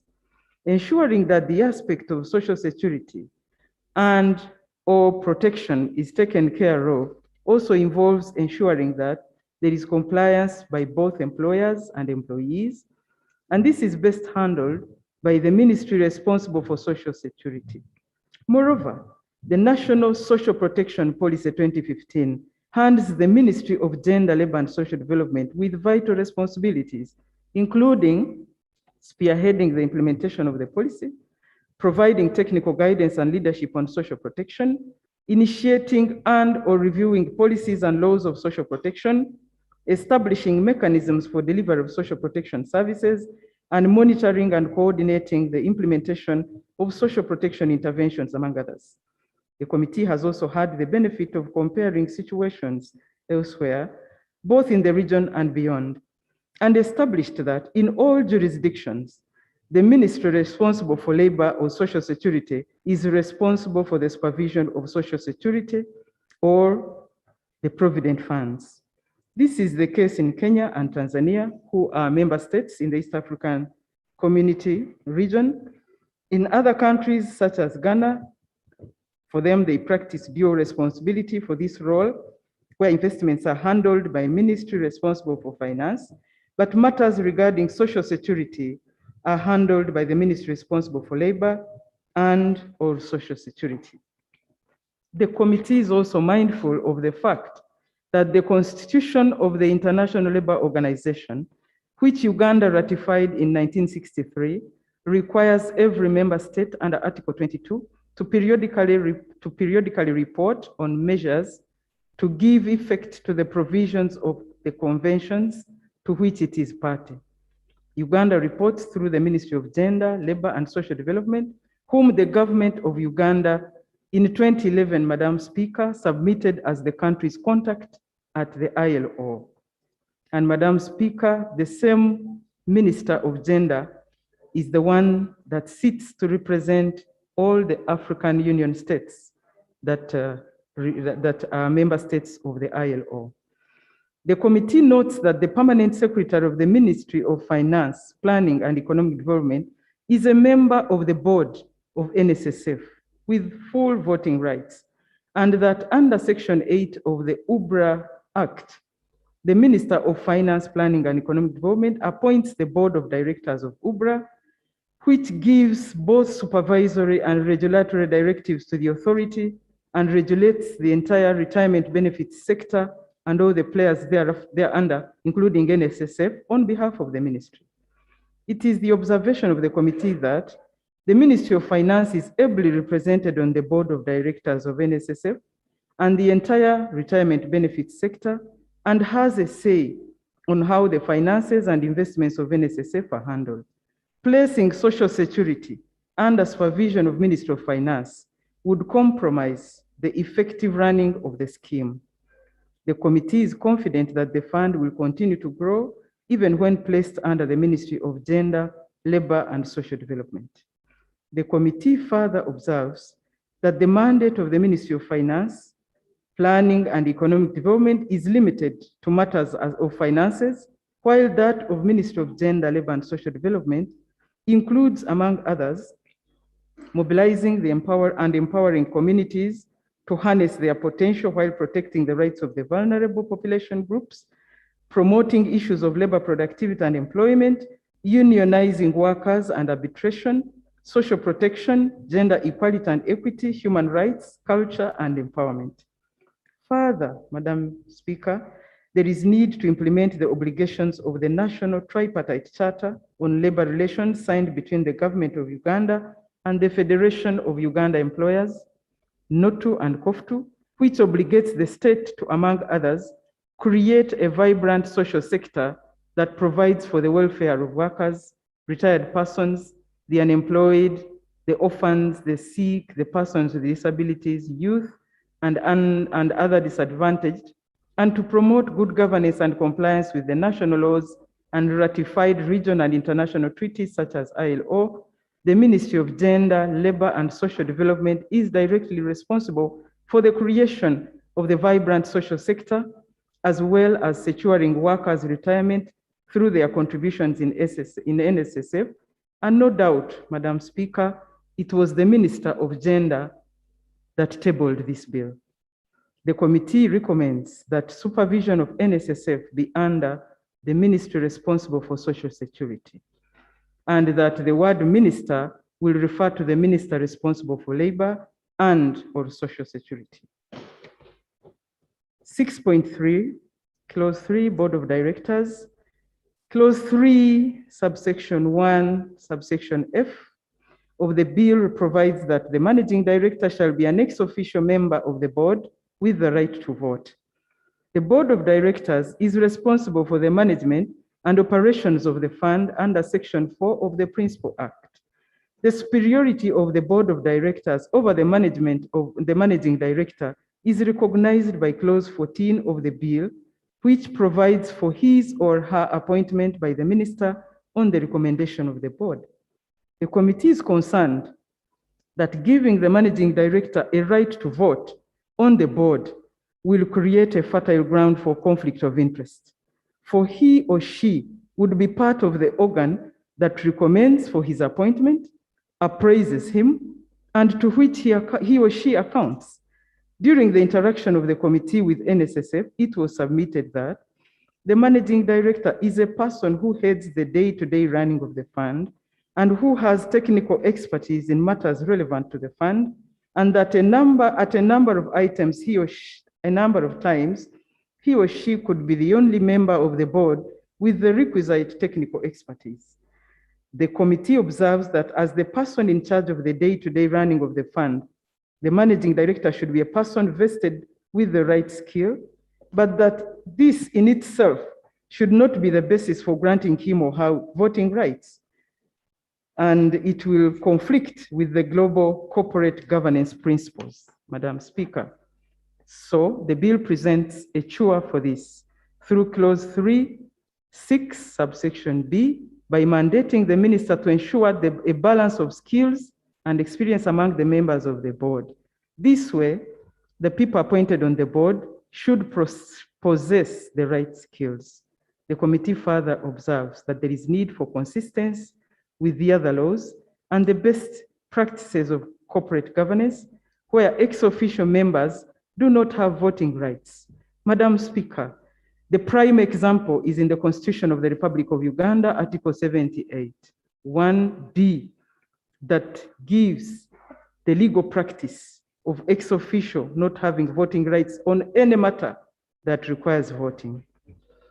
The committee therefore recommends that the Managing Director should be an ex-officio member of the board, as has been the practice, but with no right to vote.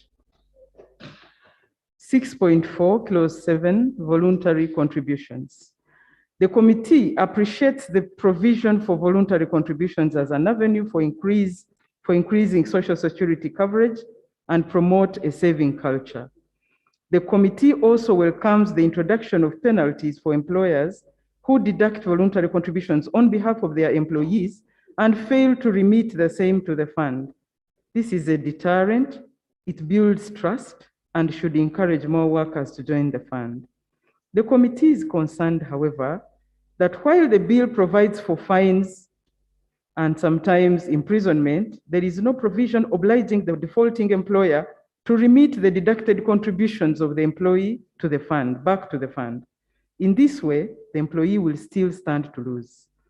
The committee notes that while the bill grants powers to the minister to perform a variety of functions in consultation with the board, in other provisions in Clause 7, under the proposed Section 13A(7), the power to make regulations prescribing the procedure for making voluntary contributions and benefits is granted to the board.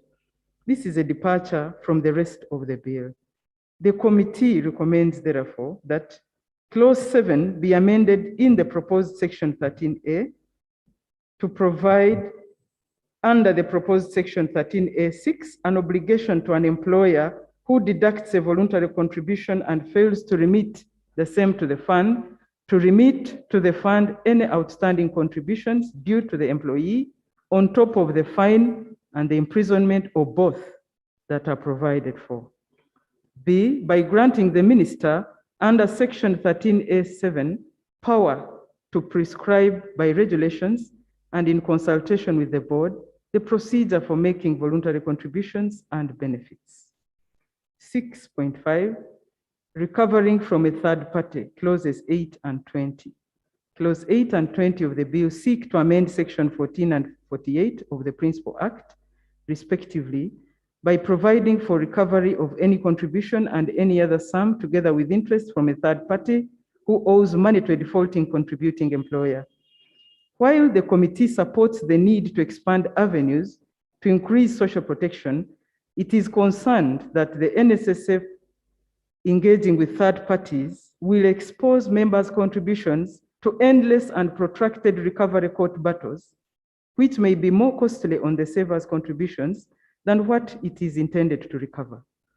NSSF should internally devise means or improve its internal mechanisms to directly recover from defaulting employers, as going for the third parties may cause delays in the collection of members' contributions, as well as a conflict of interest on the part of those who may be executing the task of the actual recovery from the third parties. The committee recommends that the proposed amendment to section 14 and 48 of the Principal Act be deleted. 6.6 clause 12, midterm access to benefits. Madam Speaker, midterm access aims to provide interim benefits for members of the fund in the interim. At the same time, the committee is alive to the fact that there is need for a balance between providing members interim access to benefits, while at the same time ensuring that members have benefits when they retire. The committee notes that the proposed section 24A1 refers to contributions as opposed to savings for voluntary savers and imposes terms and conditions. The committee is concerned that this is restrictive to voluntary savers, and yet the bill seeks to expand Social Security by, among other things, attracting voluntary savers. The committee further notes that the proposed section 24A1 gives the minister discretion to provide for midterm access to eligible members a sum not exceeding 20% of a member's benefits. This discretion may allow the minister to provide a sum less than 20%. The committee notes that there is no consideration of midterm access for persons with disabilities, which runs counter to the need for equity and Uganda's constitutional obligation for affirmative action. The committee is aware of the fact that PWDs are, on average, more likely than their non-disabled counterparts not to get job opportunities easily, and more likely not to find jobs when they lose them. Moreover, a number of them have underlying medical conditions which make them even more vulnerable. All these factors mean that PWDs are unlikely to work for the same number of years as their able-bodied counterparts. The committee also notes that the number of PWD workers and contributors to the fund is negligible and is unlikely to strain the fund when they are granted this affirmative action to midterm access. The committee further notes that there is need for the statutory instrument under the proposed 24A3, prescribing the terms and conditions and procedures for accessing the benefits, that it be laid before Parliament to ensure that it is in consonance with the spirit of the Act. The committee therefore recommends that the proposed section 24A of the bill be amended by A, removing the restrictions on midterm access for voluntary savings to make it a sum of 20% of their benefits and not up to 20% of the benefits. B, providing for midterm access of a sum of 50% of accrued benefits for persons with disabilities who have attained the age of 40 years and above and have contributed to the fund for at least 7 years. C, requiring that the statutory instrument under section 24.3 be laid before Parliament for approval. 7, Madam Speaker, we had consequent amendments, which we are calling new amendments. 7.1, section 20, the age benefit. Section 23 of the Principal Act restricts the number of times a member can be paid an age benefit. It is observed by the committee that the restriction of section 23 of the Principal Act is unfair to members. The committee recommends that section 23 of the Principal Act be deleted. 7.2, section 34, members' account. Section 34, 2 and 3 of the Principal Act provide for the closure of a member's account on the attainment of the age of 60 years and grants the minister powers to dispose of the member's money into the reserve account. Section 34, 2 and 3 run counter to the principle of expanding Social Security coverage as espoused in the bill which provides for voluntary contribution. Section 34(2)(b)(i) of the Principal Act would therefore prohibit a member who wishes to make voluntary contributions to the fund after attaining the age of 60 years. The provision also bars persons aged 60 or over who may not have been members of the fund but may wish to join and make voluntary contributions. Under Section 34(3) of the Principal Act, it empowers the minister to permanently dispose of the monies in the member's account into the reserve fund. The committee recommends that Section 34(2) and 3 of the Principal Act be amended to A, allow for continued voluntary saving even after attaining the age of 60 years. B, provide for the board to publish the names and details of all dormant members' accounts in the fund every year in a newspaper of wide circulation. And C, provide for more time before a member's contributions can be deposited into the reserve account. 8, the conclusion, Madam Speaker. The committee welcomes the principle of the bill to expand social protection coverage through initiatives such as voluntary contributions and making workers in the informal sector eligible to contributing to the fund, thereby providing a remedy to the poor saving culture in the country. The bill brings forth innovative provisions such as midterm access, which should help workers in need of some relief, especially given the effects of COVID-19 pandemic. The bill provides for gender and equity through the addition of gender and disability among the areas that ought to be balanced by the minister while appointing members of the board.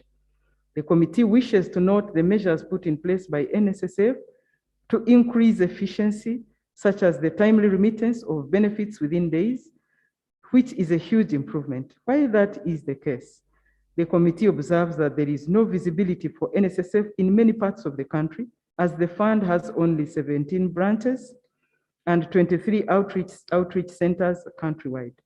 If the number of members is to increase, the fund has got to scale up the number of branches and mobilization efforts. If this is not done, the initiatives in the bill may come to nothing.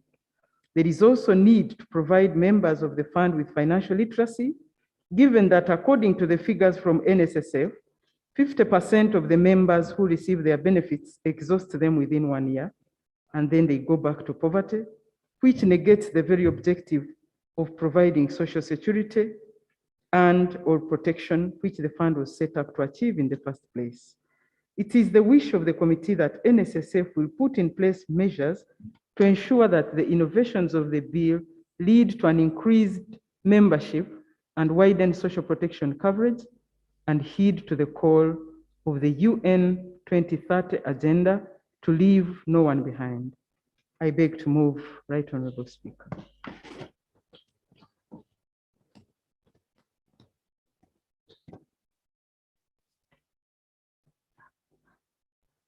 Thank you so much, Chairperson of the committee. And thank you for the elaborate report. Members, this is a very, very important bill that we need to debate with all the soberness, that we need to understand it deeply before we debate it. Now you've heard the report from the chairperson. You have the report uploaded on your iPads. I am going to suspend a debate on this report so that I can afford the members an opportunity to go and look at the report, internalize it, so that you come for an informed debate.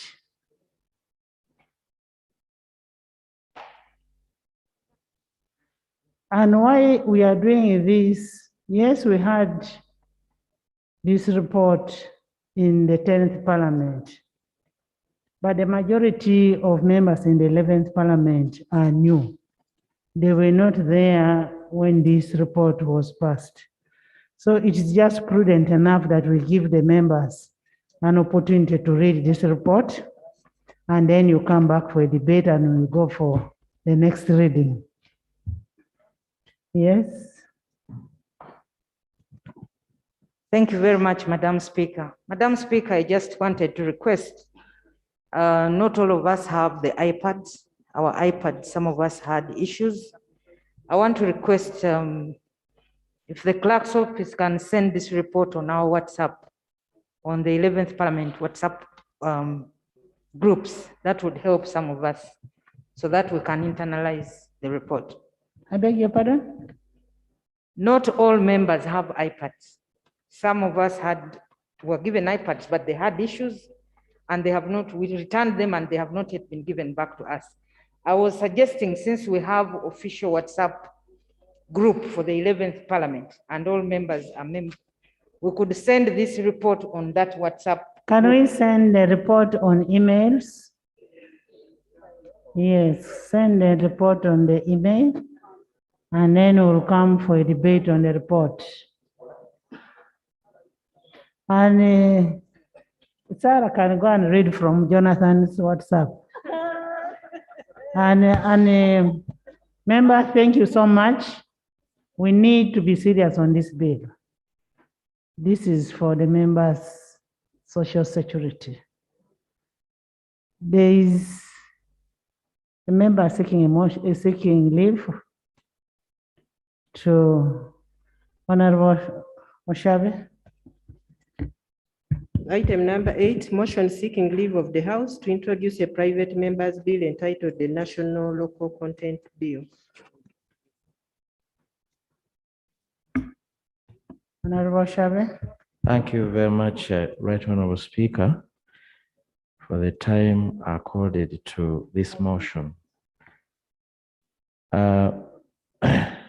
Madam Speaker, motion seeking leave of the House to introduce a private members bill entitled the National Local Content Bill. Moved under rules. Maybe just for information, this bill will be debated on Tuesday and passed. So you have to come ready, the NSSF bill. Yeah, thank you very much, Right Honorable Speaker. I am moving under Rule 56, 121 and 122 of the Rules of Procedure of Parliament. Right Honorable Speaker, whereas Article 79 of the Constitution of the Republic of Uganda, 1995, empowers Parliament to make laws on any matter for the peace, order, development, and good governance of Uganda. And whereas Article 94 B of the Constitution and Rule 121.1 of the Rules of Procedure of Parliament grant a member of Parliament the right to move a private member's bill, are aware that whereas the government of Uganda formulated the Buy Uganda, Build Uganda policy with the aim of increasing consumption of local products and increasing participation of the locally established firms in domestic trade, this policy has not been fully implemented. Concerned that whereas Uganda has encouraged and provided various incentives for foreign investors to establish business and operate in Uganda, the investors are not under any obligation to prioritize Ugandan citizens in employment, the procurement of goods and goods manufactured in Uganda, the employment of non-citizens, and the transfer of skills and technology to Ugandan citizens and entities. Further concerned that the lack of protection for Ugandan manufacturers, the imposition of obligations on foreign investors to use Ugandan labor, goods or services, as well as the non-implementation of the Buy Uganda, Build Uganda policy has had adverse effects on the economy and has generally exposed the Ugandan manufacturers to unfair competition, increased the levels of unemployment, widened the trade deficit between Uganda and other countries, increased the levels of hemorrhage or profit repatriation, and led to slow development of local capacity to undertake projects, especially in the construction subsector. Noting that unless stringent measures are introduced to ensure the use of Ugandan labor, goods and services in all undertakings or projects where government is party or where public funds are used, the earlier identified adverse effects on the Ugandan economy will continue, reversing Uganda's development trajectory. Recognizing the petroleum subsector has tried to implement local content policies as prescribed in the Petroleum Act of 2013, the Petroleum Act of 2013, and have resulted in increased employment of Ugandans and the utilization and consumption of locally manufactured goods and locally available services in the petroleum subsector, recalling that the 10th Parliament, Right Honorable Speaker, recognized the need for this bill by granting me leave to introduce the bill, and eventually the 10th Parliament passed the bill on 20th May 2020. Further recalling that whereas the bill was returned by His Excellency the President on 19th August 2020 and referred to the Committee of Finance, Planning and Economic Development for reconsideration prior to its lapsing with the dissolution of the 10th Parliament in accordance with Rule 2351 of the Rules of Procedure of Parliament, I have stated the President his concern and have addressed his concerns. Now, therefore, this motion is moved that this House grants me leave to reintroduce a private member's bill for an Act of Parliament entitled the National Local Content Bill, a draft of which is attached and uploaded on our iPads, and do order the publication of the said bill in preparation for its first reading. I beg to move, Right Honorable Speaker. Is the motion seconded? Seconded by Jonathan, by Goli, by Solo, Nakaseke, Gulu, Laibi. Thank you. By Chemutai, Workers, Isavire, Grania, by everybody. Honorable Goli, would you like to speak to your motion? 1 minute. Thank you very much, Right Honorable Speaker, for the time, and I want to thank the House for seconding this motion in large numbers. Right Honorable Speaker, we as a country at our development stage in Uganda, and since we are at our development stage, we're using quite part of our development budget for investment in this country. Unfortunately, Right Honorable Speaker, 90% of our development budget is budget we commit to infrastructure development, and majorly 90% of it is given to external companies, which implies that that money leaves this economy and goes to where the money came from. So with the coming of this local content bill, we are looking at a situation where for every contract that goes out, there is a Ugandan company that partake of it. There are Ugandans who are partaking of it in one way, either providing employment or providing the services. Members, Right Honorable Speaker and members, we had the companies, younger companies here in this country, and these companies are all exiting the stage of development because of the unfair competition that is put up by our own policies on procurement. So we want to introduce a local content requirement in our procurement processes, in everything we do, to allow Ugandan companies either reservation or opportunity to participate in the current growth trends in the country. Honorable members, this is an affirmative action law, and it is intended to help our companies, our manufacturers here, our people in this country to take part in the development and of what is going on. I am privileged to have Moses, Honorable Moses, to second this motion He has been there, he has been in private sector, he's been working with the private sector foundation, and we worked with him on this law in the 10th Parliament. Now today is a member of Parliament, and I'm more confident that we'll give more reasons why we should have this law moved in this country. Thank you very much, honorable members. and Thank right you, honours. Honorable Shave. Moses, 2 minutes.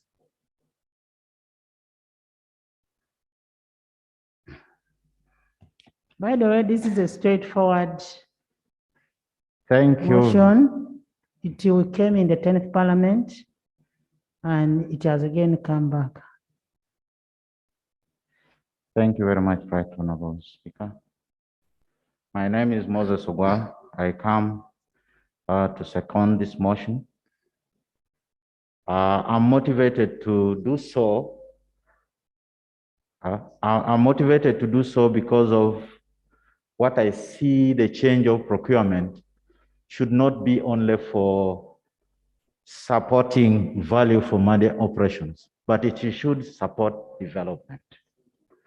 And it will lead to various benefits, which include, among others, increase in employment, as I mentioned, increase in domestic and foreign investment, industrialization, and all those economic level issues which would help us. We note that there are so many legal frameworks which we had, which could support local content, but they are not good enough, then they don't talk to each other. Most of them have listed them here, but they don't talk to each other. Right Honorable Speaker, I want to mention that preference schemes in Uganda are also defined in a way that, and there are many. Mention the one of oil, mention the ones which are under ministry or PPDA. We mention others related to roads, the whole issue of standard gauge railway. So there are so many legal arrangements which do not speak to each other, which I think this law would try and change.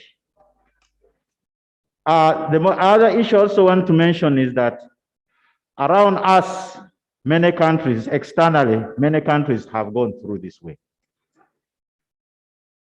Use of local content support in the US was done through the Buy American Act of 1933.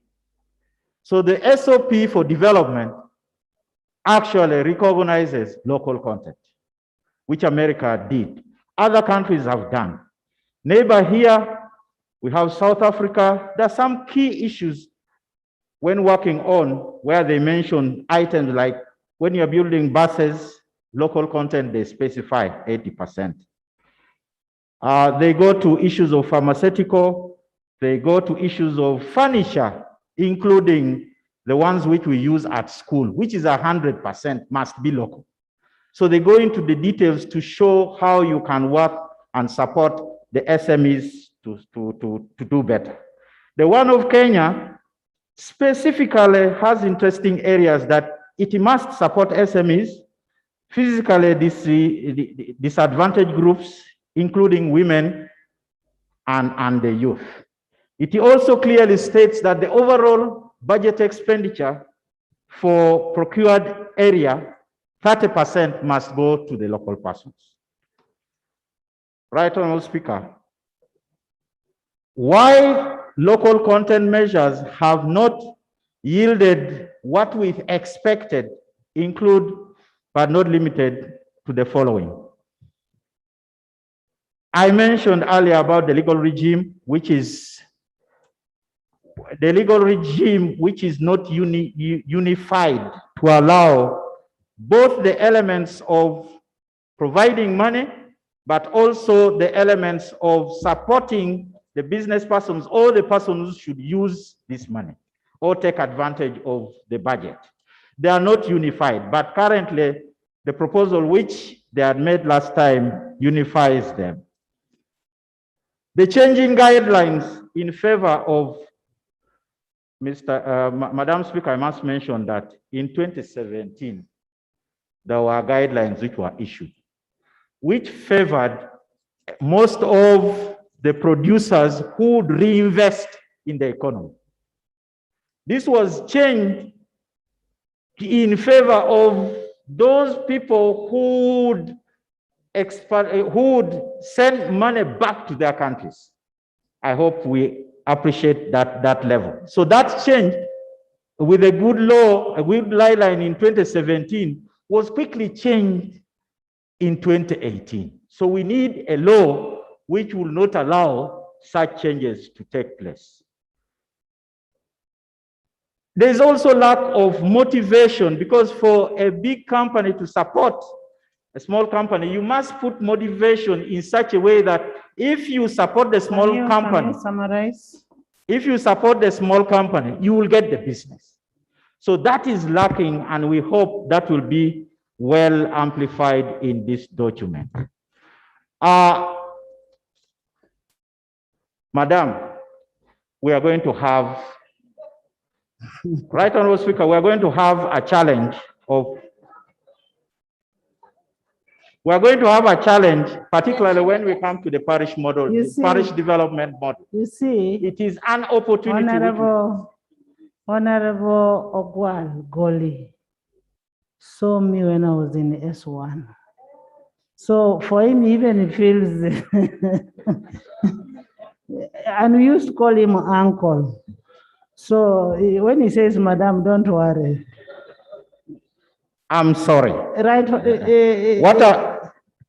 Honorable, summarize. What I'm now requesting, Right Honorable Speaker, is that for us to achieve all the advantages which come with local content, let us support this bill. That is my request to you and to the August House. Amen. Thank you very much. Thank you so much, Honorable Member Ogwal Goli. The Honorable Member who has brought a motion is seeking for leave to introduce a private member's bill, which is a right to every member, as provided for under Rule 121 of our Rules of Procedure. Therefore, we shall not put a debate on this. I now put a question that the leave of the House be granted to Honorable Samba to introduce a private member's bill entitled the National Local Content Bill be granted. Those in favor say aye, and to the contrary. The ayes have it. Honorable Samba, you can now go and work hard and bring the bill for the first reading. And would you want to say something to your colleagues? I want to thank you, Right Honorable Speaker, so much for granting me leave to reintroduce this bill. I want to thank you, honorable members, for the much support. I saw everyone is really interested in the local content law. And we, since the president, it was at the assent level, we really would like to request that the committee that will handle this, the Committee of Finance, Right Honorable Speaker handles it expeditiously, and we bring it here for the good and of the people of Uganda and for the good of the investors in this country. Thank you very, very much. Thank you so much, members. We adjourn the House to tomorrow at 2 p.m. Thank you.